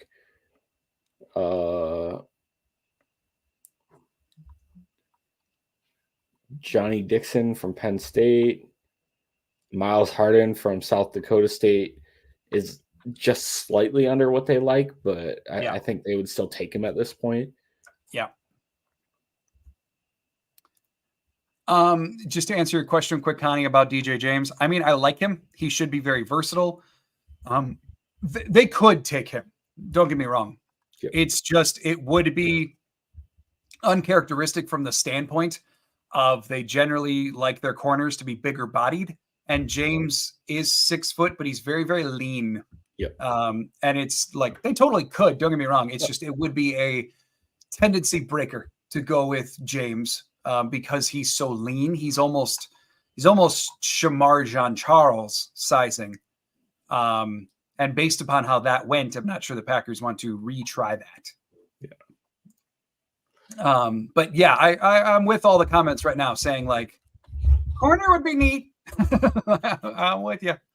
I think another O-lineman, maybe a wideout, but man, they're going to walk into a tough competition. Unless it's like Johnny Wilson, who does something totally different than any other wideout. Maybe H-back. Like I haven't seen Jaheim Bell's name go yet.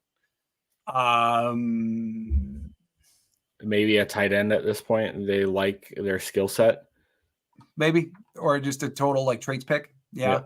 But I do think I'd be surprised if we don't walk out with one more lineman from these final three. And I also think one pick will be quarterback.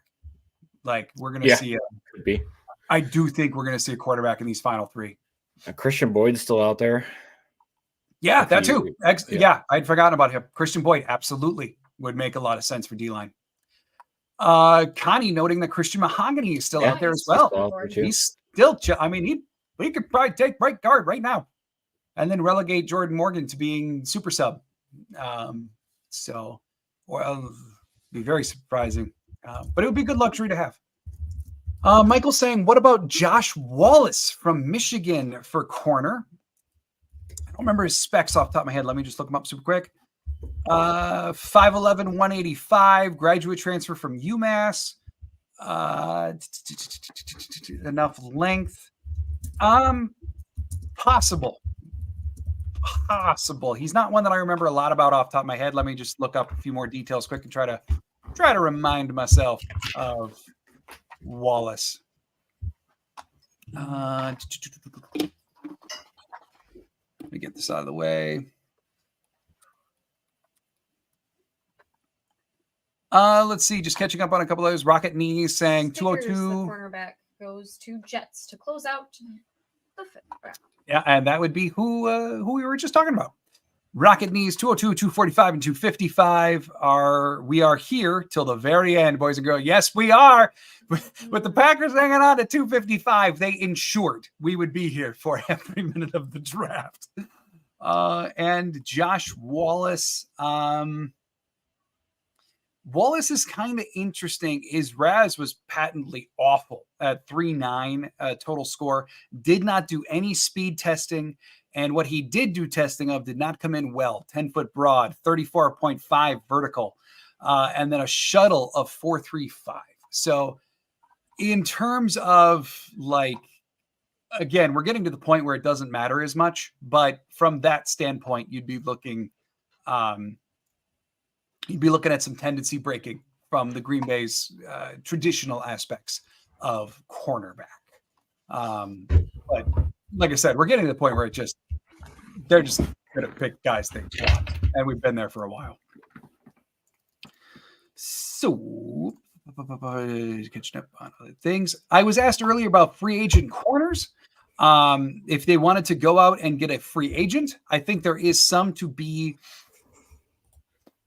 Kind of depends on what they'd look for. Like there are a couple higher end ones. So I mentioned someone in the chat earlier talk about Adoree Jackson. Oh, he just went. Yeah. This is why we don't talk about people we like. Right. Mm-hmm. Anything I've read about Adoree Jackson has said that he's really fallen off. So that would be a surprise. Yeah. Stephon Gilmore's still there, but he's probably going to be out of the price bracket. It's not what they're looking for, I would think. Steven Nelson, maybe. He might come in and he might start for the Packers as of right now. To the Vikings. That's a good pick. Packet from Oklahoma. Yeah, the big OT from Oklahoma. He was one that was at the tackle spot, was considered fairly Packersy. Yeah. Sorry, I know some of you hate that word. It's in my vocabulary. I'm sorry. I like it. But because it's true, they're just so definitive in what they look for. So Rocket Knee saying Brennan Rice, son of Jerry Rice. Yeah, we talked about him a little bit last night. Tyler said he asked the Packers scouts at the Senior Bowl who they were watching, and they were watching Brennan Rice. That got me a little something. But a lot of the profiles on Rice that I've kind of dove into were, here's a guy who's good at everything, great at nothing. Good route runner, good blocker, has good traits. He'll be good. It's like the final assessment on Brennan Rice. It wasn't like you're taking him to take the top off of defense, or you're taking him because it's Dontavian Wicks, who's a very good route runner, or he's a red zone threat, or he's Johnny Wilson, who's going to annihilate corners as he goes out and blocks. Like he's good at everything and great at waiting to be determined.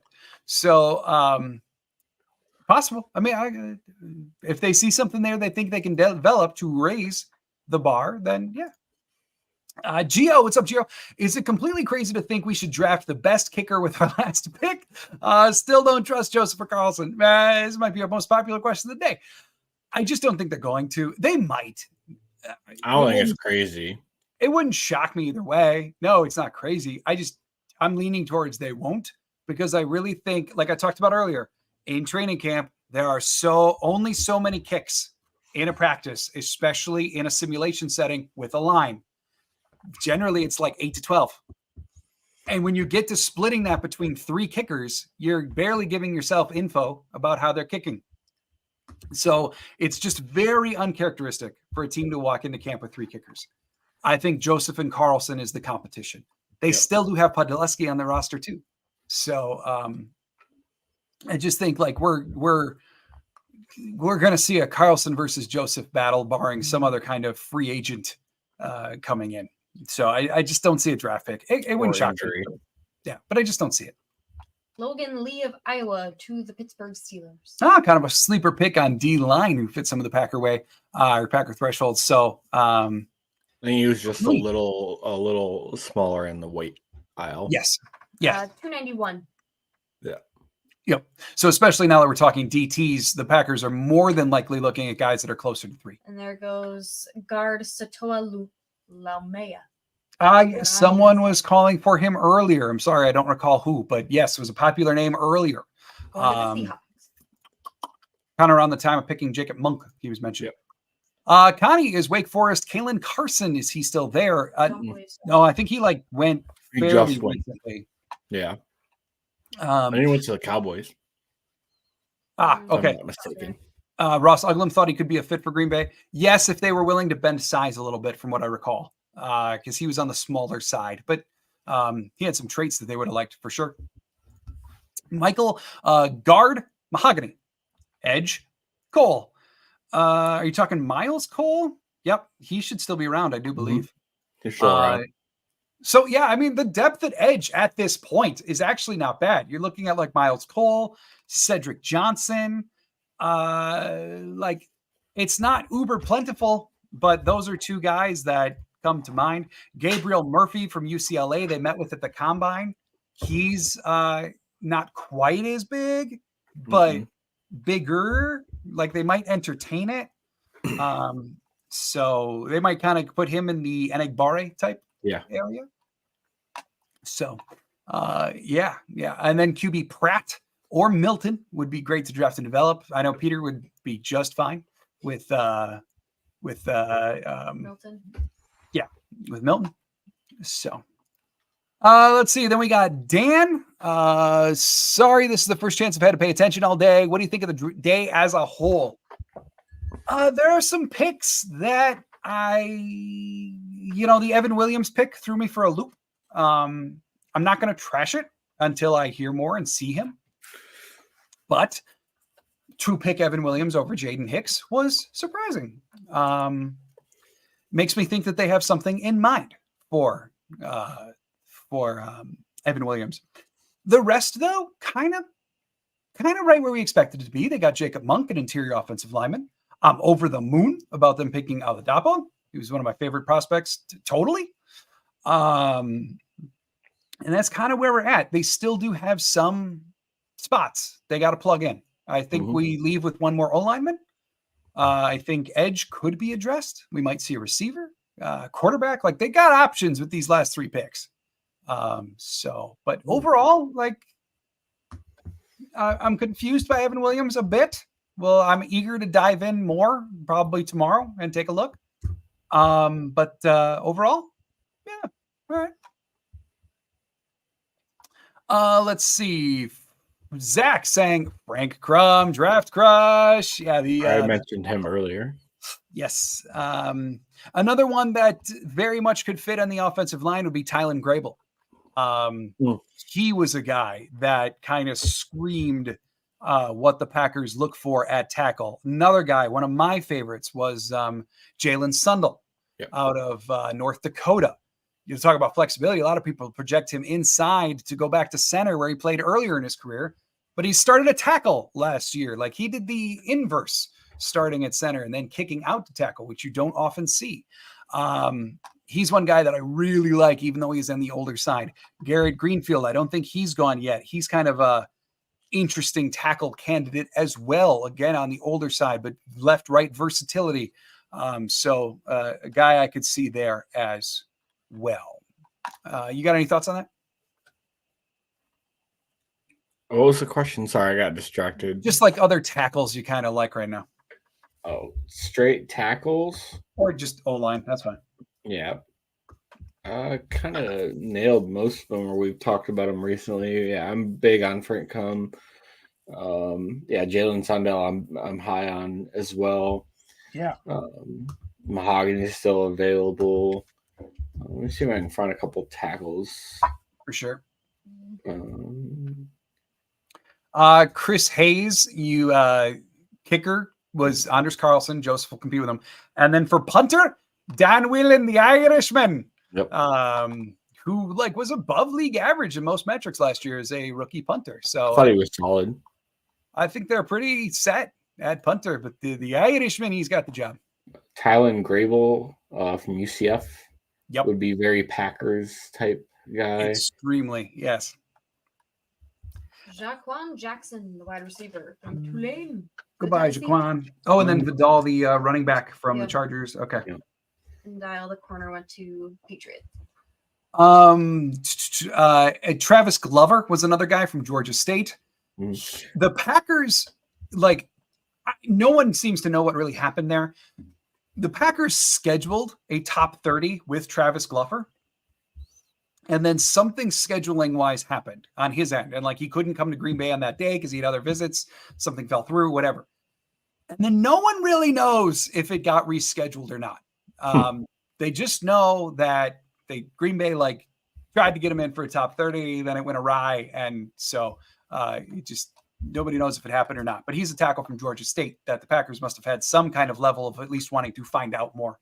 So one last guy I mocked a couple times is CJ Hansen from Holy Cross. Oh, very. I thought he'd be interesting. Yes, and you're looking for the versatility angle. He's got it covered. So I would agree. Very interesting.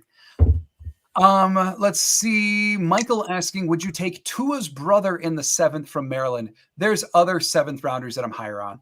I wouldn't love that, to be honest. I'm with you. I would be significantly higher on Slovis. Yeah. On Sam Hartman.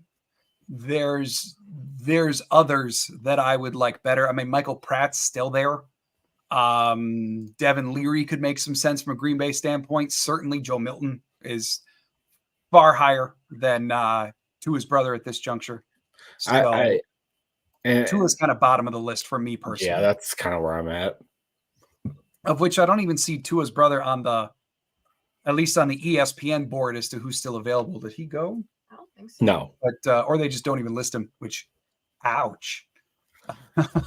He's not on he's on the top 300 list I kind of keep track off of. Sure. But I don't think he would be very much what Green Bay's looking for anyways. No, I'm very much in sync with you on that. Also, I didn't say it earlier, but massive thank you to Janelle for being our first Patreon patron. It means a lot to us. Thank you, Janelle. We just launched it today. So if you're interested, go check it out. And there's giveaways and the whole deal. Read the details as to what's included at each level. But really, sincerely, thank you for your support today, Patreon. And also, Janelle, thanks for everything all the way through for a solid year. You've been there all the time. And it means so much to us. So thanks. Same to everybody out there. You know what? Screw it. I got time. I'm just going to say it now. We were at last year, we were in a position where we had done our first draft and we were at 500 subscribers. And now 1 year later, only our second draft doing this, our second year covering the Packers, we're closing in on 1,700 subs for Claudia and I at Lombardi Time Brews. It means everything to us, and support means a lot. So that was my 7th round gushiness, but just know, I see you and I'm incredibly happy you're here. So thank you. Connie, is Kamal Hatton cornerback? Is he still available from Tennessee? Last I checked, he was. I believe so, yeah. I don't think he's been taken yet. Let me just double check for the immediacy here. Yes, he is. 6'1", 196. He is kind of more of a press corner. 5 picks over the last 2 seasons, according to ESPN's write-up. So he is officially still on the board. Malik Washington, wide receiver of Virginia to Miami. Oh, Steve, if you're still here, there goes your boy. Sorry, Steve. Sorry, Steve. Sean saying Christian Boyd. It's very possible if he's still there at 202. Yeah, they had a top 30 visit with him. Boyd? Mm-hmm. Yes, they did. He's the one that I mentioned earlier that like the Packers people ran his pro day. Makai Wingo is still on the board too. Even though Wingo is a bit undersized for them, Boyd is more their prototypical D tackle size. So top 30 visits weight. that haven't gone yet. Christian Boyd, Jaquan Shepard from Maryland, Omar Brown from Nebraska, Chris Edmonds from Arizona State, Akeem Dent from Florida State, Donovan Jennings from USF, Gavin Hardison from UTEP, and Del Pettis from Troy. That's who I'm tracking so far. All right. And it's like, frankly, the safeties that are still there, like Edmonds, Brown, they'd be a little bit of a surprise at this juncture. Yeah. But every other name that you listed is like, yeah, I mean, I could see it for sure. Yeah, Donovan Jennings from USF. Kind of an interesting story there. He's played his entire college career at tackle. And then for the draft process is converting to guard because he was told you're going to be a guard and you need to get your versatility up. So now he's been training as a guard and is officially registered in the draft, I believe, as a guard, but certainly someone with tackle know-how to some degree. So the site I got him off just had him listed as an O-line. That makes sense. Yeah, but my favorites in O-line, I think, like Mahogany would be neat. He would just be a tendency breaker. But like Grable, I've been very high on Jalen Sundle for a long time. Yeah. I think that would be a really nice one. Other players, defensive tackle that are still interesting. Makai Wingo would be a little small, but he would be a welcome addition to the defensive line. Let's say that. Christian Boyd. I know you're high on Leonard Taylor. Yeah. So few names left at D-line for sure. Let me.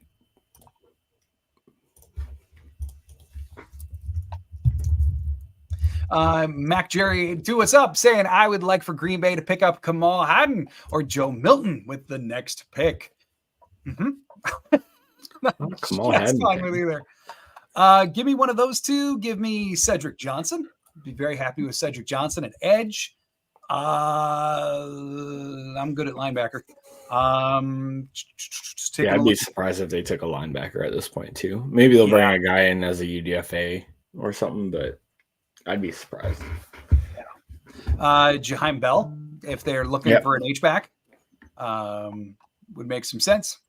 There's a couple running backs that I still like left, but also would be kind of surprised if they took another one. Yeah. Johnny Wilson, wide receiver to the Eagles. Of course, to the Eagles. Why would they ruin my hopes and dreams? Right. Enjoy him, Philly. Just like you're going to enjoy the Gene. Interesting from Captain Cubbles. He says, in case not mentioned, Monk is allergic to cold water, but is fine in snow and drinking it. Just skin does not like the cold pools. To be honest, probably the skin not a fan of the chemicals mixed with harsh temperature.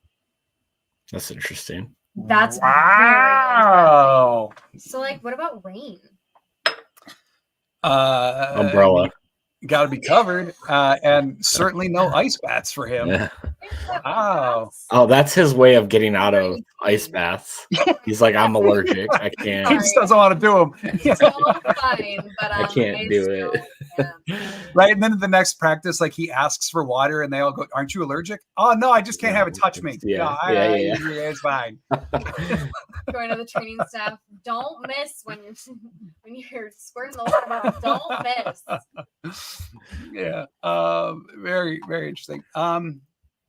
Michael asking about Gabe Hall. I mentioned him offhand earlier. Baylor.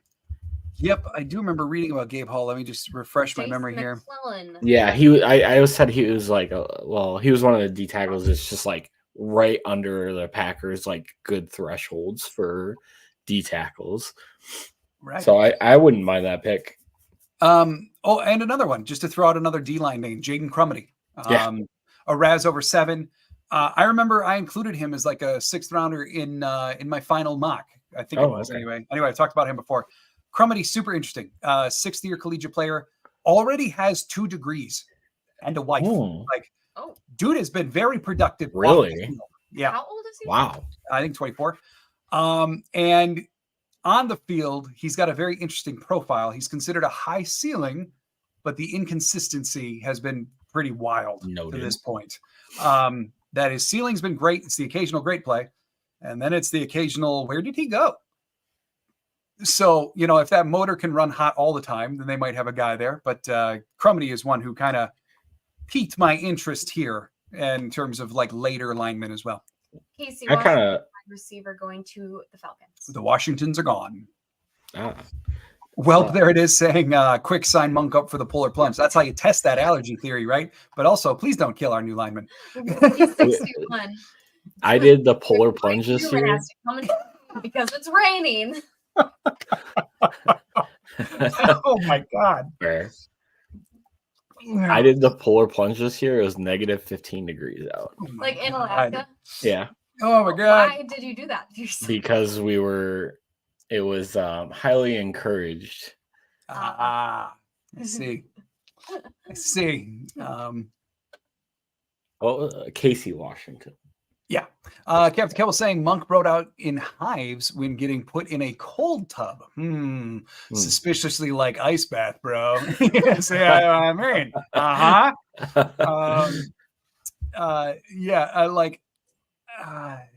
That's super interesting to know. Like, it's all right. I have a coworker that like that, but it's the opposite. Like if it's too hot out and she's like sweating, she'll break into like these nasty hives. Sure. Okay. That'd be a good pick, Joseph. Dylan Lobb. Yeah. I would just be surprised if they went with another running back. Same. Like that's just where I'm at. I wouldn't hate it. But Lobb, the prospect, I think he's just prospect. He's an interesting one. Their hardcore cutoff at running back seems to be about 200 pounds. And so like 206, you're there. Gutekunst even said last night that he likes him at 220. Yeah. So, but I like the player of Lobb. Yes. Like, don't get me wrong. It's just, I would be surprised if they went with another running back, and that kind of running back is, I guess, what I'd have to say there. What did Jones play, like 210, 214, 215, something like that?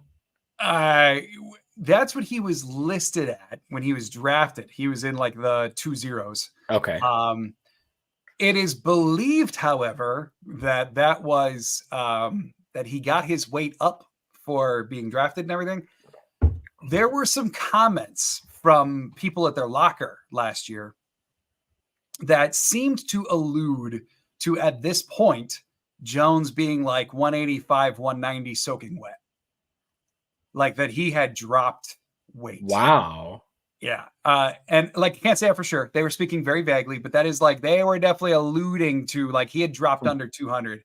And that's where he had been playing for a bit. I can see that. He had some spry in his step. Yeah. That could be part of the reason why. But I just like, I've also kind of speculated that knowing Goot's preference at running back, was that part of the rationale to move on from Aaron Jones, that Aaron Jones was truly not the Goot type at running back and was getting increasingly not so. It's just interesting. Not that that's the sole reason about Aaron Jones. I'm just saying is that part of the equation, but yeah. But there was a couple different references from fellow players about like, and they weren't knocks. They were more like jokes about how like little man getting it done because he's not where he was. So Justin saying, I've missed so much. I hate working night shift. Well, hey, welcome now, Justin. Thank you. We appreciate it. Sean, Cornelius Johnson, Mahogany, or Jennings. Oh, I can get with that. Cornelius Johnson, now that Johnny Wilson's gone, I've included him in several mocks. I like Johnson a lot. So The only question, really, like the big question with Cornelius Johnson is he's got all the physical traits. He played at a successful program. Granted, that didn't throw a whole much, but why was Roman Wilson more productive than him? And like the big thing is like, why didn't he have better collegiate stats? Yeah. And I'm not sure, was it partly because his route running needs refinement? Was it partly because his hands have been questionable at times collegiately? Like it's a question that a team that picks Cornelius Johnson is going to have to answer and believe that they can fix, because that's been the big knock on him is he's got all the traits in the world. Why didn't we see it at a successful program when he was a receiver too, statistically speaking anyway, with But at this point, that's what you're taking though, is sure. You're like, oh, I'm willing to bet on those, intangibles. Yeah. Yes, completely. With pick 188, Houston Texans pick Jamal Hill, and then they traded their 189 to Detroit. Man, on the clock. Detroit's moving all over. Yes. Wait, Detroit moved up? Yeah. Oh, God. So yeah, Detroit now on the clock at 189. Packers do not go again until 202. We are in the lull, everyone. We're getting there. But we're waiting on it. So let's see. Justin saying, I'm sure it's been said, but how do you feel about day 3 so far? You haven't talked much. You want to give a couple thoughts? Let me just get back to where we actually picked. That is horrible now that it's warm. I'm going to put that down. Okay. What is Switch it? to water. It's just an energy drink. But like when we sat down today, it was cold. It is no longer cold, and it is no longer fine. It's no longer fine. That's kind of rough. Evan Williams, I don't know if I'm super excited for. There's some questions there for sure. Right. But Monk seems super promising. I like everything that I've read on him. So it'll be interesting to see where he gets involved in this next year. But yeah, overall, I mean, we're trucking along. This is where Goody does what Goody does. So that's a fact. You want to give your thoughts on the day so far? Just a rundown.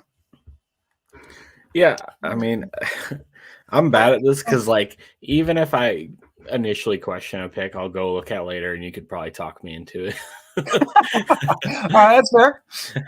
But I like they built up the safety room, because a couple drafts ago, I was like, when we had Amos and Savage, and we're like, oh, we have the best corner or like DB room in the league. Based on Eric Stokes come up, Jair playing top-notch ball. I was like, man, we need a safety because like Amos is getting a little older. I still don't think we know what we necessarily have with Darnell Savage. And so it was like a couple years where I'm like, man, we didn't really do much in the safety room. So it's nice to see them really address it this draft. And that's Adapo true. Is a good pick. I'm with John on this one. I like Adapo a lot as a late round guy. And then bolstering up the offensive line. I think those hit the two biggest needs of the draft, and they're just taking shots on guys as they like and hoping they hit. So I'm big thumbs up for day 3 for me. Well, and we talked about it earlier. Like last year was the fun draft, right? Of like, let's get playmakers. The cupboard is empty. We got to get some playmakers. This year feels a lot more targeted. And I know they say they're doing best player available, but this feels very, we have a role in mind for Hopper. I want him, take him. Monk, put him in. I like him best at IOL, and we are going IOL right now. It just feels very targeted, this draft, that they are going and getting their guys. And the board be damned, or whatever have you.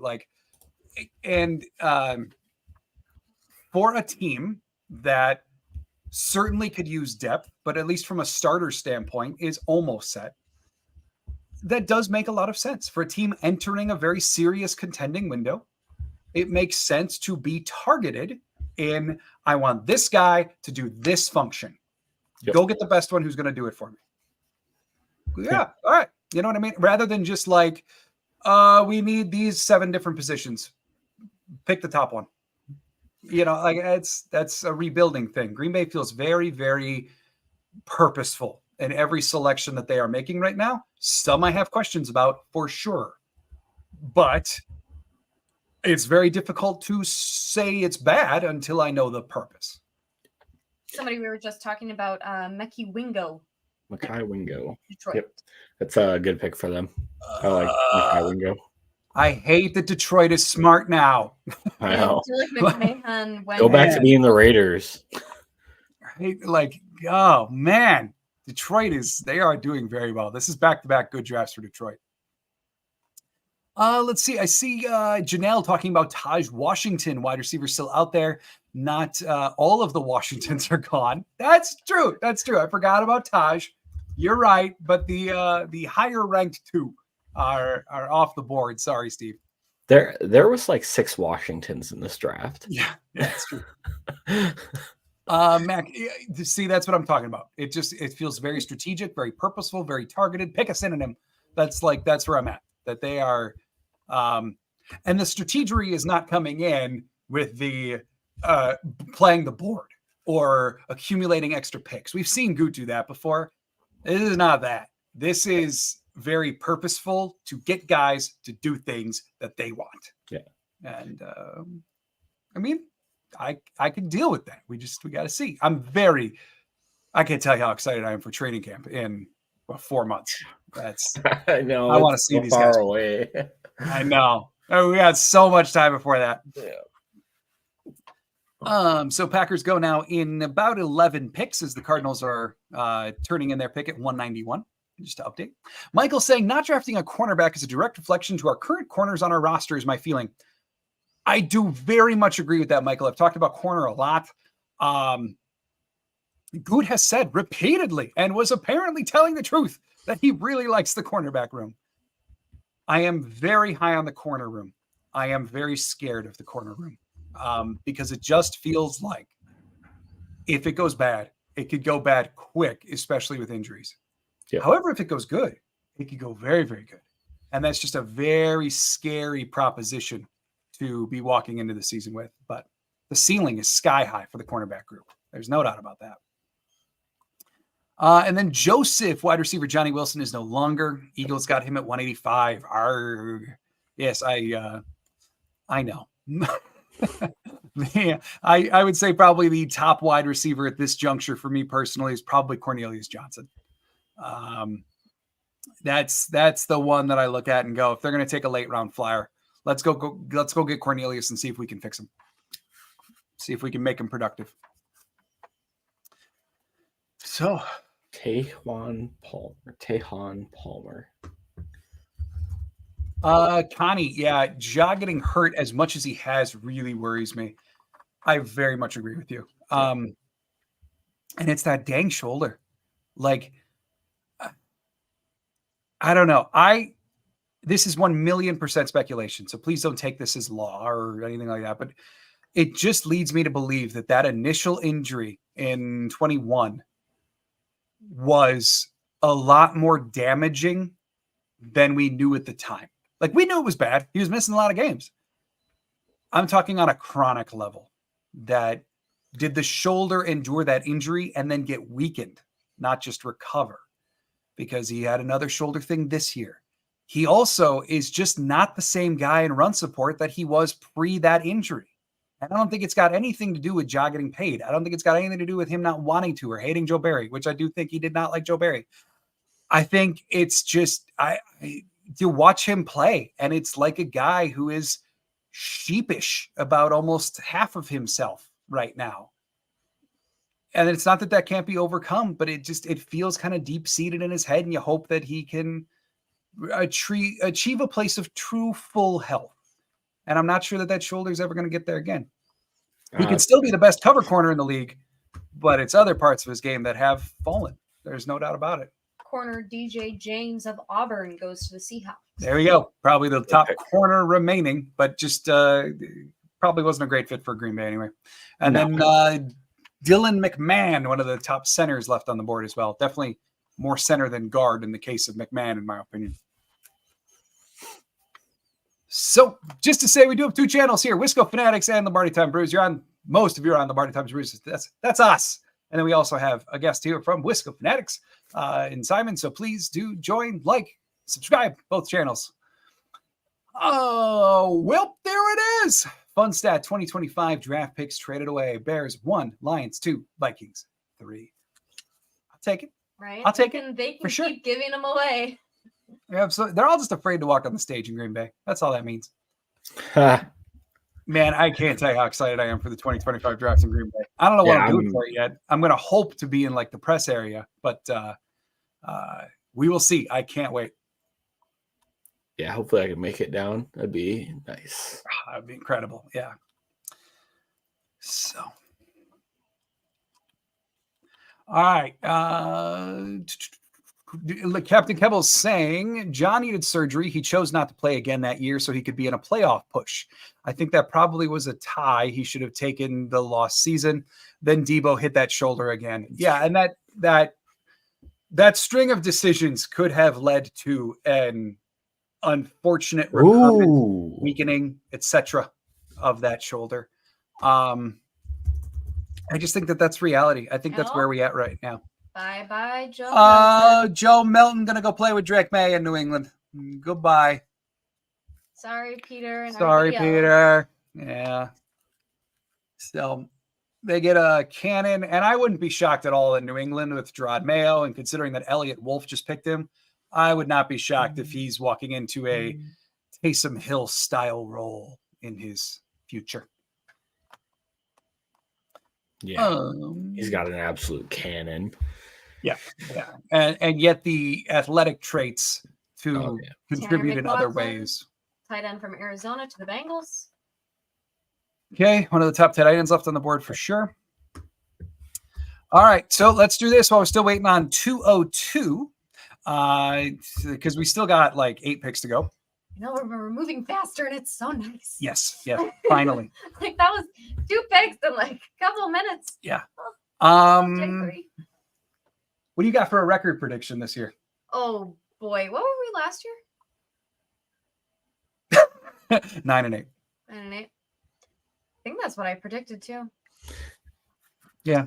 I think you did actually. I'll go. I don't know how hard. I don't want to be too ambitious. Nobody will remember. It's early enough in the offseason. Time to be enthusiastic. I'll do. How many games are there? So base it on 17. 17. Mm-hmm. Although it could be moving to 18 real soon. Not this year, but soon. All right. I think we are going to lose.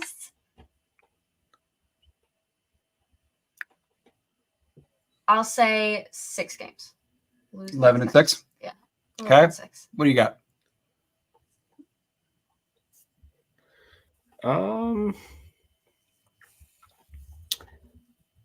Am I looking at the wrong thing? Maybe. I don't know. Like I like our away opponents a lot. Mm-hmm. We got the NFC North, and then we also got Jacksonville, LA, Rams, Eagles, Seahawks, Titans. A couple of tough, like if I'm playing a tough opponent, I want them at home. Like San Francisco and Miami could be tough. And then obviously Detroit. I think we could win like 11, 12 games this year. Yeah, I was going to within the realm of possibility. I was going to go with 11-6. It just feels right. Like it's an ascension without being like over the top. Mm-hmm. They're still going to have some weeks that they suck. Right. Yeah, like there's still room for a lot of error. Every team does. So, and then they'll drop 1 or 2 that we don't anticipate. Still gotta have a couple games where we remind everybody that we're still babies. Yeah. So I got them at 11-6. employing a new defense might have a little bit in that too. Excuse me. True. It is going to take some time to sync up. There's no doubt about that, especially Ryan Watts, cornerback from Texas. Tough. I think it was Justin was calling him for him so much Yeah. earlier. But especially, I don't want to say a complicated defense because Hafley is known for really simplifying things in a great way. But an aggressive defense requires balance. And it requires, in one part of the field, you're getting aggressive. So the other one's got to shift with it and cover more space, right? Like and that is everyone's got to be moving in synonymous time or in synced time, right?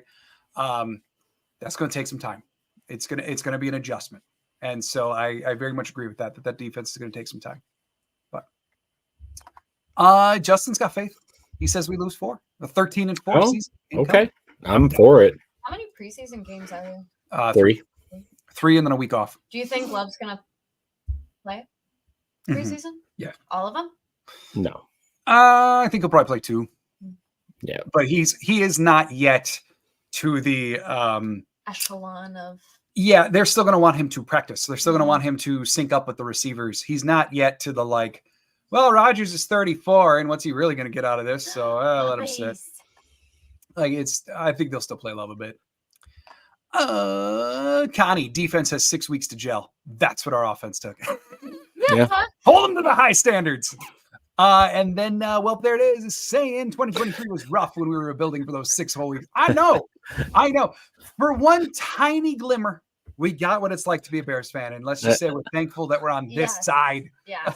but even then, not really, because we just kicked the crap out of them in week 1.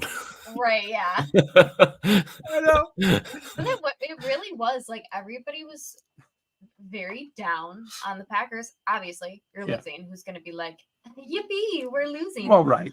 But it was very just this is what teams that go through and it sounds so we don't have to deal with this, but we don't. We haven't had to deal with a extremely bad run for a while.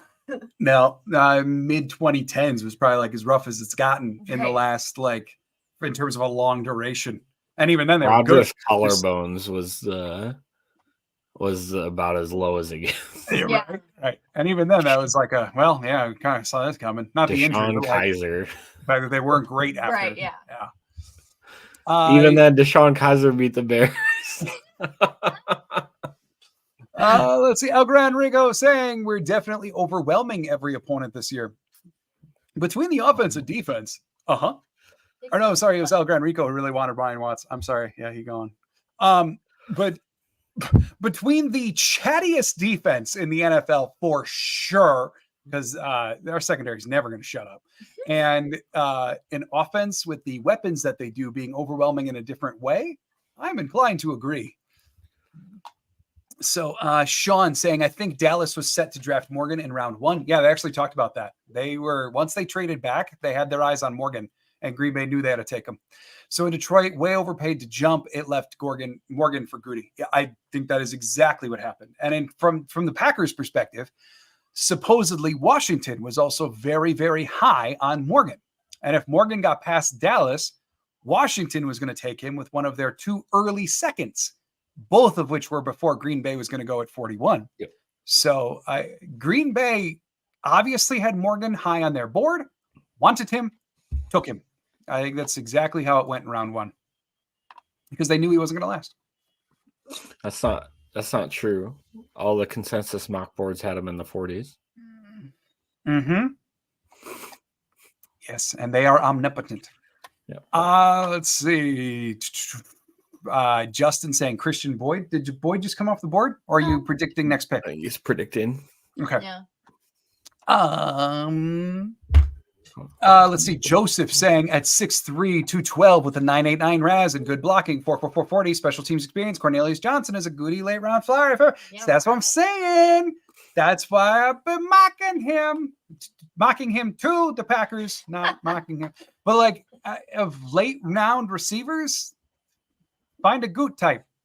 Guys are Goot type. No doubt about it. What's taking so long with this pick? I was just gonna say, I think I jinxed it because I was just saying like, Yeah. oh, I love how quick we're doing things, and now the Rams are taking forever. Yeah. I mean, not that it's the Rams' fault, but still, they're taking forever. Though they did give me puppies on the screen, so I won't be too mad because That's fair. It's a good trade-off. Yeah. I didn't realize they played the Bears. Those of us that lived through the 70s and 80s think this extended successful Packers run is just Actually, a karmic payback. They put little manes on some of the puppies, so they look like lions. It was adorable. I didn't even like the lions, but that was adorable. Yeah. I was not around for the 70s, 80s, but I know. My dad's told me a bit about it, and I will very much take your word for it. I hope to never go to those depths again. So, yeah. Rocket Knee saying, I just hope he's not another Sherrod. You know, the thing with Derek Sherrod, and I've thought about this a lot recently, and even after they picked Morgan, the Sherrod pick, like it made sense for where they were at the time. Yep. And he was a Packers O lineman. That injury was catastrophic. Yeah. That injury was a career ender. And that's why I kind of look at him and I go, well, I hope no player is a Derek Sherrod. Like, I don't look at Sherrod like a bust. Yes. I look at Sherrod like an injury that never healed. And that we know that all too well from dealing with like a David Bakhtiari. We've lost players to injury before. Nick Collins. Sure, Sterling Sharp, if you want to go back to the 90s. Like, we've seen this before. Sherrod's was different. Closest comp being probably like Bakhtiari. It was a catastrophic knee injury. How's they going to show this? That could have ended a career. And Sherrod tried to come back. It never worked. So, like, I don't look at Sherrod like a bust. Tyler Davis, finally, to the Rams. The Clemson DT, Yep. But Sherrod, to me, is more of a sad case of injury than it is a pick that didn't work. And there's just nothing you can do about that. I hate throwing a bus label on guys like that. Well, and it's different too than choosing, like when Ted chose Justin Harrell. They picked Justin Harrell hurt, like with the torn bicep and everything. It's different to pick a guy hurt than it is to pick a guy and then have him get hurt after. Like that's just unfortunate. Picking a dude who's chronically hurt is, you might be setting yourself up for something like they did with Harrell. Blaine saying it wasn't the 4-win seasons that hurt. It was the 2 decades of almost never competing. Hooray for the present. Yeah. Zion Logue. Yeah. DT from Georgia to Atlanta. Goodbye, Zion. Let's see. Oh, do you want to head into studio, please? I have a setting I want to adjust quick. Let's see. You might have to do it through there you go. Let me just catch up here. Michael saying, hey, Michael, I'd like them to get one more O lineman, still a little thin there. Yeah. I mean, with 3 picks remaining, I think an O lineman is very possible. Yes. Rocket Knee saying injuries happen. I more so just meant first round disappointment. I get that 1,000%, right? It's tough to call an injury a bust, but like, I get what you mean. A first rounder that just doesn't pan out the way you hope for any number of reasons. Coming up quick on our pick here soon. Oh, are we there? Almost. I think we're 5 away. Yeah, we're at 198. Packers coming up at 202. Connie saying those were really rough decades for Green Bay for sure. If you beat the Bears once a season, it was a successful season. Ugh, I don't want to go back to that. That's where the Bears are at now. Michael saying Boyd, Mahogany, Cohen, or Cole are my top 4 options for this pick. Boyd makes all the sense in the world. We know that they were at least semi-interested there. Mahogany would be anomalous, but like, at what point does the value outweigh what you normally do? And then Cole is one of the bigger edge left. I personally would prefer Cedric Johnson, but I very much get it with Cole. And then Cohen. Cohen. I'm blanking on about Javion Cohen. Okay. From Miami. Okay. Rocket Knees clarifying further, not the player, but the pick wasted. I guess it's harsh, but still first round pick. Harold's another good guy. I'm with you now, Rocket Knees. I very much understand what you're saying. Electric Pilot, welcome. I'd have preferred Devontae Walker pick over Evan Williams in 4th. Sorry, I'm late to show. No, don't be sorry. It's all good. It's okay. Welcome. I have questions about the Evan Williams pick. Certainly. More of a roster construction need than Devontae Walker would have been. I'll give you that. Like, they needed a safety at that juncture more than they needed a wide receiver.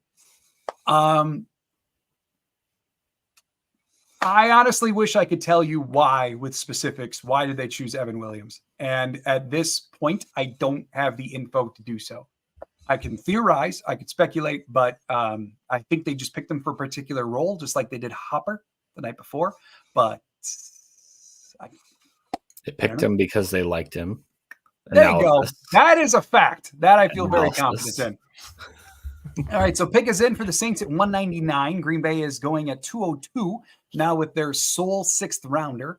After 202, we've got a layoff up until 245, barring any trades. So we're getting there. Justin, I'd take Brendan Rice for giggles. I get it, Justin. I get it. I would prefer Cornelius Johnson if we're going wide receiver. I think the ceiling is higher. Brendan Rice was a does it all good and then nothing great. Cornelius rip. is a ceiling. What do we got? Christian Boy. Okay. New Orleans. Go by, Christian. Have fun in New Orleans. All right. Have a beignet. Call an audible. What's the over-under on how many times they're going to have Cade Stover massage that cow video? It's like the 6th time I've seen him play it today. I'm sorry. I was reading. I'm sorry. Say again. On NFL Network, they've shown the video of Cade Stover massaging the cow like 6 times. It's kind of weird. Yeah, you're like day 3. You just fill up the time, right? They don't talk about the picks as much as they should. Golly. Rocket Knees 199 should be renamed the Brady pick. I get that. Scott, did I miss anything since Oladapo? Nope. No, that was their last pick. We just be chilling. We're waiting for 202. Yep. Coming up here. Get theirs in, and then we're just waiting on Indy, and then it's us. Yeah, but good timing. We're almost up. 2 more picks. Donald saying, let's get Jerry's kid. Yeah. I wouldn't be upset with Brendan Rice at all. I just would prefer Cornelius Johnson at this juncture. I don't think Green Bay would do it anyways, if I'm being honest. I think it's just not there. If they're going to take a lottery ticket at wide receiver, they're going to pick someone high ceiling. Yep. And Rice is steady, not spectacular, which is not a knock on him. They absolutely have a place. It's just it would be more Green Bay to like take a lottery ticket here, especially given how their wide receiver room is right now. But if it's Rice, I'm not upset at all. Yeah, no, I wouldn't be mad at all. Connie saying Mahogany would be great depth for our interior line. No doubt about it. It is surprising that they went with Monk over Mahogany. I think that's probably got to be because of Monk's versatility, having played tackle before, and also being able to be a predominant center, whereas Mahogany is very, very guard. Yeah. Goody may have been drinking Evan Williams when he picked Evan Williams. Hey, it's day 3. It's possible. He just looked at the bottle and went, that one. You know what? Give me that one. He was on the phone and he was actually talking to one of the guys in the room. I want Evan Williams. Right. And okay, sounds good, Mr. Goodenkoots. Oh, wait, hold on. And they just wrote it down and handed it in. Yeah, it's maybe.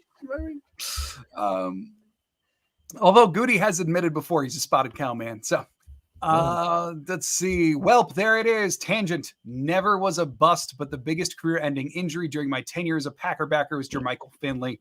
His talent was enormous, and then poof, gone. I would put Nick Collins right there with it. Like Jermichael was special. He was an element that we had not seen in a very long time in Green Bay. Ditto for Nick Collins. And I kind of look at the difference between the two, and not at all a knock on Finley and not at all disagreeing with you even. I look at Finley like he was going to be a Pro Bowler a bunch of times in his career if it actually would have gotten there. I look at Nick Collins having the potential to have reached Canton. Yeah. He was on a very, very special trajectory that I think we often forget about. And it could have been special. And then, again, another one that was just poof, gone. Okay, come on. Let's go. 200. We're waiting on 200 right now. Blaine Sterling Stark would be in the Hall of Fame if not injured. Yes. I mean, based upon a lot of what's out there, he still has the stats to go into the Hall. He should go into the Hall. I agree. He might have gone in the Hall in the last 2 years if he wasn't so hostile towards media all the freaking time. So he'll get in eventually. I do believe that fully. I mean, they are in Detroit, so Right, they're yeah. cute. The Okay. puppies are cute. If you're on the Crap, that is NFL adorable. network, they have the puppies and they have them in lion's manes and they're really cute. Ray. Jaden Crumedy, the tackle from Mississippi State. All right, The Panthers. another D lineman gone. I think Leonard Taylor's still there, isn't he? He is. Dang! At what point does that value just outweigh everything else and take Leonard Taylor? I had him. I mean, in a lot of places, like going in the second or third round. Yeah.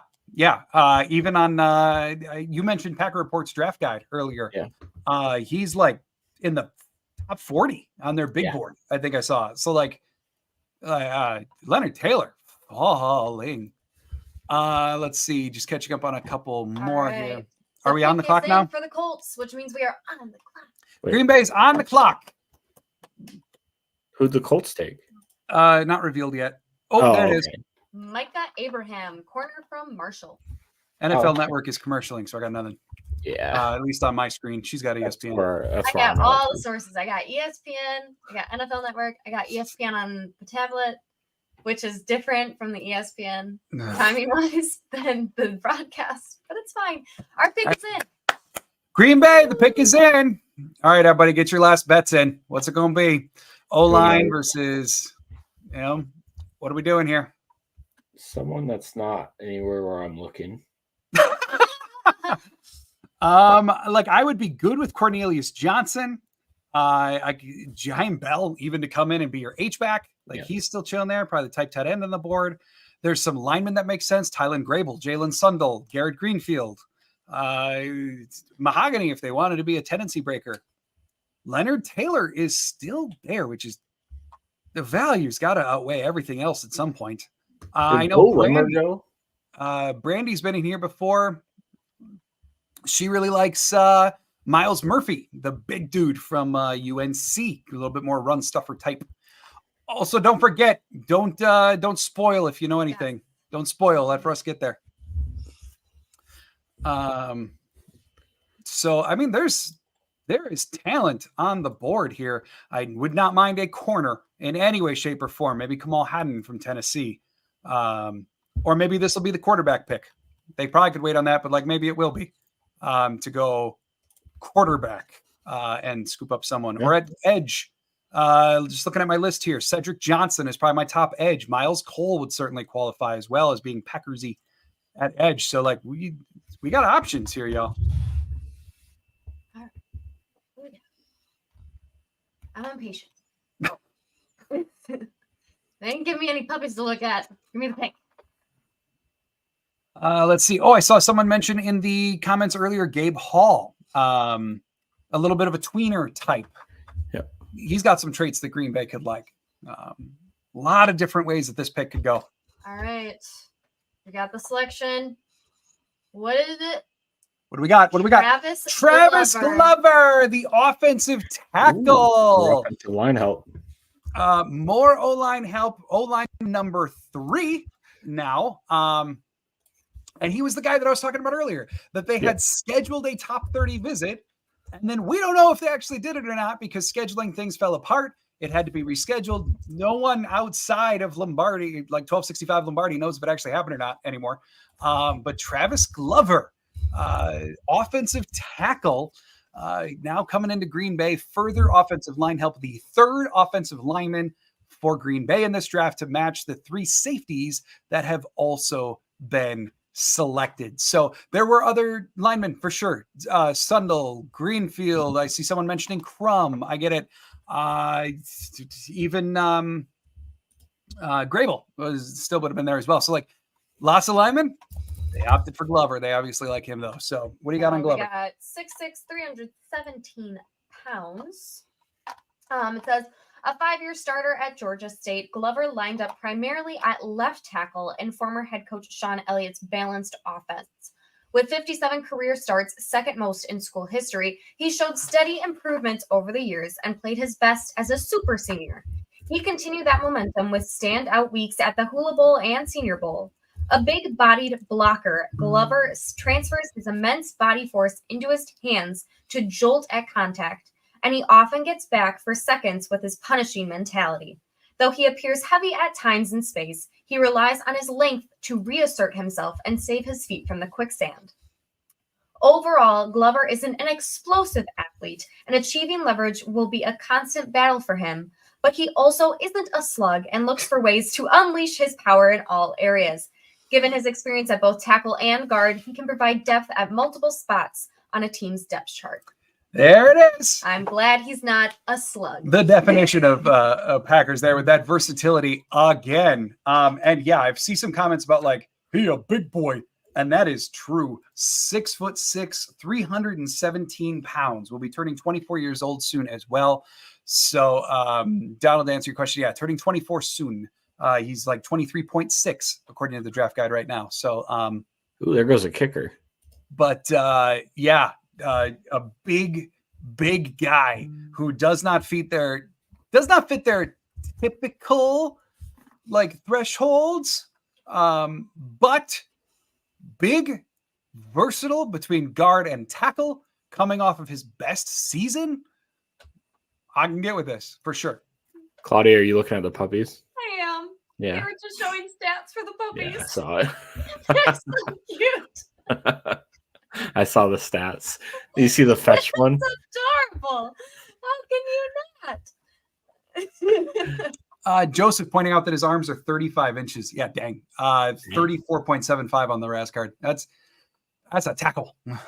Unless he's just so big he defaults in the guard. But yeah. Let's see. Ran the 40-yard dash in 5.27, 20-yard split in 3.06, 10-yard split 1.81. And then in terms of explosion, he did the broad jump in 8 feet and then vertical 27.5. It's a lot of weight to throw around in those explosive things. So, but he's not a slug, according to Dane Brugler of The Athletic. So there is pick 202. Central Michigan. That's funny. Yeah, Donald pointing out that ESPN's got him listed at 323. Yeah. Honestly, like, it depends on where you look.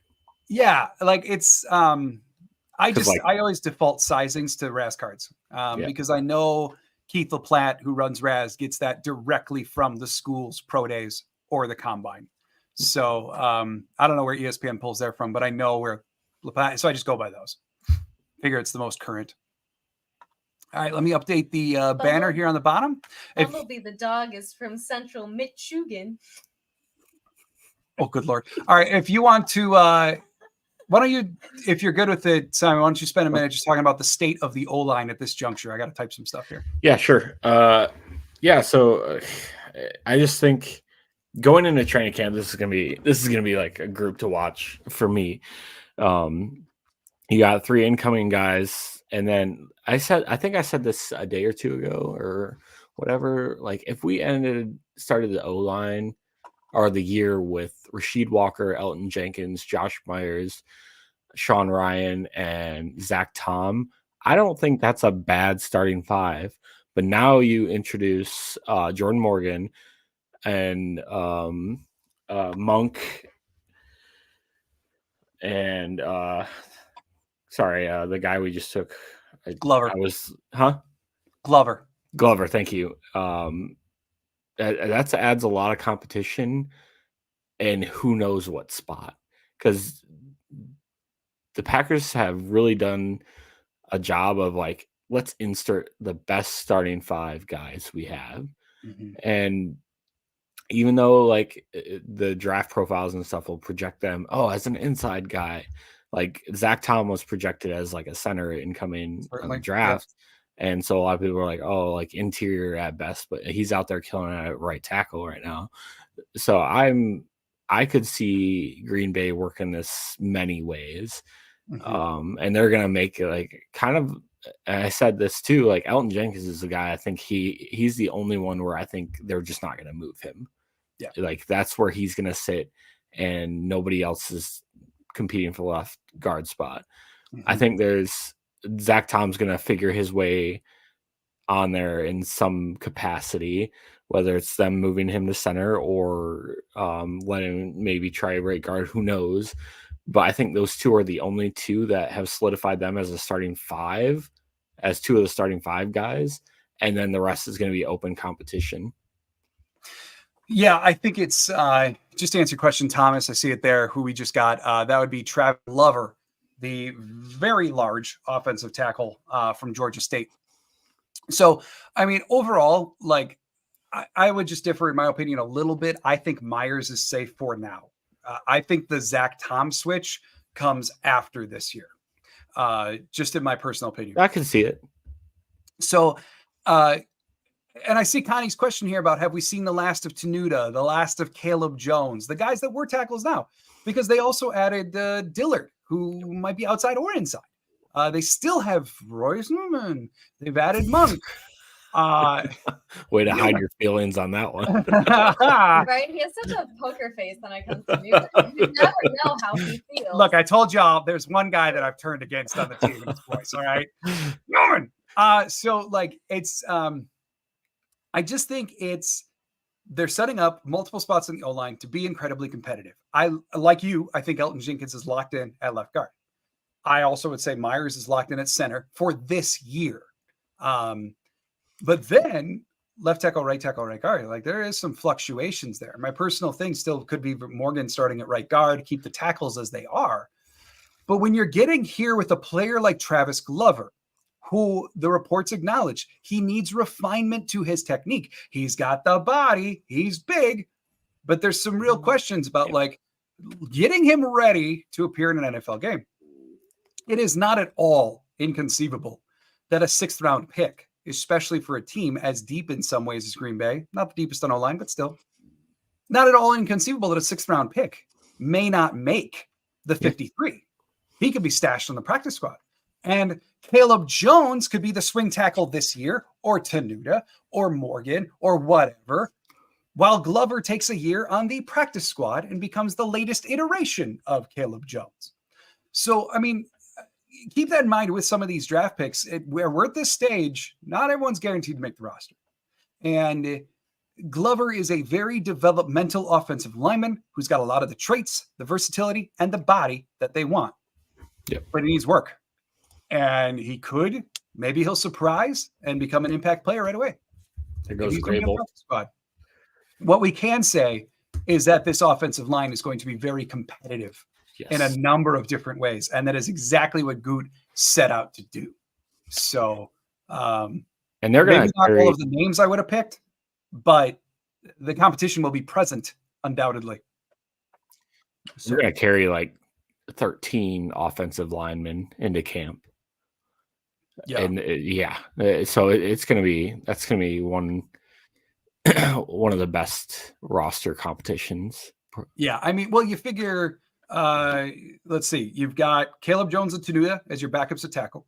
Kadeem Telford, they're supposedly very high on him. He's probably going into training camp as well. You already got 3. Then you got Walker and Tom, your starters at tackle. So you got 5 tackles alone that are like darn near guaranteed to get into camp. Well, then you had Glover. All right, so now you're at 6.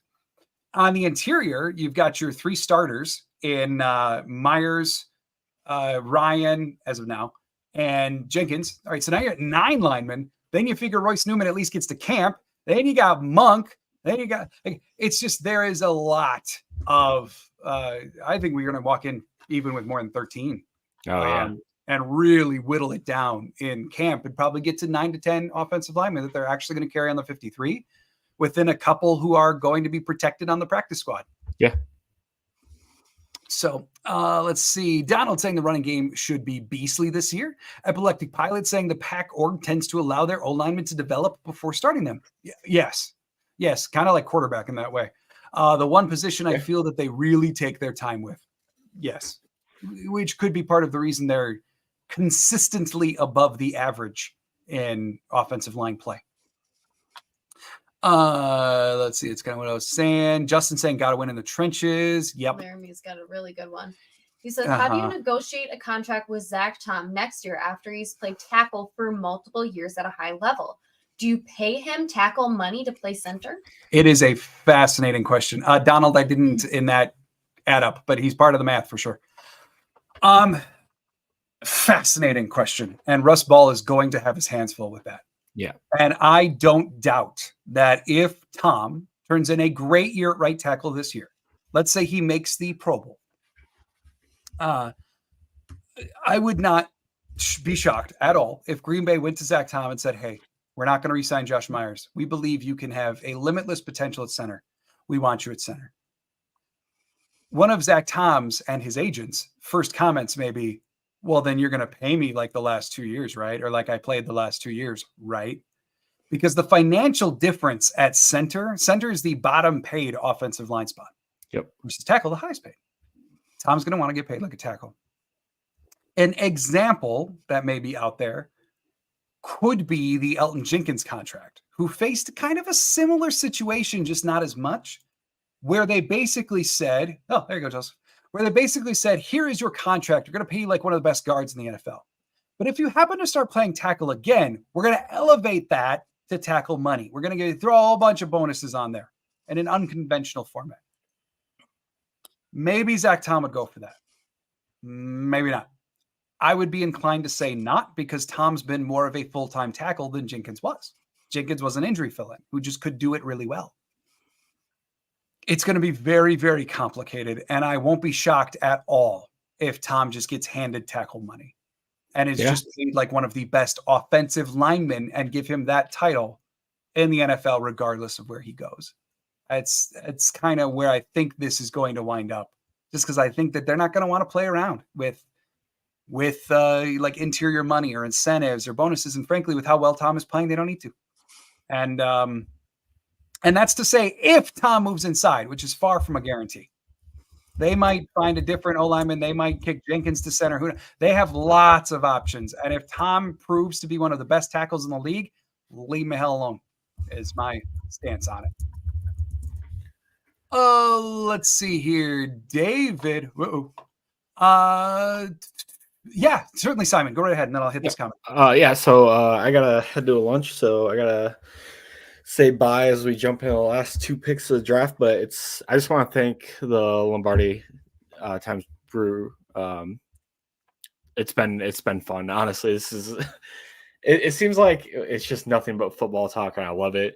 So thanks for having us. If you're here from the Wisco Fanatics side, make sure to give them a follow on YouTube. They're great people, and this has been incredible, incredibly fun. But I gotta go. Thank you guys for having me on day 3. I love this. Thank you for being here. I appreciate it. Thank you. Yeah, have a great day and enjoy the last 2 picks. Awesome. Thanks, Sam. Take care. All right. Oh, now you're just stuck with us. All right, I'll get to it. Let's see here. David saying not much flash this draft, but that just means that we are drafting depth and plugging holes that cost us last year. I like this draft and can't wait to see how these guys fill in and grow. Super Bowl runs coming. Mm-hmm. And that's what I was saying earlier. This draft feels targeted. Like that's the word that I keep coming back to, that these picks are purposeful. You know what I mean? Like that's like, it's not just like, oh, we need 8 positions, pick the top one there.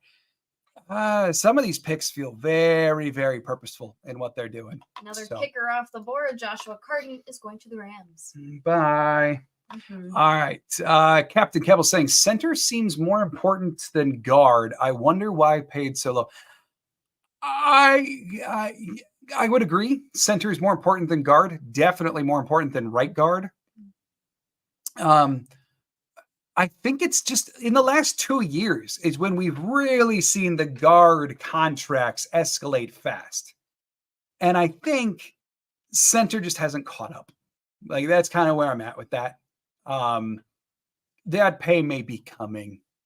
I also think we're at a place right now in the NFL where, like, there's just fewer great centers. Like, Kelsey just left. Mhm. You know, like 5-7 years ago, we had a ton of great centers league wide. Now, not so much. Center's kind of been devalued from a player performance standpoint as well as money. So, yeah, I think those are probably the reasons why. If you wouldn't mind reading the next couple. Yeah, sure. From Epileptic Pilot, so much for it being a team sport, eh? I really wish the money could be spread a bit fairer, but I understand the way it works doesn't mean it's fair. Oh, it's definitely not fair. No, and it's very purposefully not fair, especially on lower tier players. The union has been just fine sometimes making sure that their lower tier guys don't get paid. That's kind of what leads to this.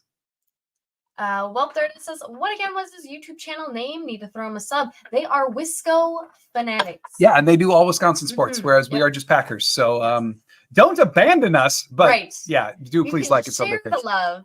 Don't need to transfer the love. Yeah, and I will say too, like, just as a mini plug, if you like the way that we do things, like relatively optimistic while being semi-real and not being reactionary and not freaking out, you're gonna like them too. They're good guys. For sure. Janelle. 3 safeties, 3 O-line, 2 linebackers, and 1 running back. Is that everything that we've gotten this far? 3 O, 2 linebacker, 1 running back. Yeah, and 2 picks to go. I like it. See the way it goes. I still wouldn't be shocked by a quarterback in round 7.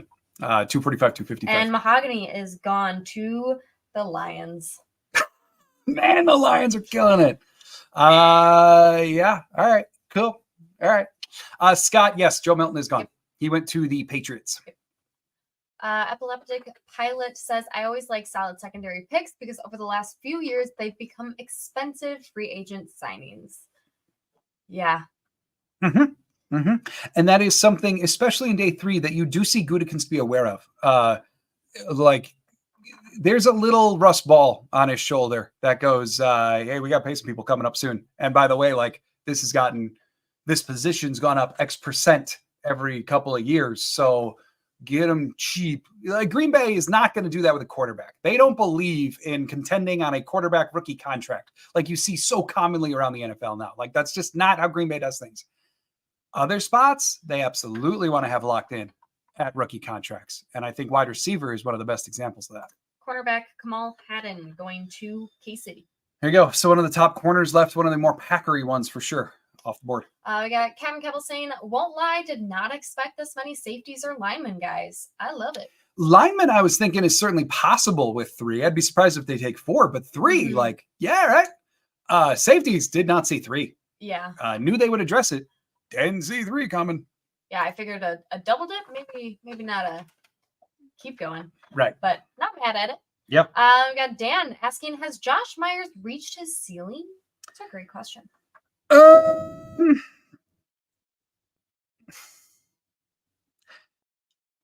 No. I'm going to say this. His good games, yes. The issue with Josh Myers is not can he capably block. The issue with Josh Myers is he'll play great for a half. He'll be one of the best centers in the league for a half. And then quarters 3 and 4, it's like, what the hell's that? What happened to that guy? Right? And then week to week, it gets even worse. So, like, the issue with Myers is not ceiling. It's not good play. He can do it. It's inconsistency. It's just so all over the map. And so, like, if he were to achieve consistency, we'd be a lot happier with him. But the drawback there is consistency. And as long as he's inconsistent, he won't be at his ceiling. That's the way I would answer that.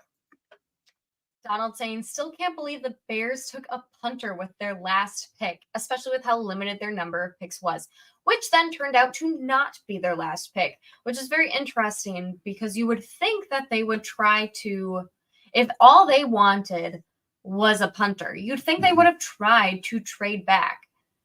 Because, I mean, when did they draft their punter? Was that round 4? Yeah. Yeah, it was their last pick of the day when they did it. So it's very interesting to see because they must have been at least trying to, you would think, though, the management of the Bears has been questionable, but you would think that they tried to trade back, but I don't know. That's very interesting. Yeah, for sure. Bill saying thank you to Simon and all. Yes, don't forget. I do believe that all of Wisco Fanatics socials and stuff should be linked in the bio below. Not today. Not today. But if you go basically on any social and just search Wisco Fanatics, they're the top thing that comes up. Then we got Kevin Kettle saying, agree with you about the number of greats leaving the O-line positions. Few truly elite tackles, too fewer every year. Yeah. O-line play overall league-wide has just gone down. It's true. Kicker Cam Little to the Jaguars. Another kicker off the board. For those who have asked earlier about like kickers and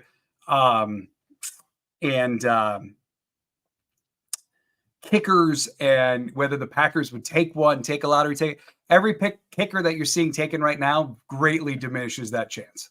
Like greatly.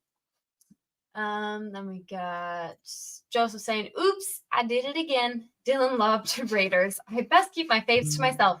It's a thing. Yes, it's a thing every year. Yeah. You speak it to the universe and other teams hear you. Yeah, for sure. And we got Rocket Knees saying Sam Hartman, quarterback for the Packers. Ladies, I'm calling it now. I mean, dude's handsome. Hey, like, you've been following my mocks. Like, Sam Hartman is one of my preferred 7th round quarterbacks. I think he did not have a good Senior Bowl. He did not do a good combine. But I think some ways his reputation got worse than his play at Notre Dame. And I would be just fine with him coming in as quarterback number 3. We got Chris asking, does Lombardi Time Brews have an email address? I want to discuss something not Packer related in private. Oh, certainly, Chris. So if you were to go shop Clubhouse Sports at Gmail, that would come right to us. Otherwise, if you want a direct message on any of our socials, we will be willing to respond there too. Yep, we're there. So yeah, shoot that over today. I just, if you're ready, shoot it over today so I don't forget and it get lost in the shuffle as I start prepping for Monday and sleep today.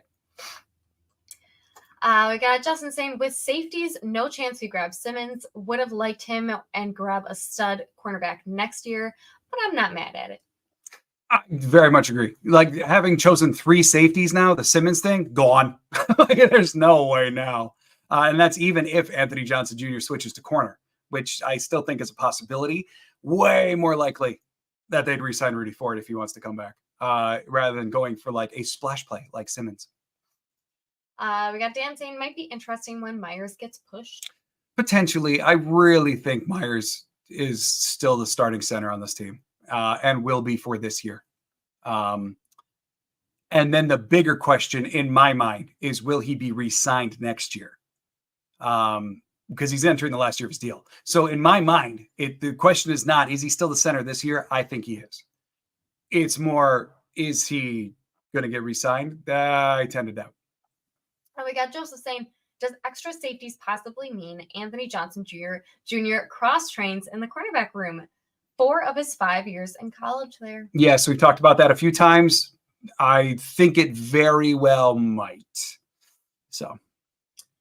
Then we got Captain Keble saying, I wonder if Green Bay wants to go back to more dime looks with Jeff. It was the preferred base under Mike, and Joe did go more dime to try and have better tackling sometimes. Hafley seems like mixing things up. I think it's really hard to guess right now, but I think ultimately with Hafley, we're going to be a very multiple defense. And I don't mean 4-3 versus 3-4 or anything like that, but I mean like base is going to be 4-3, right? Base. We're going to see 4-2-5. I would not be shocked given the personnel alignments if we see some 52, some old school 46. Like, I think we're going to see a bunch of different configurations given how Hafley coached at Boston College, given some of his background at other places. Yeah, it's totally possible we're going to see a pretty wild assortment of alignments used sparingly when need be. And dime will be a part for sure. Rocket Knee saying, can't wait for Mike Wall's breakdown of these new O-linemen. Yeah, all right. Like Mike Wall is I do really enjoy his stuff. I've shared this before. I don't go out and watch a lot of other stuff anymore since doing my own thing. I'm afraid it would taint or like whatever. I try to stay knowledgeable, but like I don't actively watch a ton. Mike Wall and his O-line breakdowns are very informative, and I would recommend his pod regarding O-line play if you're at all curious. It's called On the Block. Justin saying, I'm from Arkansas, and the Jags just got the best kicker in the draft. Good. Well, for the there you go. Jaguars. There you go. It's not the Packers. He's also saying, I like Sam Hartman. With you. Joe saying, do you think we will get some great unsigned free guys? Any prospects? Really, really like impossible to say right now because like we got to see who's going to be drafted, right? Like there's always a few surprising ones that everyone thought was going to get drafted, and then there's a UDFA, or there's always a guy like Brenton Cox Jr. from last year who like was 3rd, 4th round, but because he got kicked out of 2 schools, he became a UDFA. So like it really, really hard to say, and there's still a good portion of draft to go before we get to the UDFA stage. Green Bay will get some. Certainly, they will fill up their roster with them. I do think, though, that given the number of picks that they've made today, given the fact that they already had 72 on their roster coming into the draft, I think we may see them be more conservative in the number that they bring in this year than we have seen versus other years. So will they get some? Yes, absolutely. Just maybe not 15 of them like we've seen before.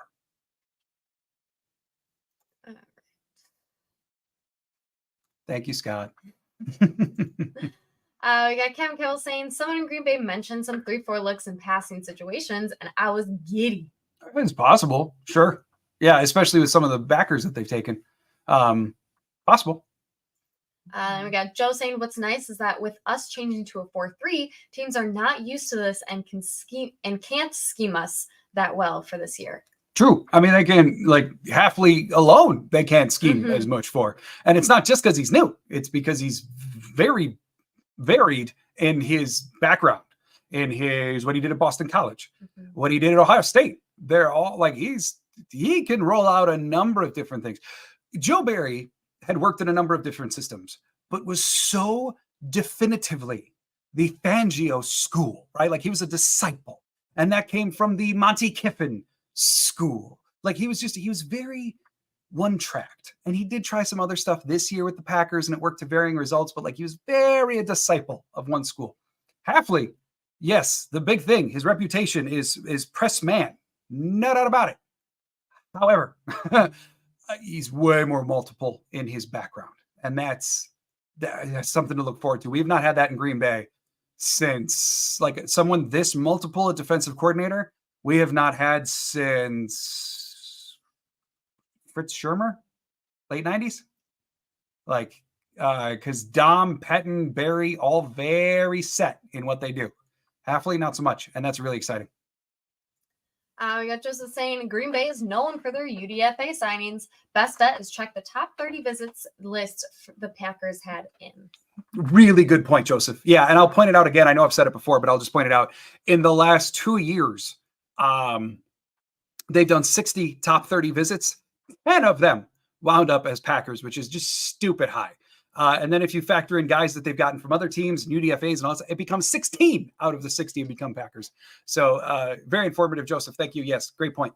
That could be very informational, like Akeem Dent, Omar Brown, etc., if they're not picked.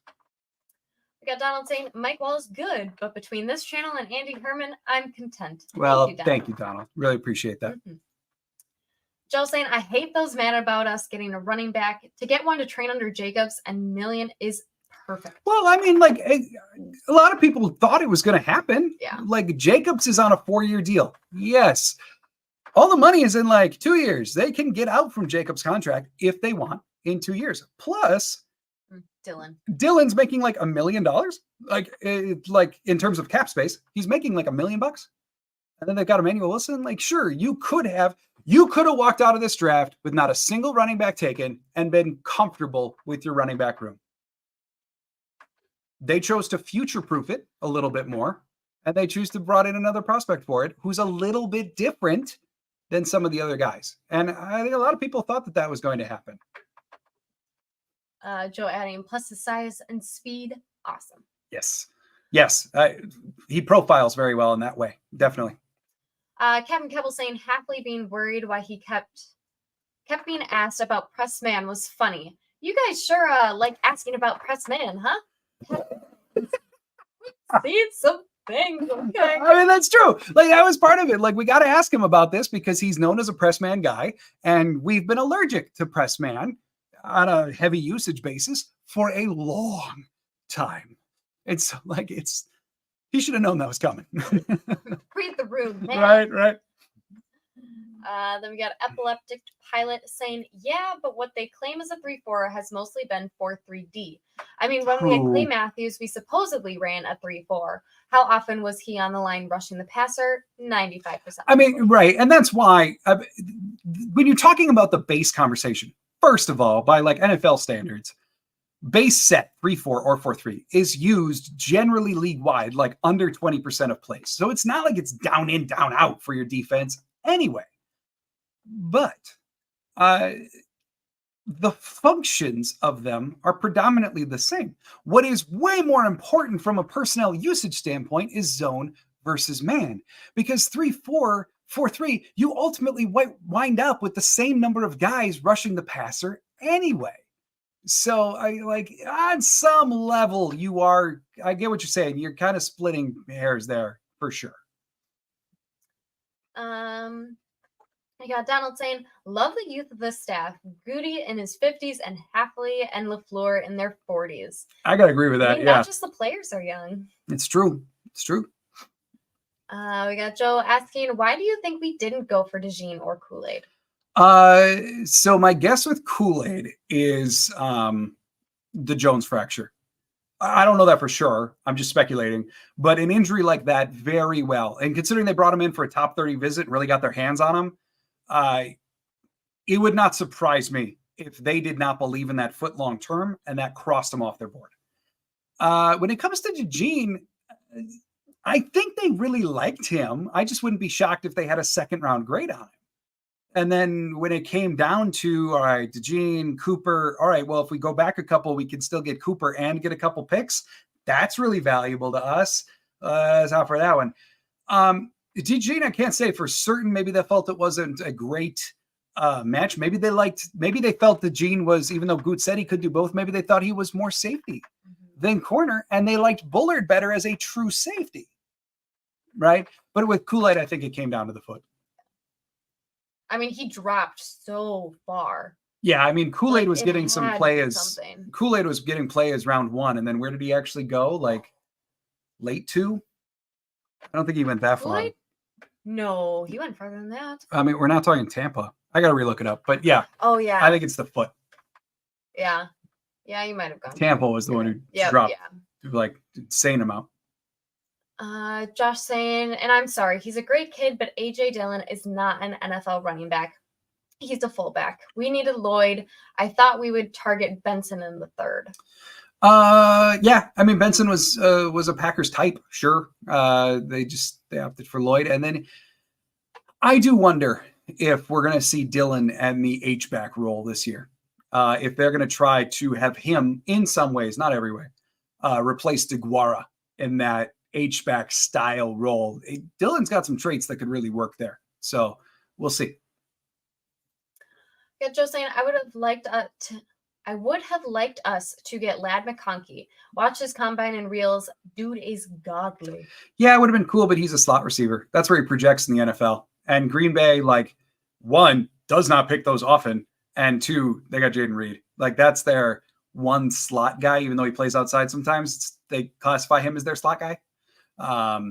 And so I did not see them picking another slot-ish receiver in this draft. It would be a surprise. Well, there it is. Says Def digging your channel and stream, but have to ask, looking at your background, are you streaming for the House on the Rock? No. Okay. So this is our living room, honestly. Yes. This is actually a 1908 Hamilton piano that I have converted to being a desk. So what you're actually seeing, this is in my desk back here. And then up here, it might look like clutter and poor lighting, but up there actually is just some Packer stuff, like the 1966 Danbury Mint statue team. Got like Rogers touchdown tracker bobblehead there, J Love signed mini helmet, like curly Lambeau statue over there. So it's just some Packer stuff on top of my desk. Woodson whiskey. Yeah, that too. Vodka. But yeah, it's all in front of my piano. So there you go. That our sign. By the way, we're on pick 218. We're waiting on the Packers at 245. Long time. Yeah, we're chilling. Joe saying our zone was too loose. They could not close it up when they needed to. Agreed. And it was not just the it wasn't just the lining up 8 yards off line of scrimmage. It was the fact that at times the safeties were so deep, spaced out so far from the corners, spaced out so far from the linebackers. It's just everything was too much space. And it wasn't just depth. But yeah, you're right. Epileptic Pilot says, I think they traded back in the second, expecting Max Melton to fall to them, then took Cooper, which wasn't bad at all. I think they were really high on Cooper, though. Like that, Cooper has been rumored as of Packers' interest for a long time. And then they brought him in for a top 30. And I think they met with him at the combine. And like they did as much homework as humanly possible on Edgerrin Cooper. And I think they really like him. So he might have been the guy all along. We got Captain Kevel saying AJ as an H-back was supposed to be the secret weapon of 2022 and the pony package. Oof. Man, I know. Pony package was a massive disappointment because that's when they rolled out AJ Dillon and Aaron Jones together on the field. It was supposed to be awesome. And then they didn't do well with it at all. Like at all. So,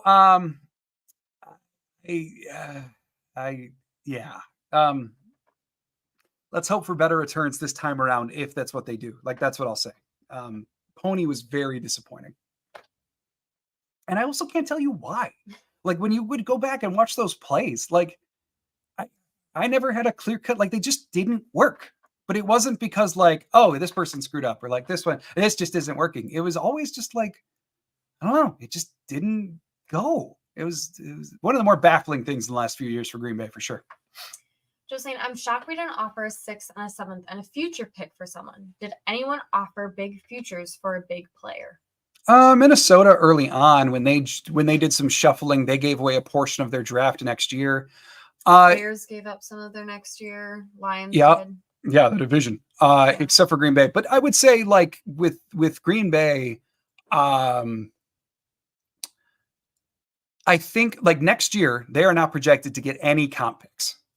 And they like getting comp picks a lot. But because they signed Josh Jacobs and Xavier McKinney this year, that is going to more than offset the free agents that they lost in John Runyon Jr., Darnell Savage, etc. So next year, they've got 7 draft picks, and it looks to stay that way at 7 draft picks. I don't think Gutekunst wanted to give any of those away. I think he might have been trying to get a couple from trading around here, and it just didn't work out. So, I don't see him trading away next year stuff at all. Kevin Kebble's wondering, does your Packers memorabilia job have a shop or online only, or if you feel like sharing, wondering where I can take a look, boss man? I appreciate you asking. Right now, it's just online. I do most of it through Facebook, honestly. But we're hoping in the next couple of years to get a shop up and running. And then it would also have a little room that's a podcast studio. That's the vision. So we'll get there. But yeah, thanks for asking, man. Well, there it is. Says, I do hope we make a player transition with Dylan. Packs have William Henderson in their legacy and would love him in that sort of role. Rare carries, but still used in passing. Yep. I mean, like, that just, it kind of goes along with what I'm saying. Yes, sign me up. Joe's saying, I think Green Bay loves to break all of our mock drafts. Seems like they shock us with picks that most of us don't see coming. First and second round, or is it me that it seems that way? I mean, Jordan Morgan was pretty heavily considered by a lot of mocks. I think maybe more so in early round 2, but from everything we've heard in the last 48 hours. I think the big shock with Morgan wasn't the fact that we chose Morgan. Yeah. Like in general, I think it was more just that we chose Morgan and not DeJean. Well, and plus I would say too, like as time has gone on, we've learned like Morgan was not getting out of round one. So in that way, it makes a lot more sense. The shocker for me has been Evan Williams and then Tyron Hopper last night. I'm less shocked by Hopper, but Evan Williams really seemed to come out of nowhere. So yeah, mid rounds, especially round 3. Goot's got to make sure no one's making money on the draft, I guess. You're a betting man. Yeah. We got Kevin Kibble saying, funny enough, in 2021, when we could get no push, Dylan did better than Jonesy, if I could recall. Just shows how you never know how a guy will do any given year. I wish I understood more of what was going on with Dylan and why he has not ascended. It may be an example of a back who had already reached his ceiling in college and came into the NFL and just keeps doing the same stuff. My personal opinion is like the big flaw when I watch AJ Dillon isn't like, his footing needs work, etc. In my opinion, it's sometimes the dude forgets that he is a 250-pound running back and he tries to run like a 200-pound running back. That's what I see. That's my number one. If I had to fix him, I'd reconvince him he's 250 pounds and say, dude, punish people for thinking they can tackle you. Stop trying to get around them. Yeah, I agree. Joseph saying Goody hates to give up future picks. He likes to acquire future picks, especially with draft in Green Bay next year. Oh yeah, we want to be on that stage all day. Yeah. Epileptic Pilot saying, are they still restricted on trading compensatory picks to trade up? I imagine if that's still in play, that's why you don't see a lot of end round trades. I mean, we did earlier, but no, comp picks can now be traded. So do with that what you will. Joe's asking, is next year's draft heavy on defense or offense? I don't know. To be totally, I have not really looked at the 2025 draft at all. So if you're asking like where's Let's get through this one first, please. Yeah, if you're asking like what are the positions that are deeper next year versus others, I'm not gonna lie to you. I haven't really looked at 2025 at all yet. So Kevin Keble saying, I think they trade Smith next season for more picks, to be honest. Goody likes ammo and to move on when he can. Goody not picking a corner is surprising, but he definitely seems confident trading away Soul. Goot's been, apparently he's been honest because he's been saying he loves the cornerback room and they're rolling with it. I'd agree with that part totally. Smith, I don't know. If he falls off this year due to age-related issues or shows any signs of it that he might fall off the next year, I think it's more likely that he would be a veteran release as opposed to a trade. We got Joe saying, I think Dylan is a great blocker and has hands to catch. He is a better Eddie Lacy. I hadn't really thought about the two of them in that way. He's more varied than Lacy, but Lacy is probably a better pure runner. I can go with that. Okay.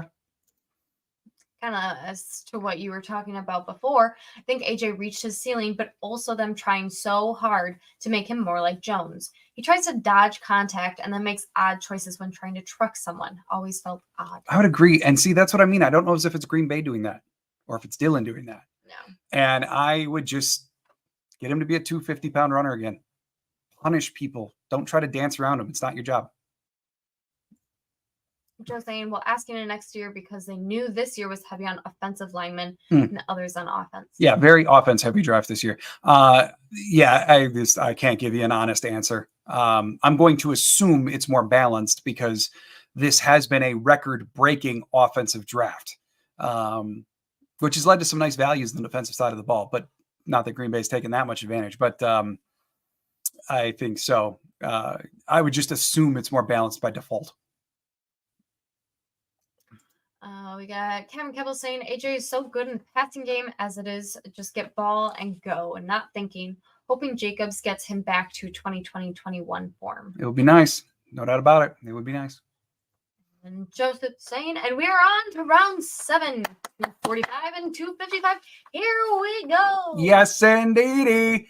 Yeah, we're moving on. 245, 255. Let's get to it. We are on exactly pick 221 right now. So we still got 23 picks to go before Green Bay. Let's see. Connor saying, do we see any of the safeties playing outside corner or safety and nickel only? Goot has talked before about how he wants his safeties and nickels to be interchangeable. I think they consider outside corner to be different. I think we may see Anthony Johnson Jr. convert to corner and have them actually join that room. Like that's what I could see being most likely. But other than that, like any other safeties to play outside corner, no, I think we'll see him line up in slots. We'll see him line up in traditional safety roles. Outside corner feels like a little bit too much of a stretch. We got your homeboy Dirk saying, I wouldn't mind Brendan Rice. I was actually super interested in Troy Franklin. It's just getting behind Christian Watson is hard with him injured all the time. Understand 1,000% on Christian Watson. I really hope they figure out the hamstring issues. Franklin, I understand the want for him, but he is tiny compared to how they like their wide receivers. I have a very hard time seeing that they would even entertain the thought of Franklin. And Brendan Rice, I talked about him a little bit earlier. He's kind of a guy who's good at everything. Not really great at anything. Steady, not spectacular. And I do think it's more likely in this era of the draft that you might see Green Bay go with more of a lottery ticket, a guy with a higher ceiling, a guy that they think they can coach up. So, I mean, like just to go the other way on that, if he's still available, I haven't been watching the picks much.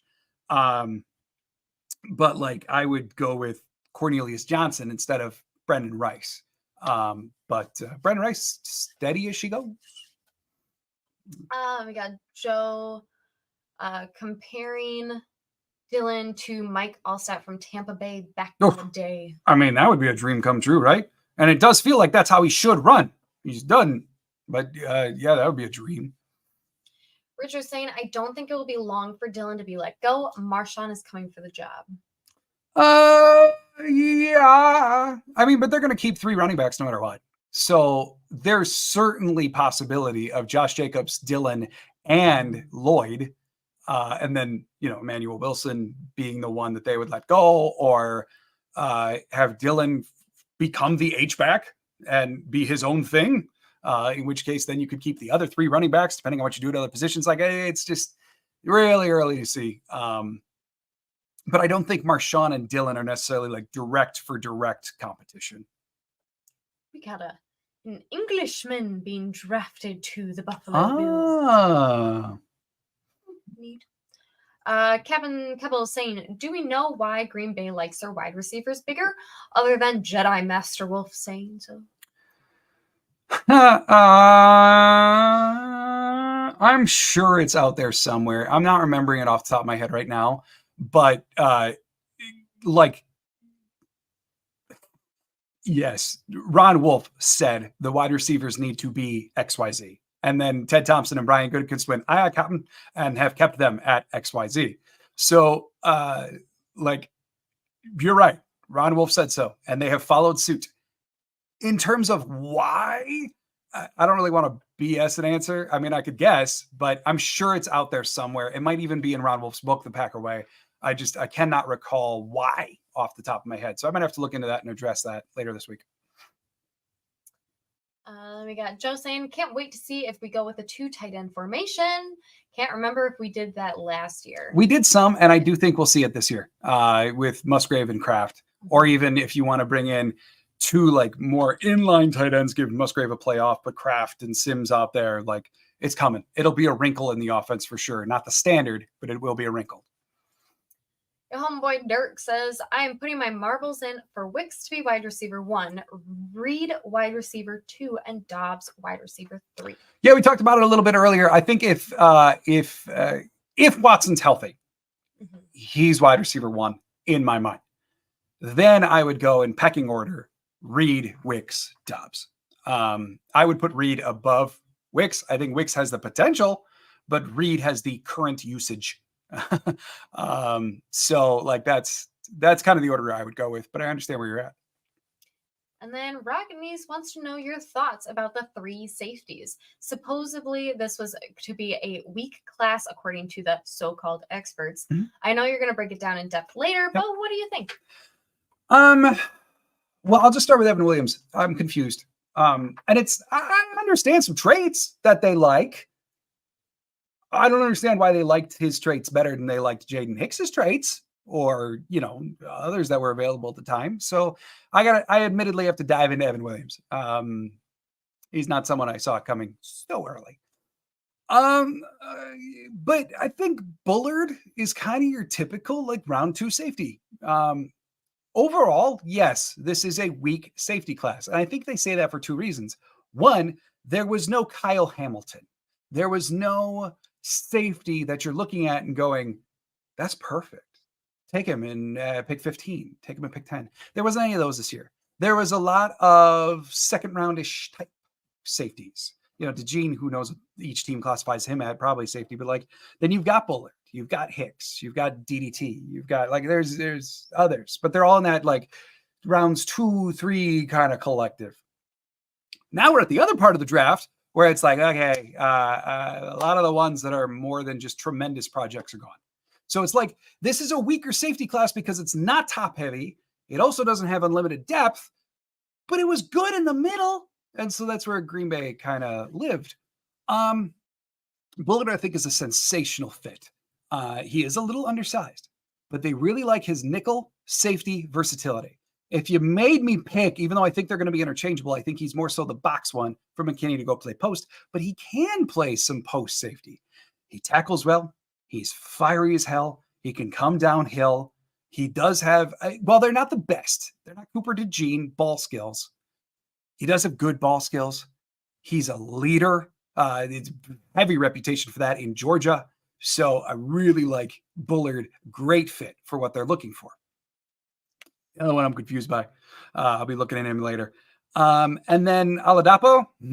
Yeah, that was one of my favorite players of the entire draft. And then they wound up with him. So I'm very, very happy about Oladapo. Like he is a box safety with range to go if they need him to, but certainly preference should be more box. He's got experience at nickel as well. He's going to be an immediate contributor on special teams. He's a strong tackler, sometimes a little over aggressive in that area, but overall a strong tackler. He also, like the big thing, you just go watch any Oladapo game and all you see is intensity. And he just like oozes all the time. It's a very, very fun watch. So there you go. That's a quick rundown on all 3 safeties. And like you said, this week is going to be spent diving into the picks and discussing why, what did they do, who dat, and just kind of going through all those different elements. I got Joe saying we all want that Megatron receiver. Yeah. Yeah, no doubt about it. That's the gold standard, right? And if you think you can get a guy in round 7 who you can unlock a couple things and he can become Wish.com Megatron, well, all the power to you. Those are so incredibly rare. Closest one left in my mind is Cornelius Johnson, who they got to fix whatever is going on there that he wasn't more productive. Then we got Joe asking, am I wrong to say that after this draft, the NFC North is the toughest or top 3 toughest divisions now?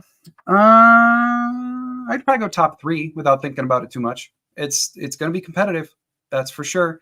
I still think the clear cuts 1 and 2 are Detroit and Green Bay.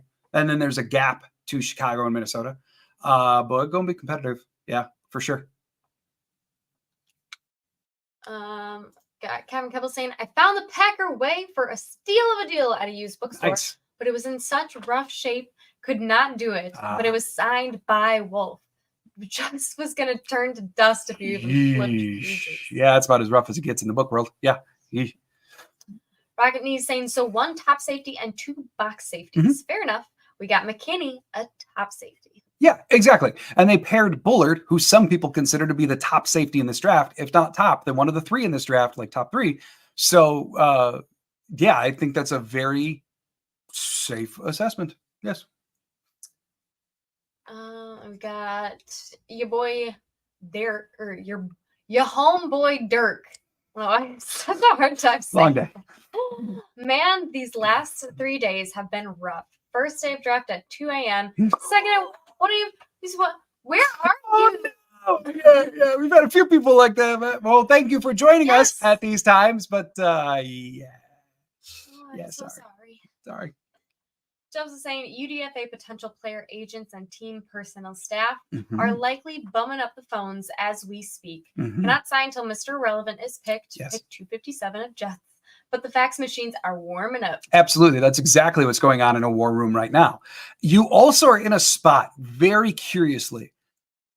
Yes, 7th round picks might get more money than a UDFA. Not always, though. It is possible for UDFAs to make more.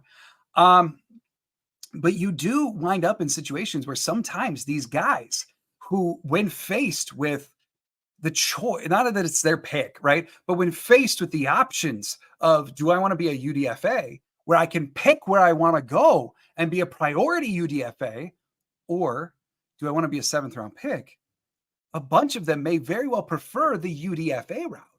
And so, like, some beyond just the beginning to negotiate, saying, hey, you interested in my player, et cetera, et cetera. Some of them may be like saying, hey, we know you may be interested. We know you got some picks coming up. Please don't. We would prefer to take the UDFA route. I have heard of that happening before. So that is very much, now that we're in round 7, yes, you are spot on. The fax machines are warming up. The phones are working. Everyone's getting ready for the UDFA sprint that occurs the second this is done. Joe saying Chicago and Minnesota got some good players, and the receivers now have some hope for themselves. Yeah. I mean, Chicago did get better. I think it's like we can acknowledge that. I think they're still a ways away from the contending teams, but they did get better. Minnesota got better in their way. Like, they have a very different way of drafting the last couple of years than even conventional, certainly different than Green Bay. Yeah, I mean, they got some players for sure. The whole division did get better this weekend, no doubt. We got Peter saying, I can't believe defensive tackle Leonard Taylor III from Miami is still available. I agree. I mean, there was some talk about him going round 2, and here he is chilling round 7. Again, kind of like Tampa. There's got to be something here that we are not privy to. Like, did he punch a baby? Is there issues going on with substances? But there generally always is an explanation for a guy who is projected to go round 2 to go all the way to 7. That's a big slide. So we may find out soon, but yeah. Epileptic Pilot saying, gotta remember that they drafted 3 safeties for the position, but also solid special teams players. Yeah, they did. I mean, Oladapo should absolutely contribute on teams right away. Evan Williams, the scouting report said the same thing about him, that at the very least he can do teams right now. Plus, they've got Zane Anderson, who I don't even really count as a safety anymore. Dude just plays teams. And then you got Benny Sapp, who contributed on teams a little bit. Anthony Johnson contributed on teams a little bit. So they've got guys that can contribute on teams. Absolutely. Your homeboy Dirk saying stationed in Italy. Yeah, it throws off the timing a bit. I mean, at least like Italy's pretty. Then we got El Gran Rico saying, I like Kalen King. Think we should go get him. Yeah, I know some scouts are really high on him. And the only thing from Green Bay's stance is he would be itty bitty for how they generally like their corners. And that probably has him not going to be a Packer. But I know some across the league were very high on him. He's not what Green Bay looks for at the cornerback spot. He'd probably be slot only, if that. Epileptic Pilot says, I honestly think the shining spot for Green Bay last year was how fast the wide receivers developed and shined. And I'm happy the team showed their love by not drafting to replace them. Yeah. Oh, yeah. With 2 years left on the contracts of Dobbs and Watson, 3 years left for Reed, Wicks. Melton's under contract for this year. Heath, as well as a UDFA, he's got like ERFA years ahead of him and the whole deal. So, like, the wide receiver position is secured for the next stretch of time. Next offseason, unless contract extensions are done with Reed or like with Watson or Dobbs, then we might see some future proofing next offseason to grab a wide receiver and prepare for someone inevitably leaving. Joe saying, I thought Tampa was gone mid-third. Yeah, a lot of people did. He was even getting some late one play, but he hung on for a long time. Yeah. Wide receiver Brennan Rice and safety Trey Taylor off the board, so not gonna be Packers. Grand Rico saying, does anybody know Goot's email? I'm gonna go with no for reasons you can probably guess. Hey, I know though that he's acknowledged before. Kebbles and I have talked about this. He's acknowledged before that he does have a burner Twitter account. So if you can find it, there you go. That's probably as close as you're getting to talking to Goot. We got Kevin Kebble saying, I promise myself I'd not assume we are winning the division just because of who we drafted. The Green Bay went and gave us a new middle of the field. It's true. They did. That's not even an exaggeration. They did. Yeah. Just saying, we get any guy that could be a beast on special teams. Hopper, Oladapo, Evan Williams. Yes. Very much yes. Ragnanes wants to know your opinion. What do you think about adding another round 8 or even 9? All these UFDA will be drafted by teams. I think yes. Like I was saying, though, some players at this juncture would prefer to be UDFA so that they have choice. I think in terms of expanding the draft, in some ways, the NFL may be for it, like the teams may be more for it than the players. And so I think everyone's happy enough with what we got going on here. It's gonna be and they're set up right now. Stream. Yeah. We'll be here all day and night. Yeah. Richard saying, so how do our safeties compare with Brian Branch? Do we feel better about losing him to Detroit last year? I don't think Brian Branch was ever going to be a Packer because of how he tested athletically. Bullard could compare. I don't want to say better than Branch, but like in a similar mold to Brian Branch. There is a positional difference. Branch plays what is basically nickel for Detroit versus Bullard, which is expected to be a true safety for Green Bay, at least as of now. So like it's not apples to apples, but in terms of skill set, Bullard and Branch, they can be comped. Sure. Yes. Evan Williams, Oladapo, no, they're different types. They're different.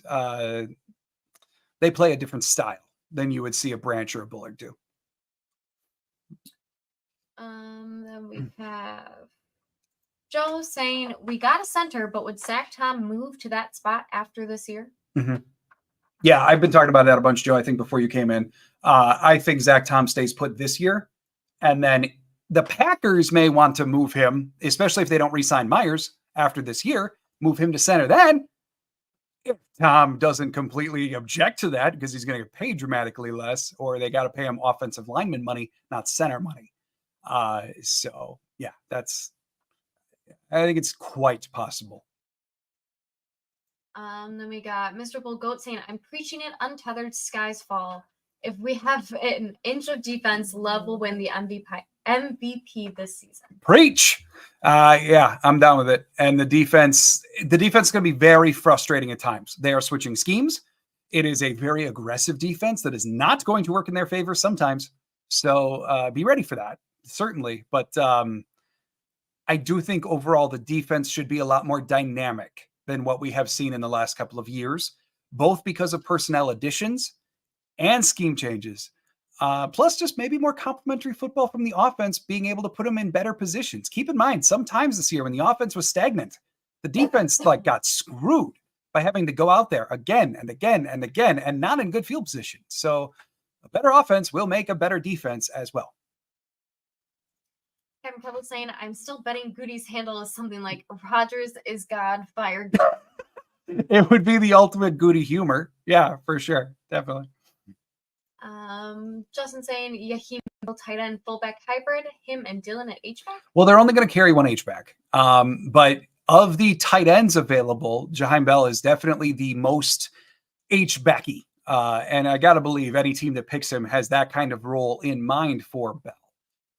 If they're moving Dylan to H-back officially, which we can't know yet, but if they do, which is just pure speculation, then we probably don't see them pick an H-back. Keep in mind, too, there also is Henry Pearson. Henry Pearson is about as close to a traditional fullback as is on the roster. And maybe he's going to enter into the mix. Supposedly they're high on him. He was practice squad last year, elevated, I think, once. So just don't forget about him as well. But yeah, if they do pick Bell, absolutely. He would be the H-back in all likelihood.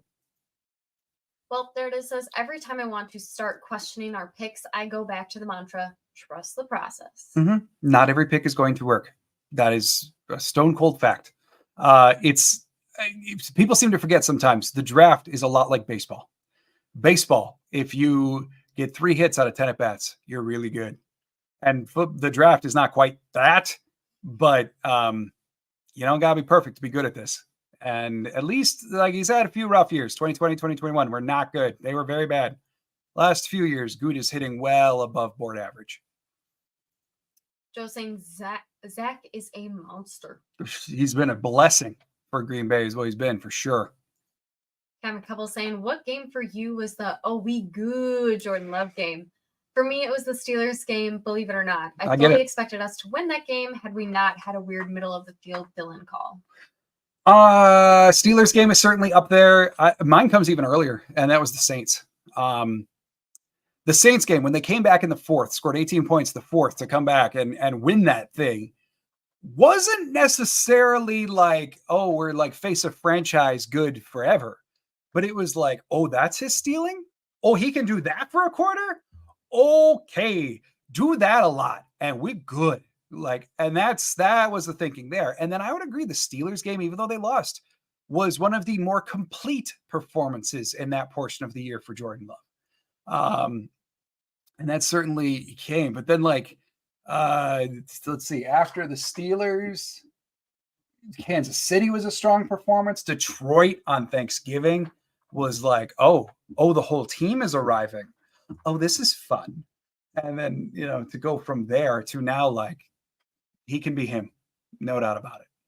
So kind of a vague answer, but that's what you get.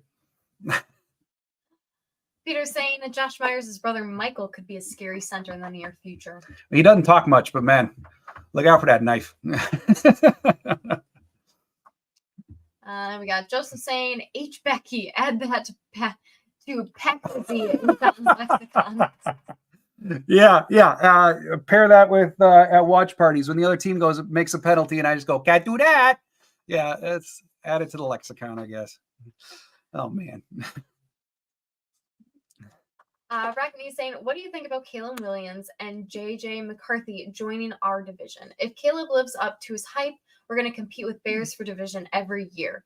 That would suck because I love picking on my cousins who are Bears fans from Chicago. Yeah, I like people are all over on Caleb Williams, right? And like, I think some want to hate him because he's a Bear, and I very much understand it. But I think he does have the capacity to be a really good quarterback. Boy, but history's on the other side there. For some reason, the Bears are just a curse for quarterbacks. So, I mean, like, look, I don't want to say concerned about Chicago's offense, but it's going to be better than it's been in all likelihood. Sure. JJ McCarthy, I'm not all that high on JJ McCarthy. I think some are too low. I think some are way too high. Him going to Minnesota doesn't scare me. Let's just say that. They're still going to Viking. Like, they'll still put up points because Kevin O'Connell is going to give him a really good scheme. McCarthy is a good match for O'Connell's scheme. They'll put up some points. They're still not really a good enough team for me to be concerned. That's what I would go with. Big B. Big B! How you doing, man? How you doing? Oh, we good. We're hanging in there. We got just update everybody. We are on pick 230 now. Packers go next at 2:45. So 15 picks away. 15, and then 10 more until 255, and then it's get the freak out of here. Like that's what we're looking at. So we're closing in on it, no doubt about it.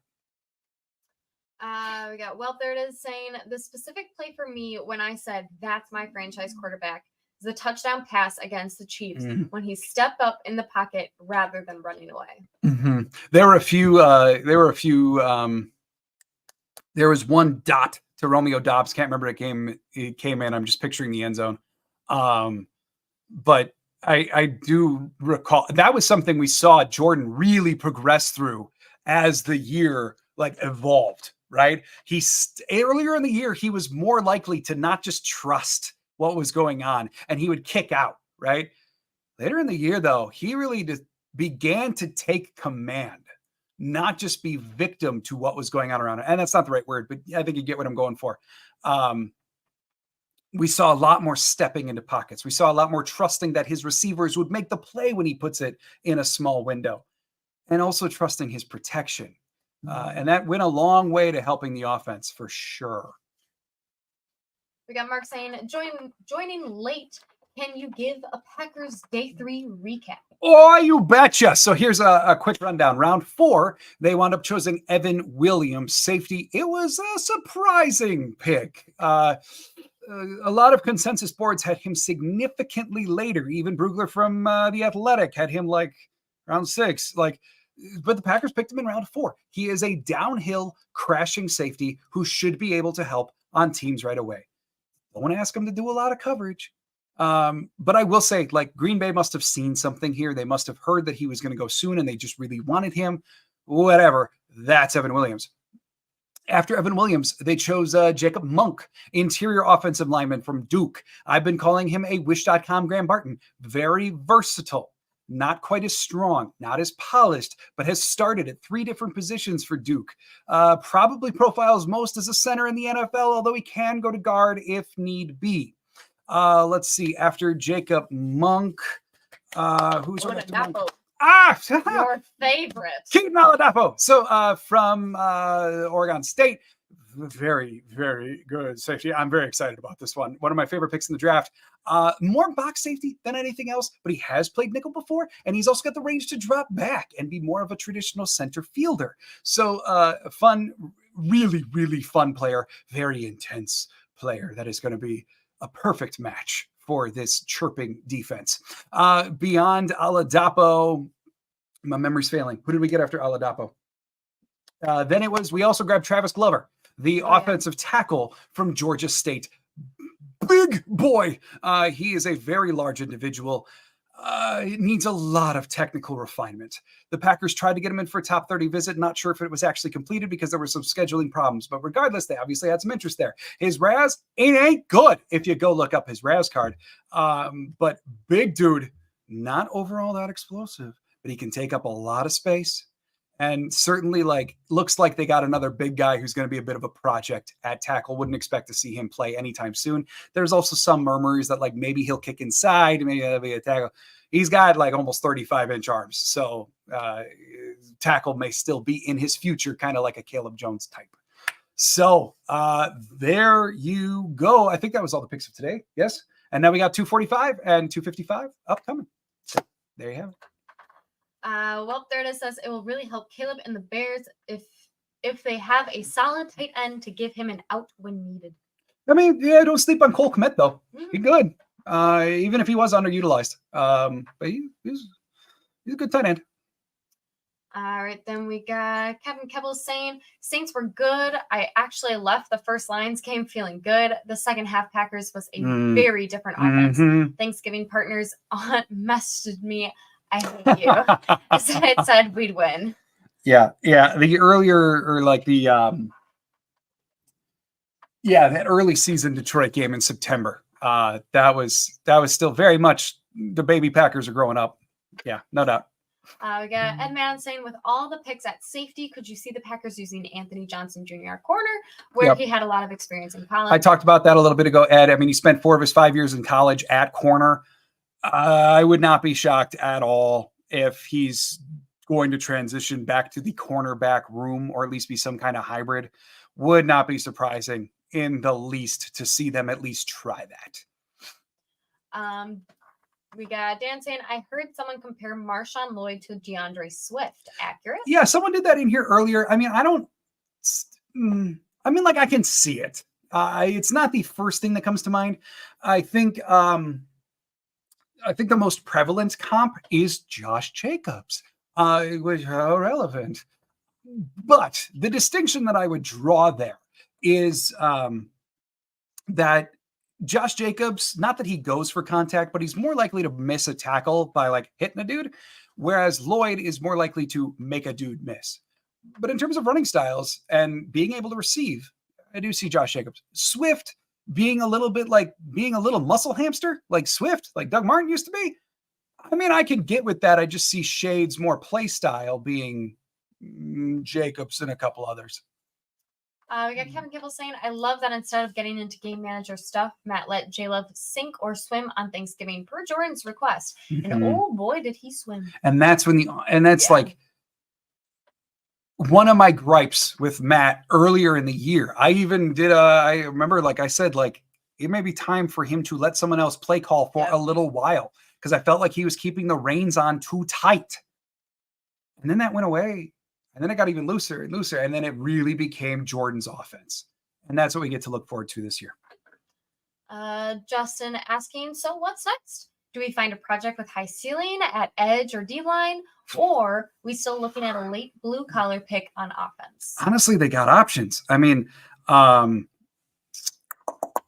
think like it's more, I really like the idea of edge. Like Cedric Johnson is still there. I'm pretty sure. I've been keeping out with the picks as well as I've been doing comments, but like Cedric Johnson, I think has a sky high ceiling if he can learn how to, the nuance of pass rush. Let's say that. So could see it. Also, I think one of these two picks could very well be a quarterback. Goodikun said that he wants to do that. So I think we very well could see a quarterback. Could see a developmental corner. Although the list of corners that meets with the Packers like is itty bitty at this point. Don't think that linebacker, maybe a big boy on the D line. Let me see who's left the D line. I mean, Leonard Taylor's still there. Talk about value, but like I don't know what baby he punched. Miles Murphy, if they're looking for like a bigger run stopping type, Miles Murphy would make some sense. And so there's a couple D linemen. I personally do really like the idea of edge, or I mean, we're at the point where it's like you're going to pick a lottery ticket, or you're at the point where you're just like looking to fill out the bottom spot on the depth chart. So we're now in range where it could go anywhere. We got Martin asking if Kalen King is still available. He is. Yes, he is. And I mentioned earlier that he was little by the Packers standards. ESPN has him listed at 5'11", 191, which is not that little by Packers standards. I think there's other outlets that have him listed smaller than what ESPN has him at. I'm going to have to look into that. But yeah, he is still on the board to answer your question.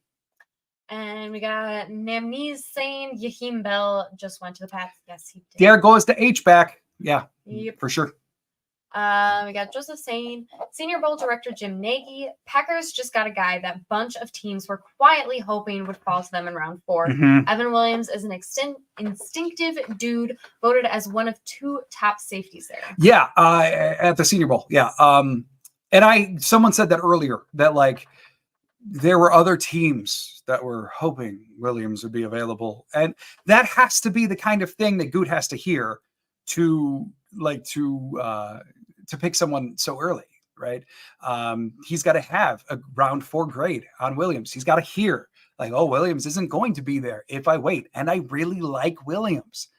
So I think maybe just the draft industry undervalued the type of box safety, the type of disruptor that maybe NFL teams project Williams to be if multiple teams wanted him in round 4. We don't know. And so we will see. That is one that I'm obviously I can't listen to the teams like pressers and thoughts like while I'm here, but it's one thing that I'm eager to look into more and see what they were thinking.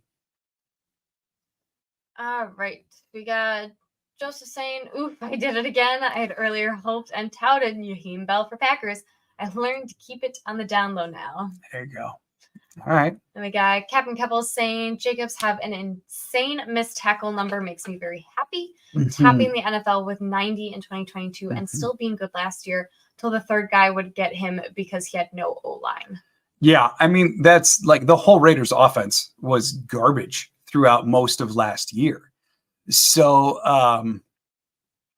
like it's when they first signed him, I said, I think the Packers are projecting that the real Josh Jacobs is the 2022 Josh Jacobs. And that's who they're signing to a big contract. And even 2023, even in a disastrous year for the Raiders, must have shown them enough to still say, well, even in a bad setting, he can still do XYZ. We still like XYZ. So go get him. That had to be part of the rationale in signing Josh Jacobs to the contract that they did. But you certainly would think that they're projecting forward that 2022 is the real Josh Jacobs and that that's who they just got. Certainly. We got El Gran Rico saying Kalen King is a dog and we need to grab him.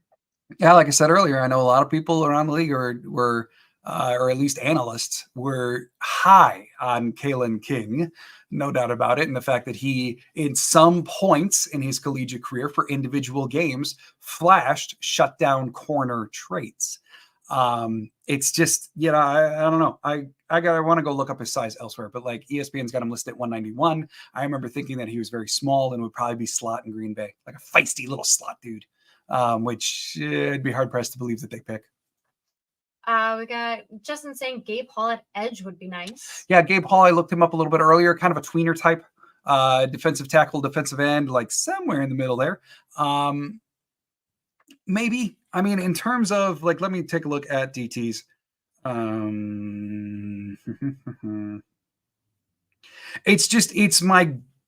It's not how they generally do it, but it's my gut right now that just says like, if they go DT, they would get a bigger one to help future-proof against TJ Slayton entering the last year of his contract. In terms of like guys who can play 3-tech, guys who can play 5-tech, guys who are tweeners, they got them in the form of Brooks and Wooden and Wyatt and Clark.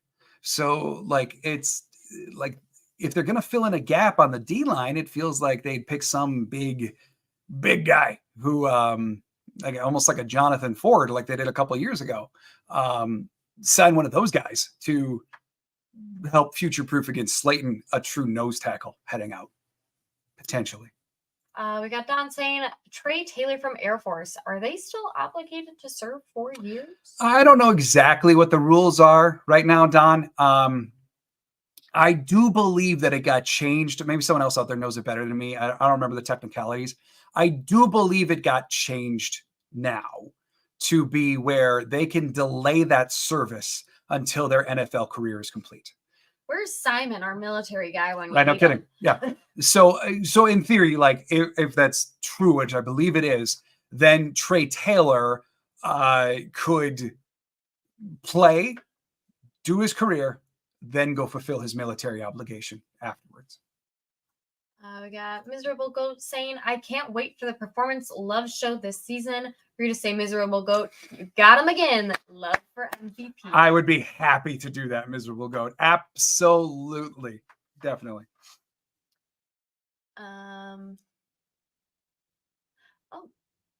Well, Joseph's saying in regards to Dunn that he got drafted in round 7 by Oakland. Oh, okay. Yeah, we're not keeping up on picks so well until the Packers go. Yeah. But the other one that I would say is Zion. I think we saw his name go. Yeah, so he went in earlier today. So Zion's gone. We got Mark saying they can get waivers to alternate duty assignments as well. Okay. Thank you, Mark. Then Justin saying, but if we do go QB, who's your pick?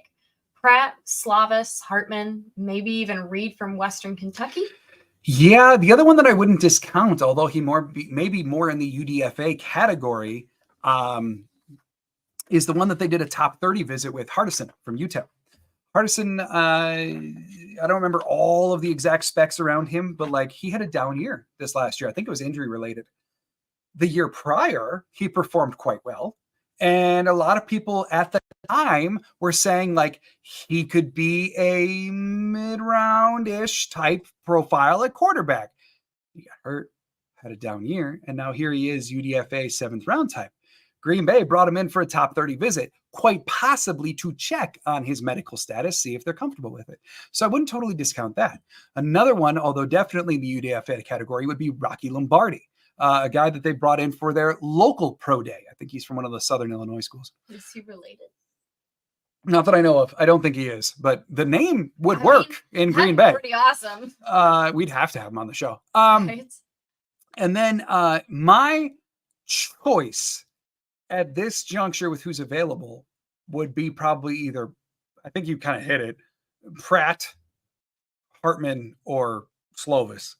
Each one brings something a little bit different. Slovis, a little bit more mobility than the other ones. Maybe Green Bay would want to go that direction with 3. All 3 of them, though, display the typical 7th round trait quarterback Green Bay thing, like Matt Flynn. They're all leader types. They all are accurate in the short range. They all have some traits that you can work with that can be fixed and coached up too. So, like, no matter what, if they pick a quarterback in round 7, it's going to be someone that is a leader type. Green Bay so values that in their depth QBs. So, overall, if I got to rank them, probably go Pratt, Hartman, Slovis.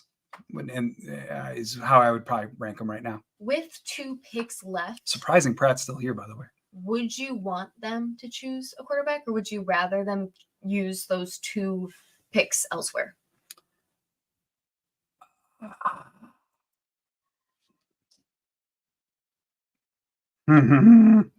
Seeing as we already have Sean Clifford and Magoo. I would rather.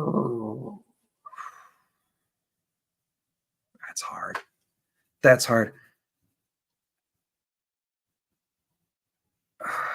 Oh, that's a good question. I would rather say that they shit, now I'm changing my mind. Give me a minute. Take another comment. Camera. I'm so sorry. Oh, hey, you're saved by the bell. Thank you so much, Wayne. He says, Oh, Wayne, glad thanks, I could man. finally catch a live stream. Lombardi Time Brews, glad to have been here the whole stream, but gotta go. Proud of your community's growth this year. We're proud that you're here. Thanks, Thank you Wayne. so much for your contribution. Thank you for the super chat. It means the world. Yes. Thanks, man. Okay, that bought me a little bit of time. I see pros and cons all over the board. Right, Justin? He's speechless. I asked good question. It's so rare. I would say I would rather they wait for where the roster is right now. The reason for taking one is the hope eventually down the road that Clifford has another very strong preseason, and then we're sitting here next year discussing whether some team is interested in trading draft capital for Sean Clifford. And then we've got a different guy from day 3 that has spent a year in the system and can take over as quarterback too. Kind of like the Ron Wolf, like earlier Ted Thompson years when they used to do that all the freaking time. And Brian Gutekunst said that he wants to get back to that. But at the same time, choosing someone like a Cedric Johnson at edge is real tantalizing right now for the state of where edge is. Choosing someone at corner to put another body in the corner room, it kind of tantalizing. Even another old lineman like a Jalen Sundle, like another one, kind of tempting. So like, I think right now, my ideal structure is spend these 7ths on positions that there are not so many left at the position. Like edge, there's only a few Packer edge types left that were draft eligible at all. So go get one of them. And then prioritize getting a quarterback as a UDFA, because the way things are shaping up right now, there could be some that we thought that were going to get drafted that are going to get out there. And you sell them on the fact of come back up Jordan Love, come work with Sean Clifford, and come work with Tom Clements before he goes. You're a UDFA. You're not going to get a lot of playing time a lot of other places. Come here and learn, and let us set you up for a future in the NFL, and see if you can get one of the better ones to bite on that. And then he's saying, soon all QBs in the league will have previously been Packers. Hey, I mean, we had Favre, then we had Rodgers, now we have Love. I mean, I think that the league would be pretty happy with that. Think of the draft capital we could Right? get. Like, yeah, If definitely. we just become a quarterback camp, okay, Yeah, right. sounds good. Think of the capital. Right? Then we got Whiskey 61 saying with Enigbare out to start the season, an edge could make some sense here. I would agree. The only considerations with Edge is they do have 10 on the roster right now because they've got so many practice squad guys or guys who signed futures contracts at Edge. The other thing that I can say too is like, I won't be surprised given that they are 5 deep at defensive tackle. I know Kobe Wooden talked about bulking up to stay at defensive tackle. I know, but I'm saying maybe more on early downs, maybe certainly goal line situation. Oh yeah. Maybe we see Carl Brooks return to his collegiate roots and do some edge. Maybe we see Kobe Wooden occasionally kicked out at edge. Maybe they're going to make up for a lack of depth by putting some of their lighter DTs or experienced DTs out there in certain situations. I could see that. As Joseph says, we're getting closer. We're at 241 with Miami picking Taj Washington, the wide Almost. receiver. Almost there. We're almost there. Almost there. We got Namni saying Brenton Cox still on the team too. Yeah, he is. Certainly a little bit more of a project, although so would have 7th round draft pick. But as of right now, he's edge 4. Certainly, yes. And then we got Justin saying, any chance they'd grab another running back? I see Blake Watson is still on the board. Maybe.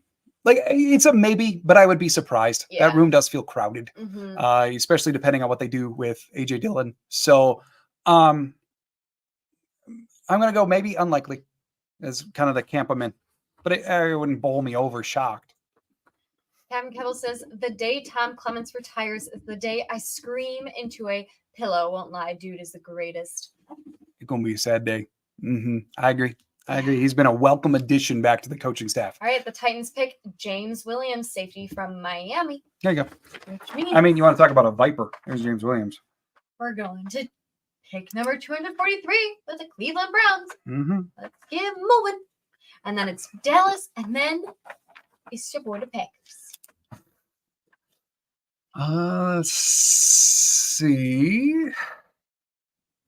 Just have to wait forever. Check it. Yeah. We still got a couple picks to go here. Oh man, miserable goat. That is the highest compliment ever. Thanks, dude. Thanks. And like, I know I say it a lot of times, but like, you have been so like there for us over the last couple of months, and I just want you to know I appreciate that, man. Yes. All right, so I just want to actually write these down. 25, Jordan Morgan. I've been talking too much. 45, Edwin Cooper. 58, Javon Bullard. Yeah, he was 58. 88, Marshawn Lloyd. 91, Tyrone Pepper. And Round 4, Evan Williams. yeah, what was he in round 4? I don't know. 163 is Jacob Monk. Okay. 163, Jacob Monk. 169, Keaton Oladapo. 202, Travis Glover. And the rest is to be determined. I believe that the one that we don't have a number for is 163. All right. So Joseph saying here could be next offseason as they brought in a quarterback assistant. Yeah. For Clement to mentor. So be sure to videotape that for us. Yeah, because they did. They brought in Sean Mannion, who has been revered. Like, he's been a quarterback in the league for a few years. And others have talked about how, like, when he's done playing, he's going to be a coach. He's going to be a coach. It's just who he is. And then the Packers. And he was on the Vikings roster to still be a quarterback. He still was a player. And then the And then- Packers called him and said, hey, Yeah. I know everybody's projecting that once you're done, you're going to be a coach. Why don't you just be done now? Yeah. And come be a coach with us. And Yeah. train under, the best of the best. And he said yes. Just so fantastic. So yeah, the guy that you're referring to is Sean Mannion. Oh, epileptic Violet, you got to be quick. We're at 2:43. Oh man, yeah, you gotta go. Run. Kevin Kebble's saying about to head to dinner, so in case I miss the Oh pick, no. well, go to you too. Have a great weekend. You too, Cam Kells. Thanks for being here. Then we got Mark saying Jeff Coat Edge from Arkansas. Okay. Those of you who are out there, just a reminder, no spoilers. Let us get there. Okay, just let us get there. But yeah. Oh, and Cedric Johnson's gone, I think. Sad day. Let's see. So, okay, we're still waiting on 243 to flash. Yep. They gotta talk about anything other than the Browns pick. I'm retaking a look at Jeff Coat here since you brought him up. I hope that wasn't a spoiler, but okay, wild guess. It would make sense. He is one of the few Packer types at edge left. ESPN has him listed at 6'4", 266. That's Packer edge body right there. So at least in terms of like human sizing, he's one of the few options left at edge. It could be. Yeah, and the Titans took James Williams. We saw that one. Yep. Viper prospect. Exactly, yep. Joseph. That's where he is projected to be, is like this weird linebacker safety hybrid. Like maybe Tyron Hopper or Evan Williams is going to be. All right, the pick is in for the Dallas Cowboys, which means Green Bay's on the clock. Green Bay probably already has their pick in. Yes, they're just catching up. Definitely. But yeah, Green Bay is a 245, which means they are next. They're announcing the Cowboy pick right now. Justin Rogers, tackle from Auburn. Okay, here we go. And this one could really go any direction. I'm very eager to see this one. Oh, baby. Come on. We are on the clock. That's the part that takes forever. And the pick is in. All right, pick is in for Green Bay. This is pick 245. After this, in 10 more picks, they still do have 1050 or 255. That's God, we'd be here forever. Right. Oh my goodness. But they do still have 255 in 10 picks. And then the Packers draft is complete, barring some trade to sneak into 7, which is highly unlikely. Yeah. So, because there's only 2 picks after Green Bay goes to 255. So, but 245, we're on the verge of it. We're on the verge. Pick is in. Come on, y'all. Let's see what we got. I didn't need suspense. Remember, no spoilers in the chat until we get to it. Mm-hmm. Thank you, Justin. Thank you. We appreciate your love of our graphics. All right. What do we got? Come on. Dude walking out in a Favre jersey. Interesting choice. All right. Yep. Come on. Right.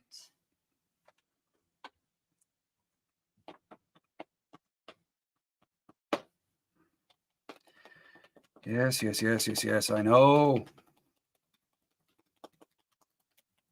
Michael Pratt, quarterback from Hey! And I'm good with that for sure. I mean, I know I just talked about like get him in UDFA, like because some are going to slip. Michael Pratt is clear and away the top quarterback left on the board. No doubt. Considered very high character, has a very interesting story that I'll go into this week in the pod and everything. But you see there that like he's 6, I forget exactly what the measurements were, but like in the ballpark of 6'2". They like their quarterbacks to be 6'2", 220 in that neighborhood. Packers have liked that in their quarterbacks forever. Michael Pratt fits the bill. So Michael Pratt from Tulane, clearly the top quarterback left on the board now is a Green Bay Packer. He's going to walk right in as quarterback 3. Maybe he'll make the 53-man roster as that. Maybe they're going to end up having to cut him. I think they like Clifford a lot as QB2, so I'd be surprised if he competes to that level. But this is a guy that I really like here in this pick. It's a steal at this pick, to be honest, per the consensus board. So a very, very fun quarterback. This is cool. Yeah. And like, we don't know if he's going to be the scout team quarterback, if they got to kick him to practice squad, if they're going to carry 3 on the 53-man roster, but clear and away the top quarterback left on the board. Goot gets his guy in round 7. Bye, Janelle. Thank you for your support. Thank you again Yes. for Bye, pledging to our Janelle. Patreon. Thank We you. appreciate you. Thank you. Yeah. Which is a reminder, Yes. be like Janelle. Join our Patreon. We have It one. just debuted today. Go search Lombardi Time Brews on Patreon if you can. We have one. Please. Look at We'd that. appreciate it. That's ours. How cool. All right, let's catch up on some comments. We got some amazing excitement. Let's see. Kevin Kevel saying, speaking of edge, seems Green Bay is comfortable mixing up their edges and inside guys since JJ is out for most of the year, and so far have not taken anyone of the perks of 4-3 and nickel being base. Agreed. Love. Well, there it is. Says, I hope Pack trades the 255 back with the Jets for 257. Hashtag just Mr. Irrelevant things. Yeah, I don't blame you. But man, that's 2 more picks. No, I think they want to switch. 257 Oh, from yeah, 255. that's true. Later. Yeah. Well, we're not leaving after the pick. I know. Doesn't Let's see. matter. So I just want to read about Pratt. So per Brugler in The Athletic, Pratt was the 8th rated quarterback in this draft. Not the 8th drafted one, the 8th rated quarterback in this draft, right after Spencer Rattler.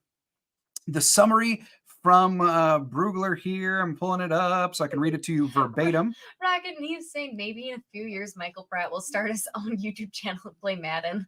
I'm down with it. If you would please read Sure. that. Thank you. So about Michael Pratt. It says, a 4-year starter at Tulane, Pratt thrived in former offensive coordinator Slade Nagel's scheme.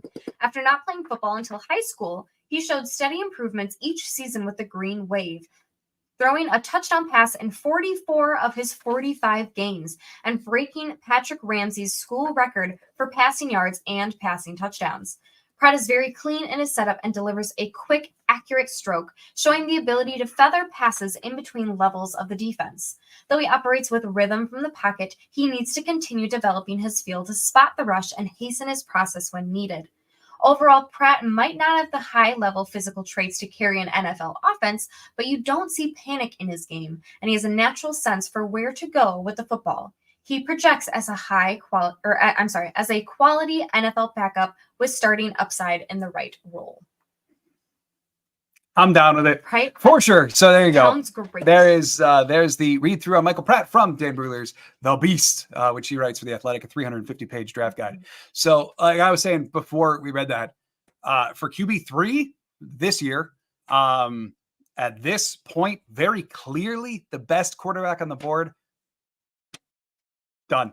Like, sign me up for it. I'm very, very happy with it.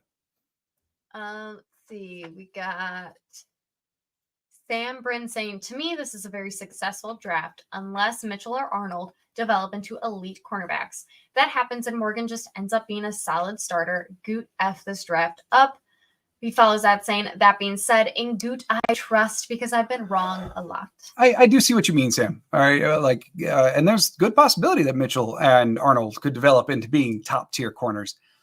But they would have had to trade up to get one of them. And we don't know if Arnold would have been there at 25. Like, did Detroit purposefully get in front of Green Bay at 25 to get Arnold? Like, these are the things we can't know. I do believe that Jordan Morgan was very high on the Packers board. But, I mean, I understand what you're saying, but they would have had to trade up for one of those guys. And so I don't think there was anything wrong with sitting at 25 with the way that the board came to them. So, but like you said, got to see how it pans out. Mm-hmm. And Goot, based upon the last 2 years of drafting, has earned some runway for us to trust him.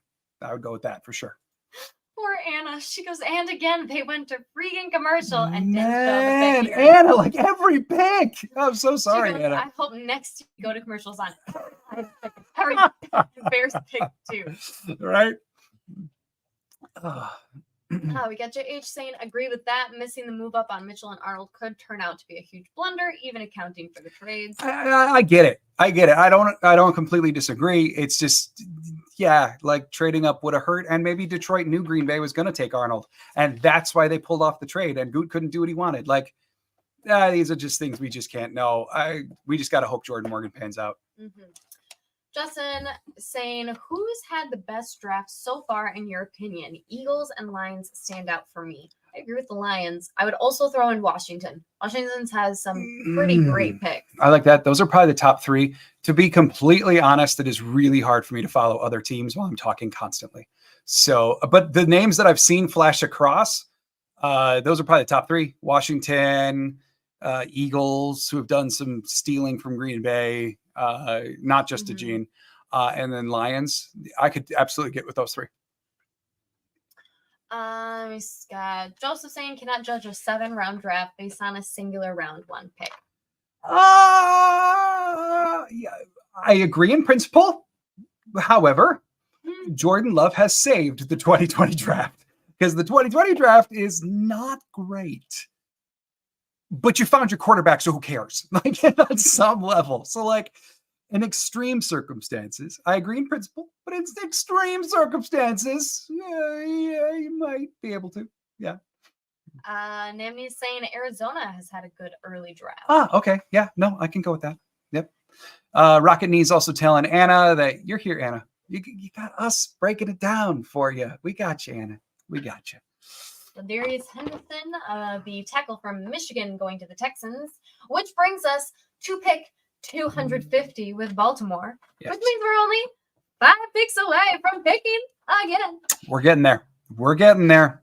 Might as well plug what we got in other comments. On Monday, I'll be breaking down like all the draft picks. I'm not going to go into like super detail right away. Monday is going to be more like I want to keep it around 20 to 30 minutes. So here's 12 picks, like blurbs on each, right? How I feel about each quick. And then over the course of the offseason, I'll dive in more thoroughly on a lot of these guys. Wednesday will be our typical live show on Wednesday. So where you can ask for in-depth stuff on some of these guys. But that's going to be the programming note for this week. Friday, I do have a personal thing. There may be no episode on Friday. I will let you know about that as the week evolves. So thanks everybody for being here. Just want to say that as we are waiting. Yep. We got Ravens pick is in. Yeah. Let's see. So we're at 250 right now. And we're waiting on 255. And then Green Bay's draft will be complete. And then the focus is rookie camp, mini camps, training camp. And then we're in football season, y'all. Cannot wait for training camp. Cannot wait to drive to Green Bay every day in sometimes sweltering heat and watch this team go. I'm very excited. All right, we got Scott saying, hey, Jon and Claudia, just wanted to thank you for the fun on draft weekend. Normally, I sit and watch by myself. Well, now you don't have to. You can watch it with us. Thanks, Scott. Thanks. I appreciate it. And we got JH asking, any predictions on starting 5 OL at game 1? So my prediction is subject to change. But as of right now, got to put in that disclaimer. As of right now, I think the tackles maintain their jobs. That Jordan Morgan does not come in right away and force switching all over the place or relegate Rasheed Walker to the bench. I just don't see that yet. I think like game 1 offensive line in my mind is probably Rasheed Walker at left tackle, Elton Jenkins left guard, Josh Myers still at center. I think he gets this year yet. And then right guard, let's call the starter Jordan Morgan, but a JRJ Sean Ryan rotation style between Morgan and Sean Ryan wouldn't be shocking as Morgan continues to get his feet. And then right tackle Zach Tom. That is my stamp it for now. Stamp it in non-permanent ink. Asterisk. Offensive line week 1. That's where I'm focusing right now. All right. We are just waiting. Yep. And then I would say too, like Caleb Jones still could very well be the swing tackle. I would not surprise me at all if Travis Glover, their 6th round pick of today, actually winds up on the practice squad because he's very developmental and they have invested a lot of time in both Tenuta and Caleb Jones. And then like in the event that an injury occurs, Jordan Morgan kind of becomes your super sub. like Zach Tom was his rookie year. He just goes wherever the injury is, because that's what they're really going to try to do with Jordan Morgan, I do believe. And then I got to say, I think Royce Newman's time is done. I will say Dillard back up on the interior. I think if Dillard switches to guard, then maybe it'll be a surprise. Maybe he'll press Sean Ryan. Maybe he'll be involved in the mix there. Dillard is a tackle. He's not pressing for a starting job. So I think Dillard is a worthwhile consideration. Thank you for bringing that up. I just look at Dillard like backup IOL right now. But yeah, in theory, he could press for right guard time. All right. The Baltimore Ravens selection is... Oh my God, say it. Sanusi Kane, the safety from Purdue. Man, NFL Network's like, I feel like they're not even showing the picks anymore. I got to keep looking at the other screen for ESPN. There it is. You just get it. Oh, they're just behind. Okay. Yeah. You know, NFL Network is behind on the NFL draft. He got one job. Mark's saying Jordan Morgan is smart. I could see him being used like that. And he's got the projected versatility to do it. Yeah, I that's why in my video yesterday, like the live that I did where I talked a bunch about Morgan, I just see him like at this juncture, more refined, slightly more athletic, a little bit more sized Zach Tom. And that's worth a first round pick if he can come even close to Tom. Like, don't get me wrong, he's got to get there. But in that mold, certainly. And I think rookie year will be used fairly similarly. All right, Frisco's pick is in. 251. So again, Green Bay is at 255. We got just a couple picks to go. All right, Rockany saying, real quick trivia question. Who did we lose in free agency to receive the 255th compensatory pick?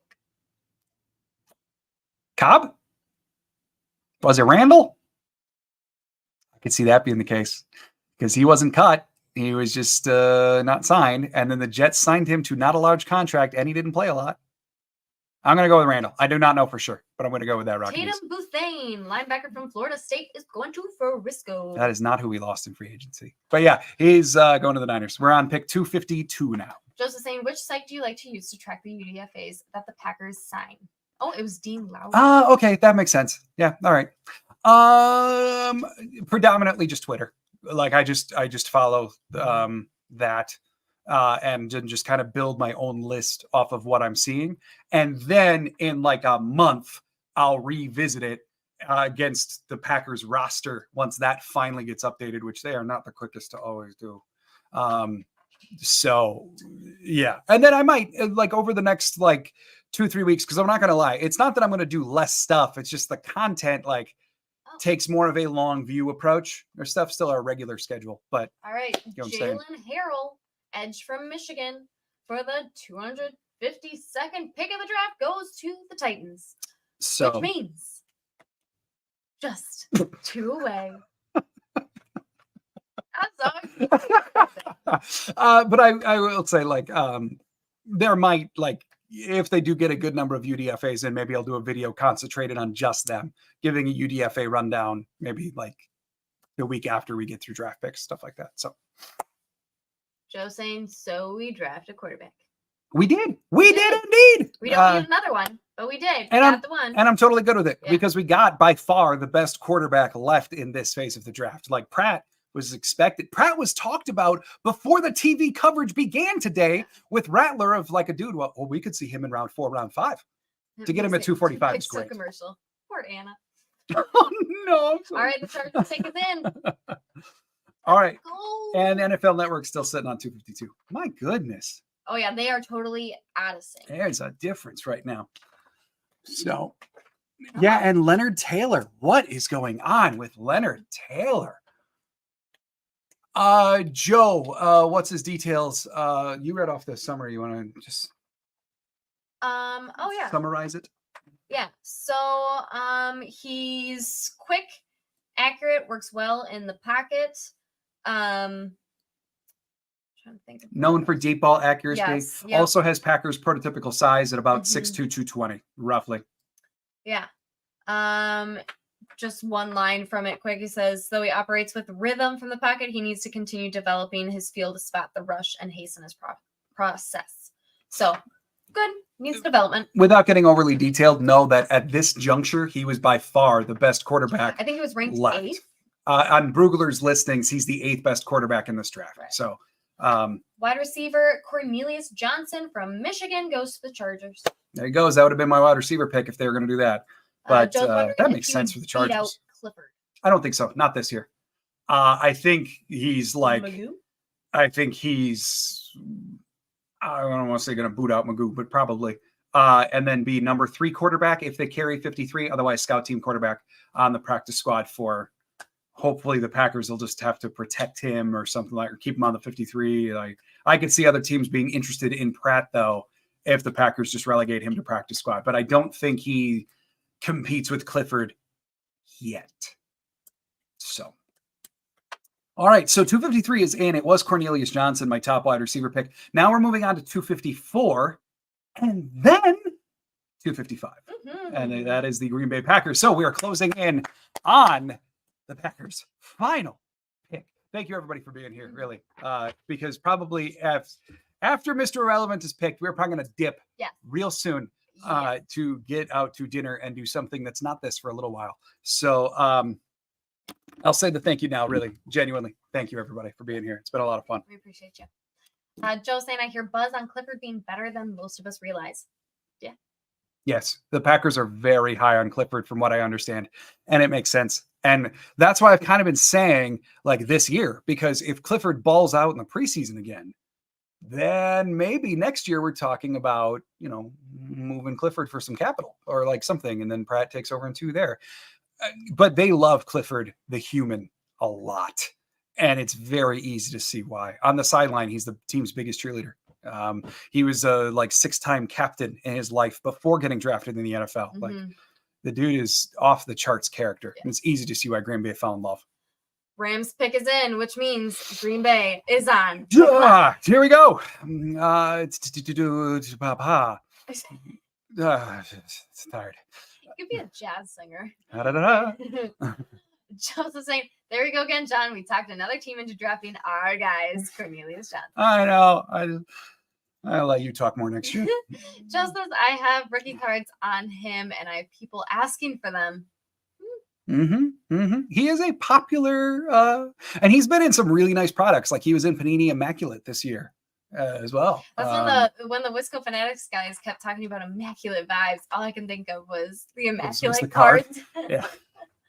All right. So Rams, Rams pick still in. We're waiting on Green Bay to have that screen flash. Mark says pre-draft chatter about Packers moving on from Clark. No sign of it in this draft. See, I don't know about that. Plus, I mean, like it was a month ago. Tom Silverstein said that the Packers had talked to Clark about an extension, because Clark is still only 28 years old somehow. So, I don't believe that chatter. Epileptic pilot said, I missed it. Wife stopped me on the way in. Saw 5 neighbor kids outside. So bought a box of ice cream sandwiches and dished them out. Parents always happy when I spoil them. Yeah, all right. Good for you. You're a better person than needing to sit here and watch a draft pick. So anywho, we drafted a quarterback. We drafted Michael Pratt from Tulane. There you go. Yeah. But you're gonna be in time for the last one. So that's for sure. And then after 255, A.T. Leviston, guard from Kansas State, to the Rams. After 255 is done, in the last couple minutes of the draft, I will give a very quick talking, maybe one breath between it, rundown of every single pick in this draft. Very, very quick. Talk about what kind of player they are, like a sentence on if I like it or not. So that will be a complete rundown. If you've lost any of the picks or lost track of anything, I'll run it down right after 255. Isn't. All right, I got you ready. All right, people. Do you think it's going to be a kicker or a long snapper? You shut your mouth. It was the quarterback, Kalen King. Hey, there you go. There you go. All right. I can take that for sure. I am surprised. Like they're bending some thresholds there to get King. But as I've been saying, as he's been brought up by, there I think it was like LeGrand Rico who brought him up a lot earlier. This is a guy that some evaluators are really high on because he had individual games collegiately that like he crushed it, that he looked like a shutdown corner. And so the reason why I was a little surprised in choosing Kalen King is because some outlets do have him being a little dude. And for Green Bay, that's generally slot. And they don't really like to pick those. In round 7, all bets are off. So Green Bay got another K King. I'm sorry, it's for your PTSD purposes, but another like a guy who can very much still contribute in the right kind of setting. So yeah, Kalen King, corner, selected in pick 255. We'll give you the summary here to get you some good details, and then I'll give you a full rundown. So yeah, good to see a lot of positive reaction to King. Rocket Knees, thanks for being here, man. Appreciate it. So thank you for being here. And then Jeff, to be honest, this draft feels like we got Edrin Cooper and some other guys. Whatever. I think it's like I was saying last night. It's more of an eat your vegetables, a more purposeful. This was probably never going to be a fun draft with a lot of playmakers. This was a lot of, we got some holes to fill at some relatively low value positions, and we're going to fill them up. And so I think I'm eager to dive into a lot of these guys. All right. So from the Beast says a 2-year starter, King was an outside cornerback in former Penn State defensive coordinator Manny Diaz's split coverage scheme. He put himself on the NFL radar with a standout 2022 season. He was a number 3 in the FBS with 21 passes defended and looked like a future first-round pick. However, cornerback is a volatile position, and King's 2023 tape exemplified that. He managed just 2 passes defended in his final college season, although he saw fewer targets, and struggled against the top opponents on his schedule, most notably in a tough matchup against Ohio State Marvin Harrison Jr. Growing up with a twin who shared the same passion for football meant King had a lifelong competitor, which helped develop his tenacity and toughness. Though he is a springy athlete, his twitch can be negated by below-average long speed and underdeveloped route anticipation versus savvy receivers. Overall, King is a fluid athlete with the aggressive play personality desired for the position, but his inconsistent tackling, coverage spacing, and feel for when to take chances while continue to result in volatility in his game. He is viewed as a possible safety candidate by several NFL teams. I already updated that. Yeah, very good. Okay, so I am surprised that they went in this direction. You just heard too from Brugler. This is from the Beast, projecting him potentially more so as a safety down the line. In which case, like another one.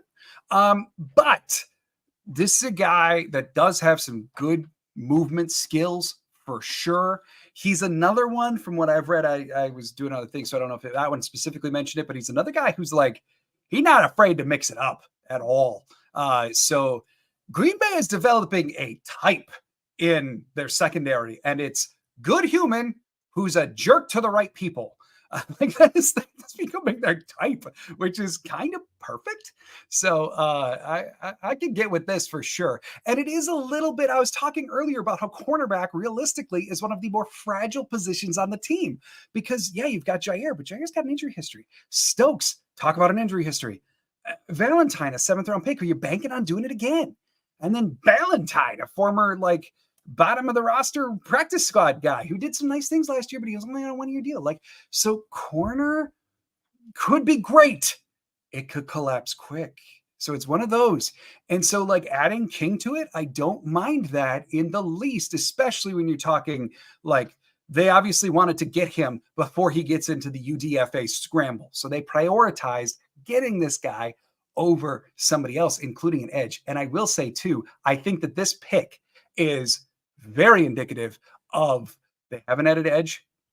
I think we're going to see Brooks and Wooden occasionally on the edge. That's the only real answer that I've got here to say, like, why are they not picking more edge to help make up for Enigbari's injury, to help like do the, they've already got 4. And now to supplant the position, we might see some interior, not all the time. There's still going to be defensive tackles, but in certain settings, certain packages, kick them out. That's what I think we could see coming. So let's just handle these last couple comments, and then I will give you a rundown as Mr. Irrelevant is being picked right now. We got Epileptic Pilot saying, I'd say for me, this was a good draft. I like that we didn't do outrageous moves, but yet made moves for players they've done their research on. Mhm. Indeed. He also says, this whole draft feels like once again went with speed and tenacity. Mm-hmm. Yeah, for sure. And aggression on the defensive side of the ball. Bill saying, great job. Thank you, Bill. Thanks, Bill. Jeff saying, I was expecting more cornerbacks.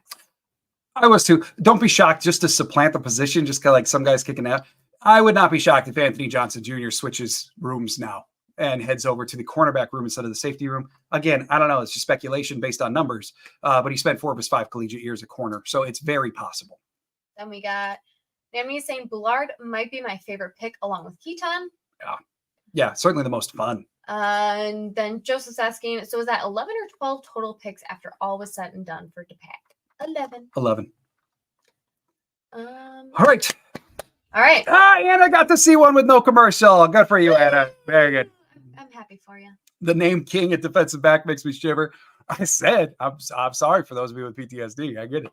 All right. So I'm just going to run this down super fast. First selection, first round, Jordan Morgan. We've talked about him a lot. Highly versatile, highly athletic. A lot of people project him inside. Packer said he's going to play all 4. So we might very well see him at tackle. I think year 1, he very well might start at right guard or be in a rotation with Sean Ryan at right guard. Regardless, smart, athletic, pretty technically proficient, does have some stuff to work on. Overall, very Packers first round pick. Then at 45, they grabbed Edgerrin Cooper, linebacker, disruptive, a little redundant with Quay, but Brian Gutekunst acknowledged in his presser that they want all of their linebackers to have the same traits. And they are showing that by not diversifying that room at all and getting Edgerrin Cooper to be the partner in crime, as Quay Walker called it on Twitter. Highly disruptive, very violent, a run and chase linebacker who does have some coverage ability. So Edgerrin Cooper going to be a very, very fun and aggressive addition to this defense. Next, at 58, they grabbed Javon Bullard, safety from Georgia. Gutekunst mentioned last night that he's probably going to be the starting safety on the defense as things stand right now. Another guy, kind of like Cooper, ultra aggressive. He's a strong tackler, one of the better tackling safeties in this entire draft. Little undersized for how the Packers generally like them. He's a little closer to Darnell Savage, more other than most of their historical proficiencies, but nonetheless, Javon Bullard going to be a very, very fun addition to this defense. And I will just throw in one more note of a secondary that starts Jair, Valentine, Stokes, Nixon, and Bullard, along with Xavier McKinney, is going to be the trash talkiest, loudest secondary ever. And I think a lot of us are going to be here for it. Then after Bullard at pick 88, they went with Marshawn Lloyd, running back from USC, comped most commonly to Josh Jacobs, although some people in the stream have talked about like, well, he's a little bit of DeAndre Swift. He's a little less, he's a little... Basically, last year he had 13 receptions, but Brian Gutekunst said that at the combine, he proved that he has excellent hands and could certainly be a receiver. He's known for vision, patience, being able to read a defense very, very well. By the way, he's 5'8" and 3/4 and 220 pounds. The man is thick with 3 C's, and he's going to be a little bit of a bowling ball, although he does really enjoy people making people miss. He's got one of the highest elusive ratings in college football from PFF last year and averages over 4 yards per carry after contact. So Marshawn Lloyd at pick 88. Then at 91, by many considered to be a reach, but Packers must have had some intel that he's going to go, and that would be Tyron Hopper, linebacker out of Missouri. Little bit lighter. He's like 230 on a good day, sometimes under the 220s. My personal belief is that they have a role in mind for him. Maybe Viper, maybe they just wanted more of a coverage backer, but certainly with Quay, McDuffie, and probably Edgerrin Cooper ahead of him on the depth chart, Tyron Hopper is going to be a special team contributor immediately, as well as someone who we're going to see, I believe, in specialty packages, but someone that they brought in on a top 30 visit, certainly someone that they had great interest in. After Tyron Hopper in round 4, another a little bit puzzling. This is where things went a little weird. They grabbed Evan Williams, another safety, downhill all the way. A lot of the profiles said, like, don't count on him in coverage. Maybe this is your Viper in Jeff Hafley's defense. Also, there's been a bunch of reports since they picked him in round 4 that like there were other teams that were hoping to have him drop in round 4. So maybe they felt the need to do it. But anyway, ultra aggressive. He does need to work on his tackling technique, but when he does, he closes well. He gets good number of tackles, but every so often a little over-aggressive misses. So this is probably the pick the most on the day that I am actively questioning. I am eager to hear what they had to say about it and also dive into him more. You'll hear about that on the channel this week. Then at 163, they grabbed Jacob Monk. Predominantly a center, can kick out to guard if need be. Started out a bunch of different positions at Duke. Highly versatile. I'm calling him Graham Barton, wish.com. So it's just kind of an offshoot. Not as refined, not as polished as Graham Barton, but coming from the same school. Someone who started with Barton, someone who started at the center instead of Barton. So like definitely interior offensive line depth. Also, like Hebbles threw in that he's allergic to cold water, the touch of cold water. So like do with that information what you will. Then at 169, probably my favorite pick of the entire draft, maybe second favorite, they grabbed Keaton Oladapo. Yes, out of Oregon State. Yes, I said Oregon, not Oregon, but Oladapo, he's great. Great, very fun player, extremely intense. He is more of a box safety, but he's got the flexibility to play both nickel as well as deep if need be, but certainly probably best suited for more of a box safety role. Again, one of the better tackling, certainly one of the more aggressive tackling safeties in this draft. He's a leader, he's aggressive, he's intense. He's gonna be fun, and I would expect him to contribute heavily on special teams right away. Then at 202, they grabbed Travis Glover. He a big boy and very developmental at tackle. He was kind of going to be a top 30 visit. I talked about that a lot, but no one knows if they actually got in a top 30 visit with him or not. But anyway, he big, like real big. He also very, very raw, very, very developmental. Won't be shocking at all to potentially see him like be the next Caleb Jones. And then he spends a little bit of time on the practice squad and then weans in his way onto the depth chart at tackle, but certainly an intriguing prospect from his size. He does have, while not the most explosion, he does have a good amount of athletic traits that are still evident in the short term. If you ask him to run far down the field, they don't look so good anymore. But in close, the dude's got some athletic traits. And of course, that's what may matter most for the Green Bay Packers in this context. Then at 245, they grab quarterback from Tulane, Michael Pratt, by far the best quarterback on the board at this juncture. I will talk about his personal story later on this week. If you haven't seen it yet, then I would encourage you to go look it up. But certainly I'll be talking about it as we get to all the draft picks this week.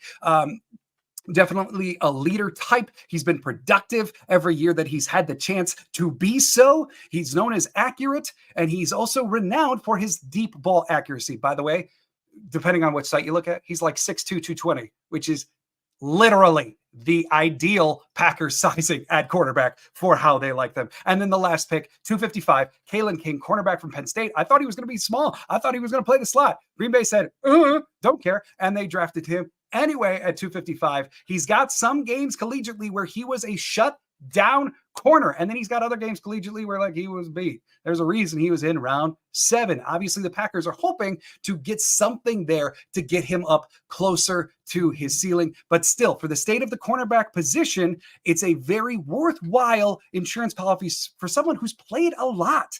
And it fits into the room pretty well.